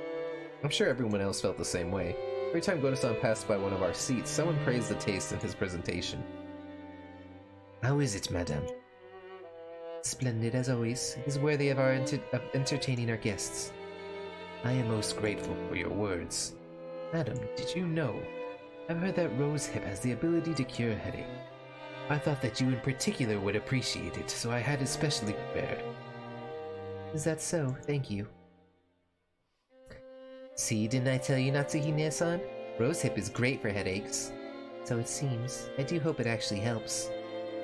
Ah, Goda-san, I love you. Hey, later on, why don't you tell me how they're treating you? Or if you can't, just let me know what sort of salary you like. Having your talent confined to this small island is sacrilege to humanity's cooking culture. When do they cry? They always cry. I'm crying right now. Only thing about working in your craft for my company and delighting all of our customers. Hideyoshi-san, are you trying to steal away our Goda? That won't do at all. We better start treating Goda better. He'll get snatched up. Yes, you really should. If you don't, someone's gonna grab him and you'll be stuck with 3 meals of Kumasawa-style mackerel cooking a day, wouldn't you? Ooh, that'd be harsh. It seems someone's holding a grudge against me. Everyone let out a huge laugh. According to Jessica, Kumasawa-san's mackerel jokes were a running gag that our parents had long since gotten used to. Those rose crying also, yes, many roses are made of rosé in this universe. Maybe. That would be crazy. Claiming that mackerels had precious nutritional value, which could slow aging, make people smarter, and more. Supposedly, while it couldn't stop the outward sides of aging, it helped prevent it on the inside. Since she was still spirited enough to tell these kinds of jokes at her age, there must be something to that theory. Ooh. In that case, if you'll excuse me, prepare yourself for tonight's dinner. I'll be cooking plenty of mackerel dishes for you all, so you better look forward to it. We sure will. Can't wait to get all pluckered up from tonight's shimasaba. That sounds wonderful. I wonder if they'll be serving any good Japanese sake. Oh, we certainly will. Haven't you heard of Rockin'-jima's famous mackerel shochu? Kumasawa-san, together with Shannon-chan, bowed and pushed the serving cart away. It was pretty funny to watch Goda-san, who looked like his show had totally been stolen, explain in the serious voice that we would be having calf steak for dinner. The rosé has crying property. Oh wait, I already read that. Guys, oh, I'm going crazy. Kumasawa-san, thanks for doing that back there. As she pursed the serving cart, Shannon bowed her head very deeply. Ooh, I've done nothing that requires thanks. Kumasawa may have played dumb, but she had obviously understood and saved Shannon in the nick of time. Back when Battler had asked about dessert, Shannon had unfortunately hesitated. There may have been several ways to dodge the question, but all of them would have required some quick wits. Shannon, who hesitated when hard-pressed for a response, was always suffering because of this small weakness. If only Shannon had a little of the craftiness needed to clearly shake off a mistake, like Goda, her life would have been a bit easier. The fact she could perform other tasks flawlessly made this weakness even more unfortunate. However, there was some who understood Shannon's honest nature, her inability to gloss over a mistake and draw attention away from it. I didn't in here and see if I beat out the game. I'm finishing I think from what I remember, this is like a 20 to 30 hour game. So you're gonna be eating for quite a while. I just heard from Genji-san that there will be a change in the afternoon shifts. I believe you were given a break until this evening. Oh, I'm jealous. Huh? Oh, sorry, I haven't even checked the shift chart yet. Ah, yes, I was thinking I might start cooking some mackerel in the oven. If you don't mind, I'd be happy if you would help out a bit before your break. Ah, yes, I'd be delighted to help. Shannon, Kumasawa was like a mother among the servants. Let's see how long this game is supposed to be. Umineko, when they cry late.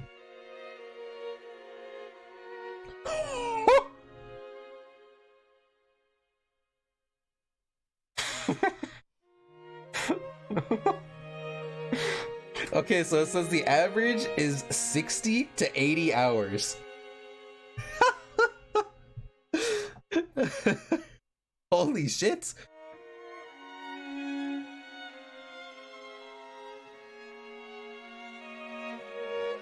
That is long as fuck. Huh.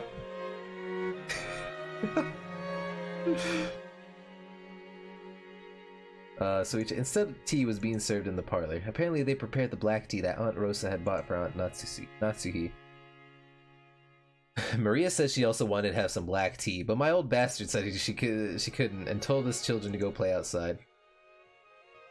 Atlerkin, why don't we all go for a walk outside? Go ahead and take a look at the roses or something. But keep a close eye on the weather. The sky's still clear, but the weather report kept talking about rain. Ooh, I want to go to the beach. The beach. Oh, that sounds wonderful. Playing on the sandy beach isn't something you get to do often, is it? Like, good point. Okay, let's all go to the beach then. Ooh, let's go. Maria, be careful not to get your clothes wet. Or your shoes. Ooh. Ooh. Won't get wet. That obedience is so cute. Can make sure you keep an eye out for Maria-chan, okay? Sure, leave it to me. Hey, you're pretty obedient and cute yourself listening to Kirie like that. Why don't you also listen to me obediently for a change? Ha! Hell no.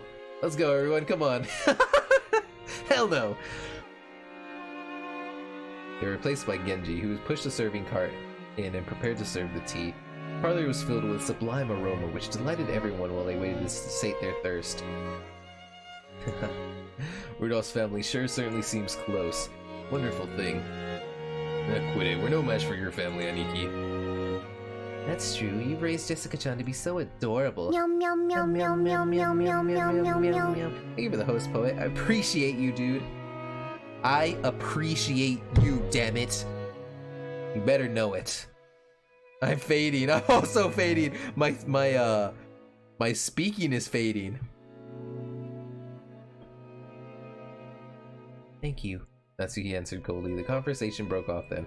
Parlor fell silent. Maybe Hideyoshi couldn't bear the silence because he broke it himself with an exaggerated gesture. Still, they sure do grow fast. I thought they'd be kids forever, but they're starting to get huge all of a sudden. And they're adults like us. Rattler-kun looks like a completely different person now. All good, poet. I appreciate you being here. Thank you for the lurk. Thank you for the host. I hope you have a wonderful sleep, dude. His body's growing much bigger, but he's still just a kid. Just kill it. About my husband. I wonder where the border between child and adult is. I still don't feel as though I've grown up. Isn't that pitiful? It's not something that the mother of a child should say. That's right, we're not children anymore, and we're all adults now. I wish we could talk together on an intellectual level rather than an emotional one. Rude? When Evil smiled with sharp sarcasm, everyone seemed to get more tense. I felt as though the pleasant tea aroma had been tossed out the window. Since long ago, we always endeavored to engage in intellectual conversation. It seems your sarcasm occasionally misses its mark, just as it always has. I love you.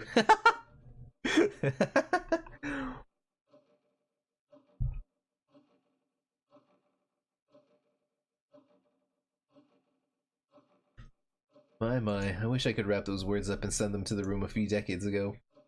Right, Rosa? Rosa gave a vague smile. Dude, right? Holy moly. There's a bit of worldly wisdom that had been essential for someone growing up as the youngest sibling. Quit it, Aneki. We better get started on our main topic while the brats aren't around. Let's us make that our intellectual discussion. Rudolph glanced over the faces of all present. Some let out a slight sigh, and some let out a look of resignation across their face. They're approaching their unavoidable, true agenda. Last year, his life expectancy was estimated at about 3 months, which I guess means he's got negative 9 months left now. Should we take that to mean it might suddenly happen at any time? Family head's still alive and well. The fact that you bring up such an inappropriate topic under the light of day makes me doubt your sanity, Rudolph. Still not Sahi-san. This is the sort of thing you can't put off until after something happens. He's still healthy now, which makes this the perfect time to talk about this. Well, we still got time to plan. You're right, he's been unborn. It's just a bit of financial etiquette, you might say. Seems father is the focus of everyone's concern. Dr. Nanjo, could we hear the details from you? That appears to be what everyone else is waiting for, after all. Nanjo had been standing by the window and staring at the rose garden, let out a single cough when he realized he was being called. Dr. Nanjo, how's father's condition? Well, to begin, let me start with a revision. Since my estimate last year he only had 3 months left was not borne out. No need to explain. You're saying that measuring remaining life is only a prediction, not a promise, right? That's correct. Because of that, while I accept everyone's repeated questions, I can by no means confirm when he will pass away. Human's life is supported by their body and their mind. Body is weak, the situation becomes more dangerous, but if the mind is strong enough to compensate for that weakness, effects on one's condition can sometimes remain in a subdued state. So you're saying even if his body is weak, the mind is still firm and spirited? Yeah, sorry, but please stay quiet for a bit. Sorry. That is correct. Kinzo-san's body is being overwhelmed by the demon of ill health. This will hold especially true as long as he continues to partake of such strong alcohol. Though he's in a crisis now because he drinks, and maybe he's lived this long because he drinks. There's Dad for you, the heavy drinker. Well then, Doctor, I know you can't give anything more than a prediction, but what do you think about Father's chances of living until this day next year? Whew. That's quite a rude question to ask about the family head. What up, Dark Prince Devin? What Discord link do you need? For poets? Oh, okay, poets got you. You're fine. As he jumped on Eva, not even bothering to hide her astonished expression. Eva stared back daringly, but Hideyoshi realized what was going on and tried to smooth things over with a forced smile. Natsuki-san, forgive her. Eva, choose your words a bit more carefully, okay? Have a good one, GG. Thanks, Ed. You have a good one, too. Dude, it's the alcohol keeping him alive. I'm sorry, I was just so concerned about Father's condition. Is that so? I hadn't realized. Dr. Nanjo, please tell us, for the sake of the beautiful love of a daughter, worried of her father's lifespan. Russell's laughed sarcastically, and Eva, smiling sweetly, returned an identical chuckle.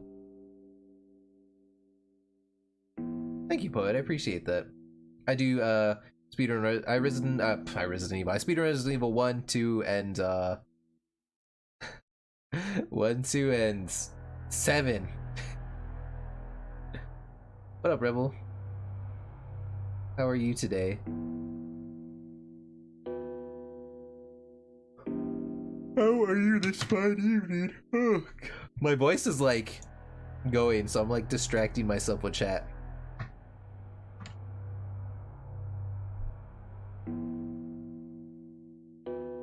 I recognize Rebel. Dark Prince Devin is new, so welcome, and welcome back. Very hard to say, because while I do think that Zalon, his condition will continue for a while if he suffers some kind of fits, there may be nothing we can do. After all, Rakanjima is a solitary island. It's not as though an ambulance could quickly jump in to save him. Normally I would want to have him placed in a large hospital on the mainland, but...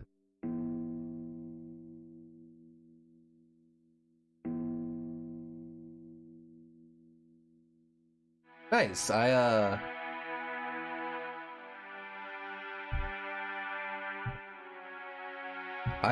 learned Claire B a couple months, like half a year after I started running Claire A. I think I might actually like Claire B better. Well, I don't know. Maybe. There's some parts I prefer in Claire B, some parts I prefer in Claire A. You did find me over a visual novel, the letter, I remember. Yeah, I like the 6-shooter.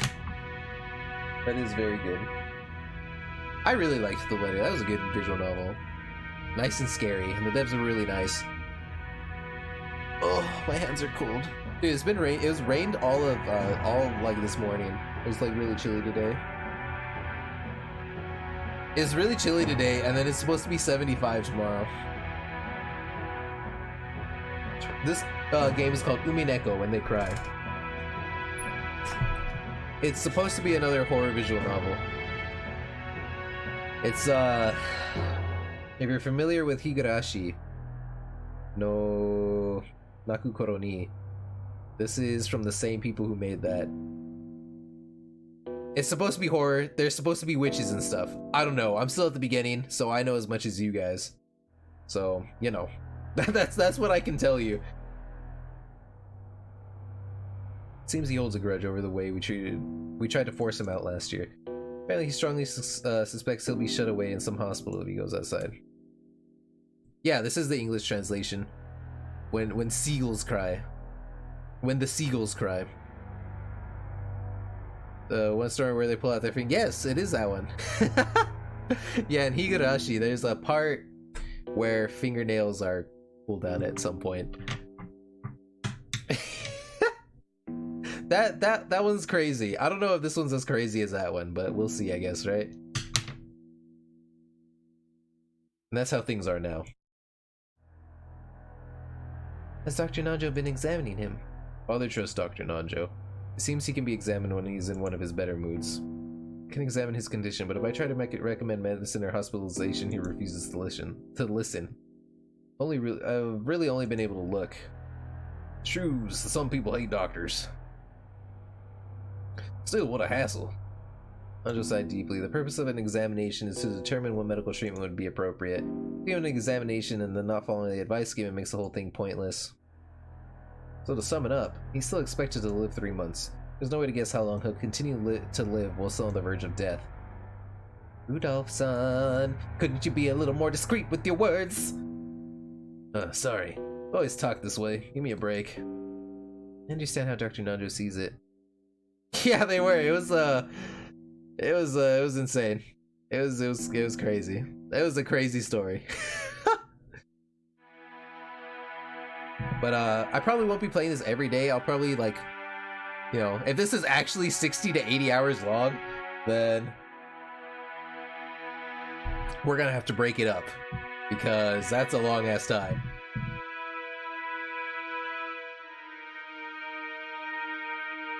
Bitches be cray cray, yeah. There you go. There's an anime of this one, but it's not very well adapted, so I do not recommend it. There you go. You can watch it if you want, but that's my take. To be perfectly honest, I have to disagree with Dr. Nanjo. I think it's really difficult to think of father as a person so sick that he only has 3 months to live. He's yet as healthy as ever, and I still get chills as the thought of his fist raining down on me. Pushing the care of your father solely on the shoulders of the eldest sibling is far from fair. The next will get born after me. Okay, let's get back on track. It's in the opinion of our impartial and neutral doctor, it wouldn't be odd for him to go at any time. No offense to you, Aniki, but I'd rather trust the opinion of an expert in this field. Which means it's definitely not too early to start talking about Dad's assets. His assets. Father's personal funds probably reached as high as several 10 billion yen, right? Not as though that's all neatly gathered as ready cash. Not as simple as simply cutting a birthday cake with a knife. That's an interesting way to put it. That's right. You sometimes get strawberries or chocolate on top of the cake, making it hard to cleanly cut it into equal parts. Given that, don't you think it's important to discuss beforehand how best to stick the knife in? I cannot understand how you can all openly discuss this as though the family head is dead, even though he's still alive. Come now, don't you see how important this is? After all, when the time comes, the inheritance of his fortune must be carried out immediately, right? They're also making a new Higurashi anime. So, if you're interested in that, there's a new one coming. There you go. Fun fact. Fun fact of the day. You understand that careful discussion is necessary beforehand. Yep, a new Higurashi. I'll link the new Higurashi anime.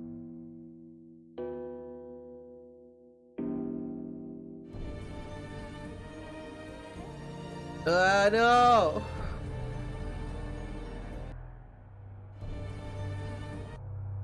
Here, we can watch it together. You guys ready?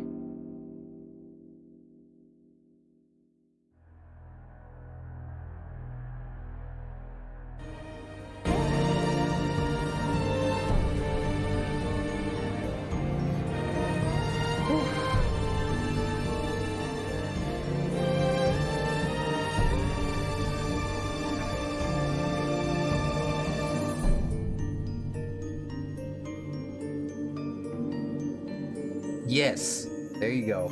This is another story that they made. So Higurashi is the one that you guys probably know because that's the most, popular one. There you go. That's the teaser. That's it.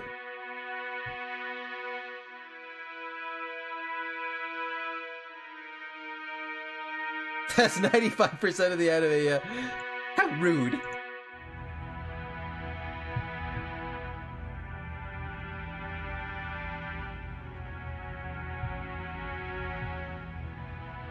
Our birth family has nothing to do with this. Natsuki responded indignantly in a low voice. The already dark atmosphere grew even more hostile.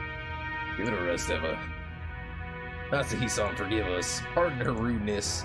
She tried to smooth things over by glancing at both with a forced smile, but it only resulted in making the hostility between Eva and Natsuki even more intense.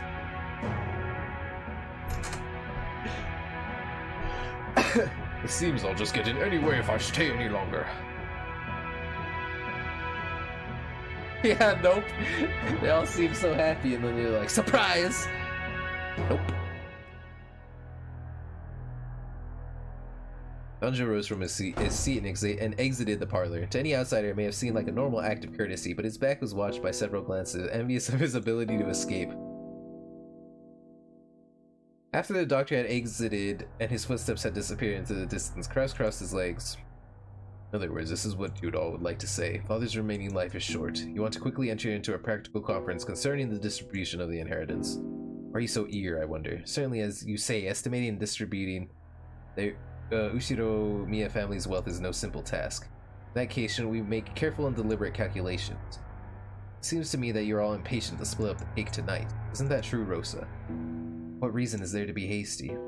We aren't being hasty. However, we need to have an arrangement between the siblings. It doesn't matter when we do that. The day Father's condition worsens is approaching. Discussing the matter beforehand hardly seems hasty to me. Rosa shot a glance at Eva and Rudolph. As the youngest sibling in the family, it was hard for her to be cross-examined by the eldest. Oh, is that your true opinion?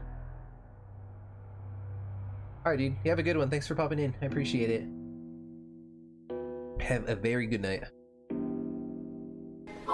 Thank you for the follow, dude. Appreciate it. I expect the most honest and pure-hearted of the siblings would say something like that. I wonder if those two told you to say it. Quit it, Aniki. Rosa's one of Dad's kids too. She's got as much right to his inheritance as the rest of us. It's only natural that she'd be interested. After all, Dad'll definitely die, and that's not something that'll happen in the distant future. On the contrary, Aniki, you're way too relaxed. It almost seems like you've got nothing better than to turn the discussion away from the inheritance issue. What do you mean by that? Are you trying to accuse my husband of something? Calm down. Calm down, Natsuhi-san. Listen to what we have to say. Boy? Oh, and Higurashi, I was like, oh, this guy? Stuff happens. I would say go watch it. It's, yeah. Here? Pff, I don't fucking know. Since last year, we've been in an unprecedented boom, and the yen keeps rising. It seems that it's no longer a dream that the dollar will reach 100 yen. Also, the ruling party says that it'll establish health resort maintenance law by next year. At this moment, resort development companies across Japan are running about trying to gather as much funding as they can. They certainly seem to know a lot about it. Japan is about to experience an unprecedented boom. It'll be a repeat of the Korean War demands, the time during which Father revived the Ushiro Miya family. People of Japan have been working like mad, achieving vast economic growth and becoming the most well-off people in the world, reaching the height of our prosperity. It's an area where private spending is vast, which means easy money for institutions that can capitalize on the fact. I don't know, maybe. There are three kinds of electrical appliances no longer represented in the people's needs. The people need ski resorts, golf courses, public pools, resort hotels, and theme parks. Have you gone to Disneyland, which just opened a few years ago? An excellent theme park. A place where even an adult can be a kid and have fun with his family.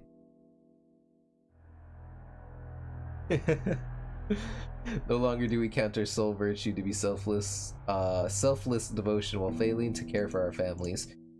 We have become the most prosperous people in the world, so now we can finally enjoy the benefits. Roslan, your foresight's nothing to sneeze at. When I heard that sort of thing several years ago, I thought it was crazy, but when I heard about the G5's Nations Plaza Accord, that all changed. Then shot up, and I'll bet the price of land skyrockets soon too. It won't be long before Japan becomes the economic center of the world. You got a great sense of the direction the world's moving, Krauss-san. At least there can be no debate about that. I feel the same as Hideyoshi-san. Aniki, you can read into the next decade of history. I bet you got that keen sense from Dad, and it's incredible. However, unlike Dad, the timing of your predictions has been a bit off sometimes, right? Isan, you've been starting resort projects everywhere, convinced that Japan will soon see a boom, but almost all of them continue to fail. While I'm sure that the area you predicted will soon arrive, it seems you misread the timing of that boom. You were too early. You then panicked and tried to sell everything off, which only opened the wound even further. Your nose was really so reliable, then there should be no reason for you to sell off your property. Oh, I'm gonna voice it, but now I know the connection. Where's the bodies? Nice way to get to know them, knowing that they're gonna be meat bags of some sorts. I need someone to die in the next half hour. This is anime. Let's go. How rude. Are you trying to insult my husband? Natsuki's forehead creased as she rose from the sofa. Ever paying no heed, stared at Krause with a confident smile. Krause also maintained his confident appearance, told Natsuki to sit down. Please stop, Natsuki. He's always been incapable of talking any other way. Calm down a little or your headache will get worse. Feel free to have talent right next to us. After all, Nissan, weren't you all excited about turning this island into a resort? You built a wonderful resort hotel and beautifully maintained the garden. I'm just an amateur and don't pretend to understand, but you must have used a significant amount of money for that, right? And what is that to you? My husband's business is none of yours. Big boobed purple. She is pretty well endowed, not gonna lie. Rakenjima doesn't belong to Aniki, it belongs to Dad. Of course the hotel does belong to Aniki, right? In fact, we'd be more than willing to pay lodging fees for tonight. What do you think, Rosa? Well, what I have on hand will suffice. I can make it into a resort. This island's financial worth will rise. It's true that expensive has piled up, but we can expect a large harvest in the future. When that happens, I'll let you stand to profit as well, do you not? I understand that. The value of this island rises, I'll increase our portions when we distribute the inheritance. Of course, I won't ask you to divide the island and the mansion into 4 equal parts. We can just resolve that matter with money equal to the value of the property. I understand that much. What about my business makes you so dissatisfied? We aren't dissatisfied, we're uneasy. In the first place, Aniki, when do you plan to open that hotel? Left this way, you won't get anything out of it except our grubby handprints, right? That's right. It's an important tool for your business, isn't it? You really can keep it locked up until the moment you open it. Buildings go bad if you don't use them and air them out every once in a while. Even so, it's a bit extravagant for a guest house that we only use once a year. Right, Rosa? Personality. She's trying her best. I mean, to be honest, they're all pretty... Honestly, they're all pretty well endowed, to be fair. Like, you know... You can't really see it on her because she's got the little thing over it, and black is very slimming on the body, so... That's why I wear black all the time. And then, like, dude. So the hotel you keep talking about is the guest house. It's splendid. Just as Rosa said, if you were to open it, I'm sure it would become popular. Including the dudes. Especially the dudes. It has been guided to was originally intended to serve as a guest house. It was originally constructed as a resort hotel. However, even though it was built 2 years previously, there was still absolutely no prospect of it opening. Nissan, it's just like all of your enterprises. Your attention and planning are both fabulous, then it always becomes unmaintainable part way through and ends before you have a chance to earn any profit. You were brilliant when you saw that using this island only as a place to live was a waste. I think it was a pretty good plan to turn it into a resort that could use the prospect of marine sports, fishing, honeymoons, and the like to attract customers. If I were the oldest son, I'm sure I'd strain my brain looking for a way to profit off this island. Your 4 years have passed since you finished building, right? After 2 years, you still haven't had the opportunity to open it. Try the new Microsoft Edge. Sponsored by Billy G.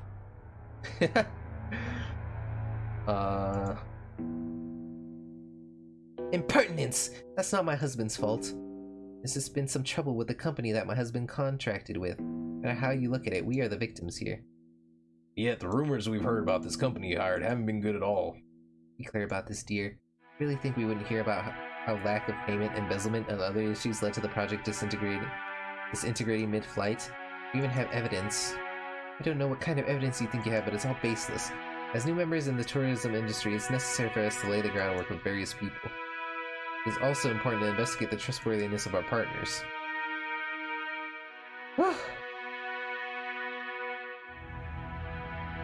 All good, dude.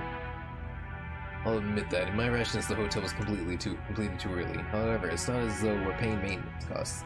A foundation that will eventually become immensely significant. Liar, I'll bet you want to liquidate it but can't. Well, there's no reason for anyone to buy such an extravagant hotel on an isolated empty island without any established sightseeing routes. Anyway, what about all the loans that you made for this project? Even if you aren't incurring maintenance costs, borrowed money that you can't return just keeps growing. Our crowd's Nissan. I got it, but I've investigated the development plan for this island a bit. To be honest, I haven't heard anything good either. I can see how you might be left with that impression by looking at only the current financial situation. Alright, this is forward-looking investment. No choice but to admit that my prediction was mistaken, and that up until now, several liabilities have been created. However, the times have finally caught up with me.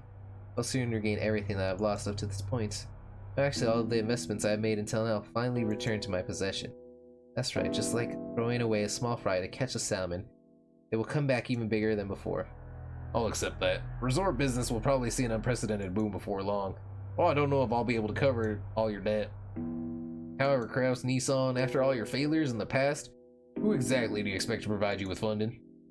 This isn't some small amount we're talking about either. You'll need enough funding to fill the massive hole you dug. What are you trying to say, Hideyoshi-san? Natsuhi-san, please don't get angry. We looked into this too. We checked to see who might have provided Kraus Nissan with enough financing to support his recent large-scale projects despite his string of failures. We discovered no such backer exists. The main rule of the money roulette is that you bet against that loser. Aniki, you're a fairly well-known loser in this field. True that prosperous times are about to come. When we looked for people who considered that enough to overlook your string of failures and also had enough for investment, we found no candidates. Is the Human Hunt family thingy dinner thing? Yes. So the big question now is where you got that money from. No, now isn't this intriguing? And? Dear, how long do you plan to let these ridiculous remarks stand? It might be, I don't know. Let's cut to the point. Nikki, you've been diverting Dad's private funds to your own business. There's pretty much no room for doubt. I think we've made some kind of mistake. Please feel free to explain. Rudolph, don't call it diverting funds. This is embezzlement, plain and simple. Huge crime that can be criminally prosecuted.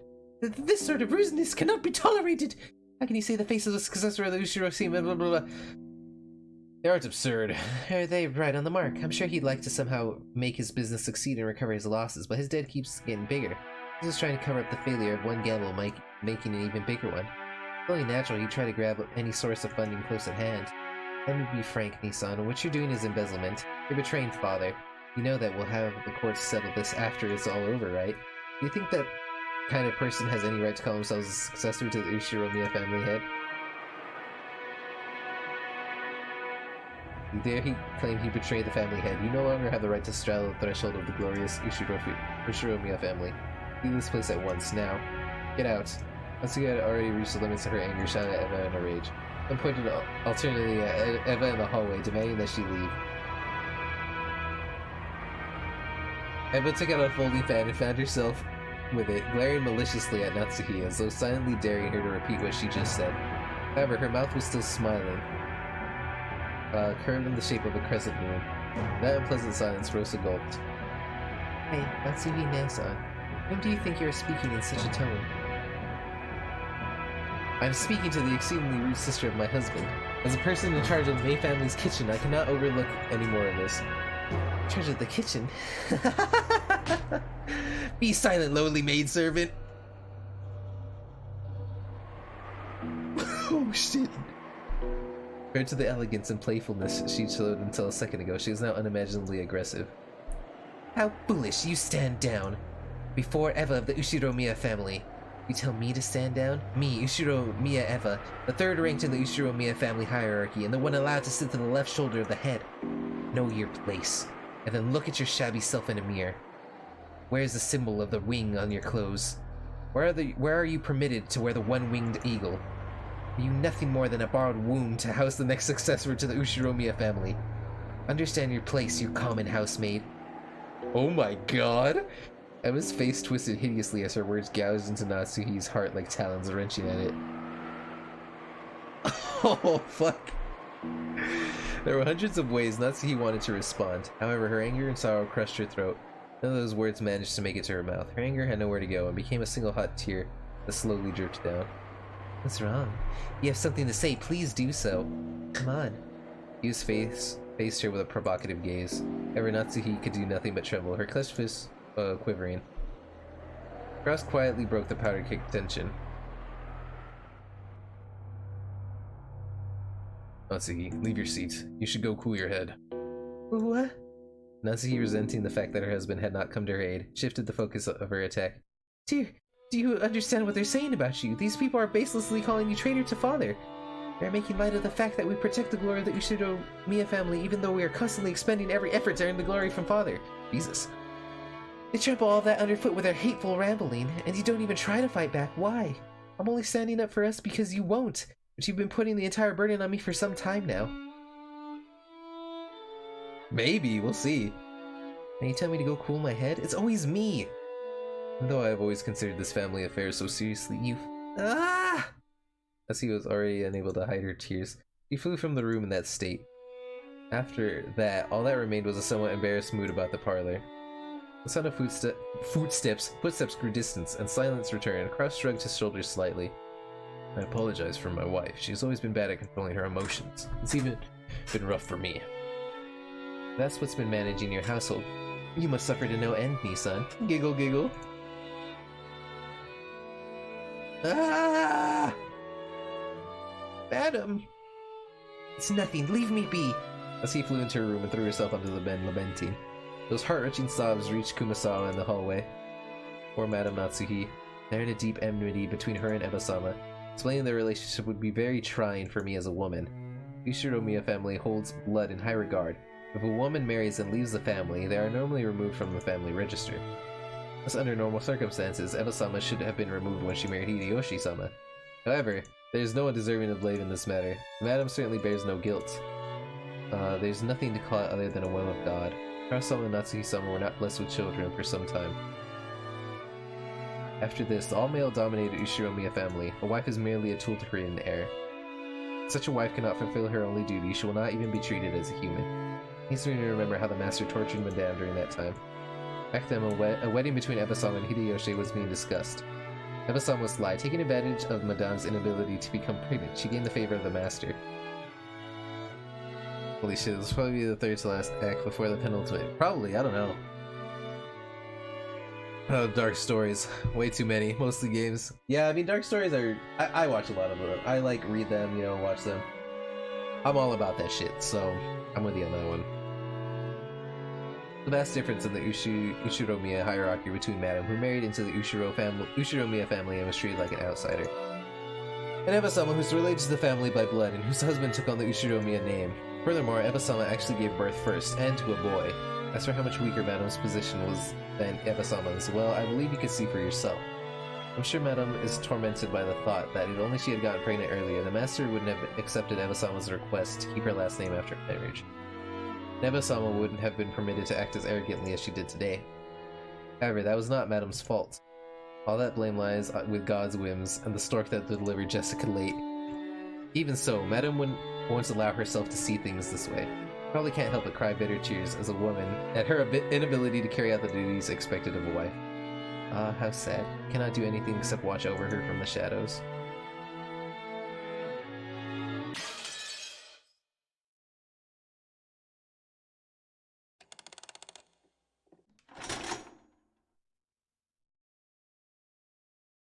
Well, that was intense.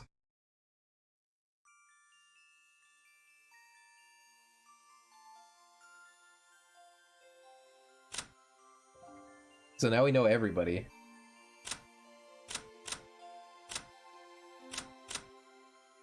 All stems from him.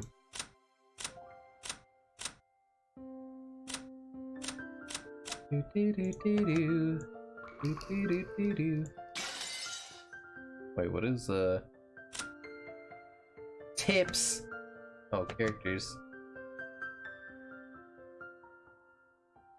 I like her. She's pretty. I like it. I know, dude, there's so much lore. Okay, guys, my throat can't take it anymore. Reading for 4 hours straight, that takes a toll. That takes a toll. I tried. I gave it an attempt. But we had fun. I had a lot of fun. This game's actually really cool so far. I'm enjoying the story. I'm getting invested. I can see how I can get invested into this really, you know, nicely. Now that it's all set up and I know everything, I can see myself getting invested into it, you know? I can see how it's gonna be. And I think it'll be good. So, right, I think the proper game starts soon. So we'll be coming back to this every once in a while. But not every day because I can't read this much every day. That's asking a lot.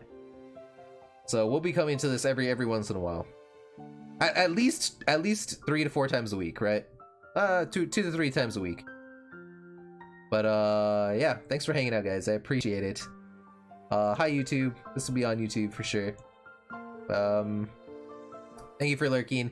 Thank you for chatting. Thank you for the follow today. I got up to 150. Thank you, Dark Prince 7. That gives me 150 followers. That makes me feel really nice. And yeah, I'll be back tomorrow. So hopefully I'll see y'all next time. Have a good night, y'all. Bye bye.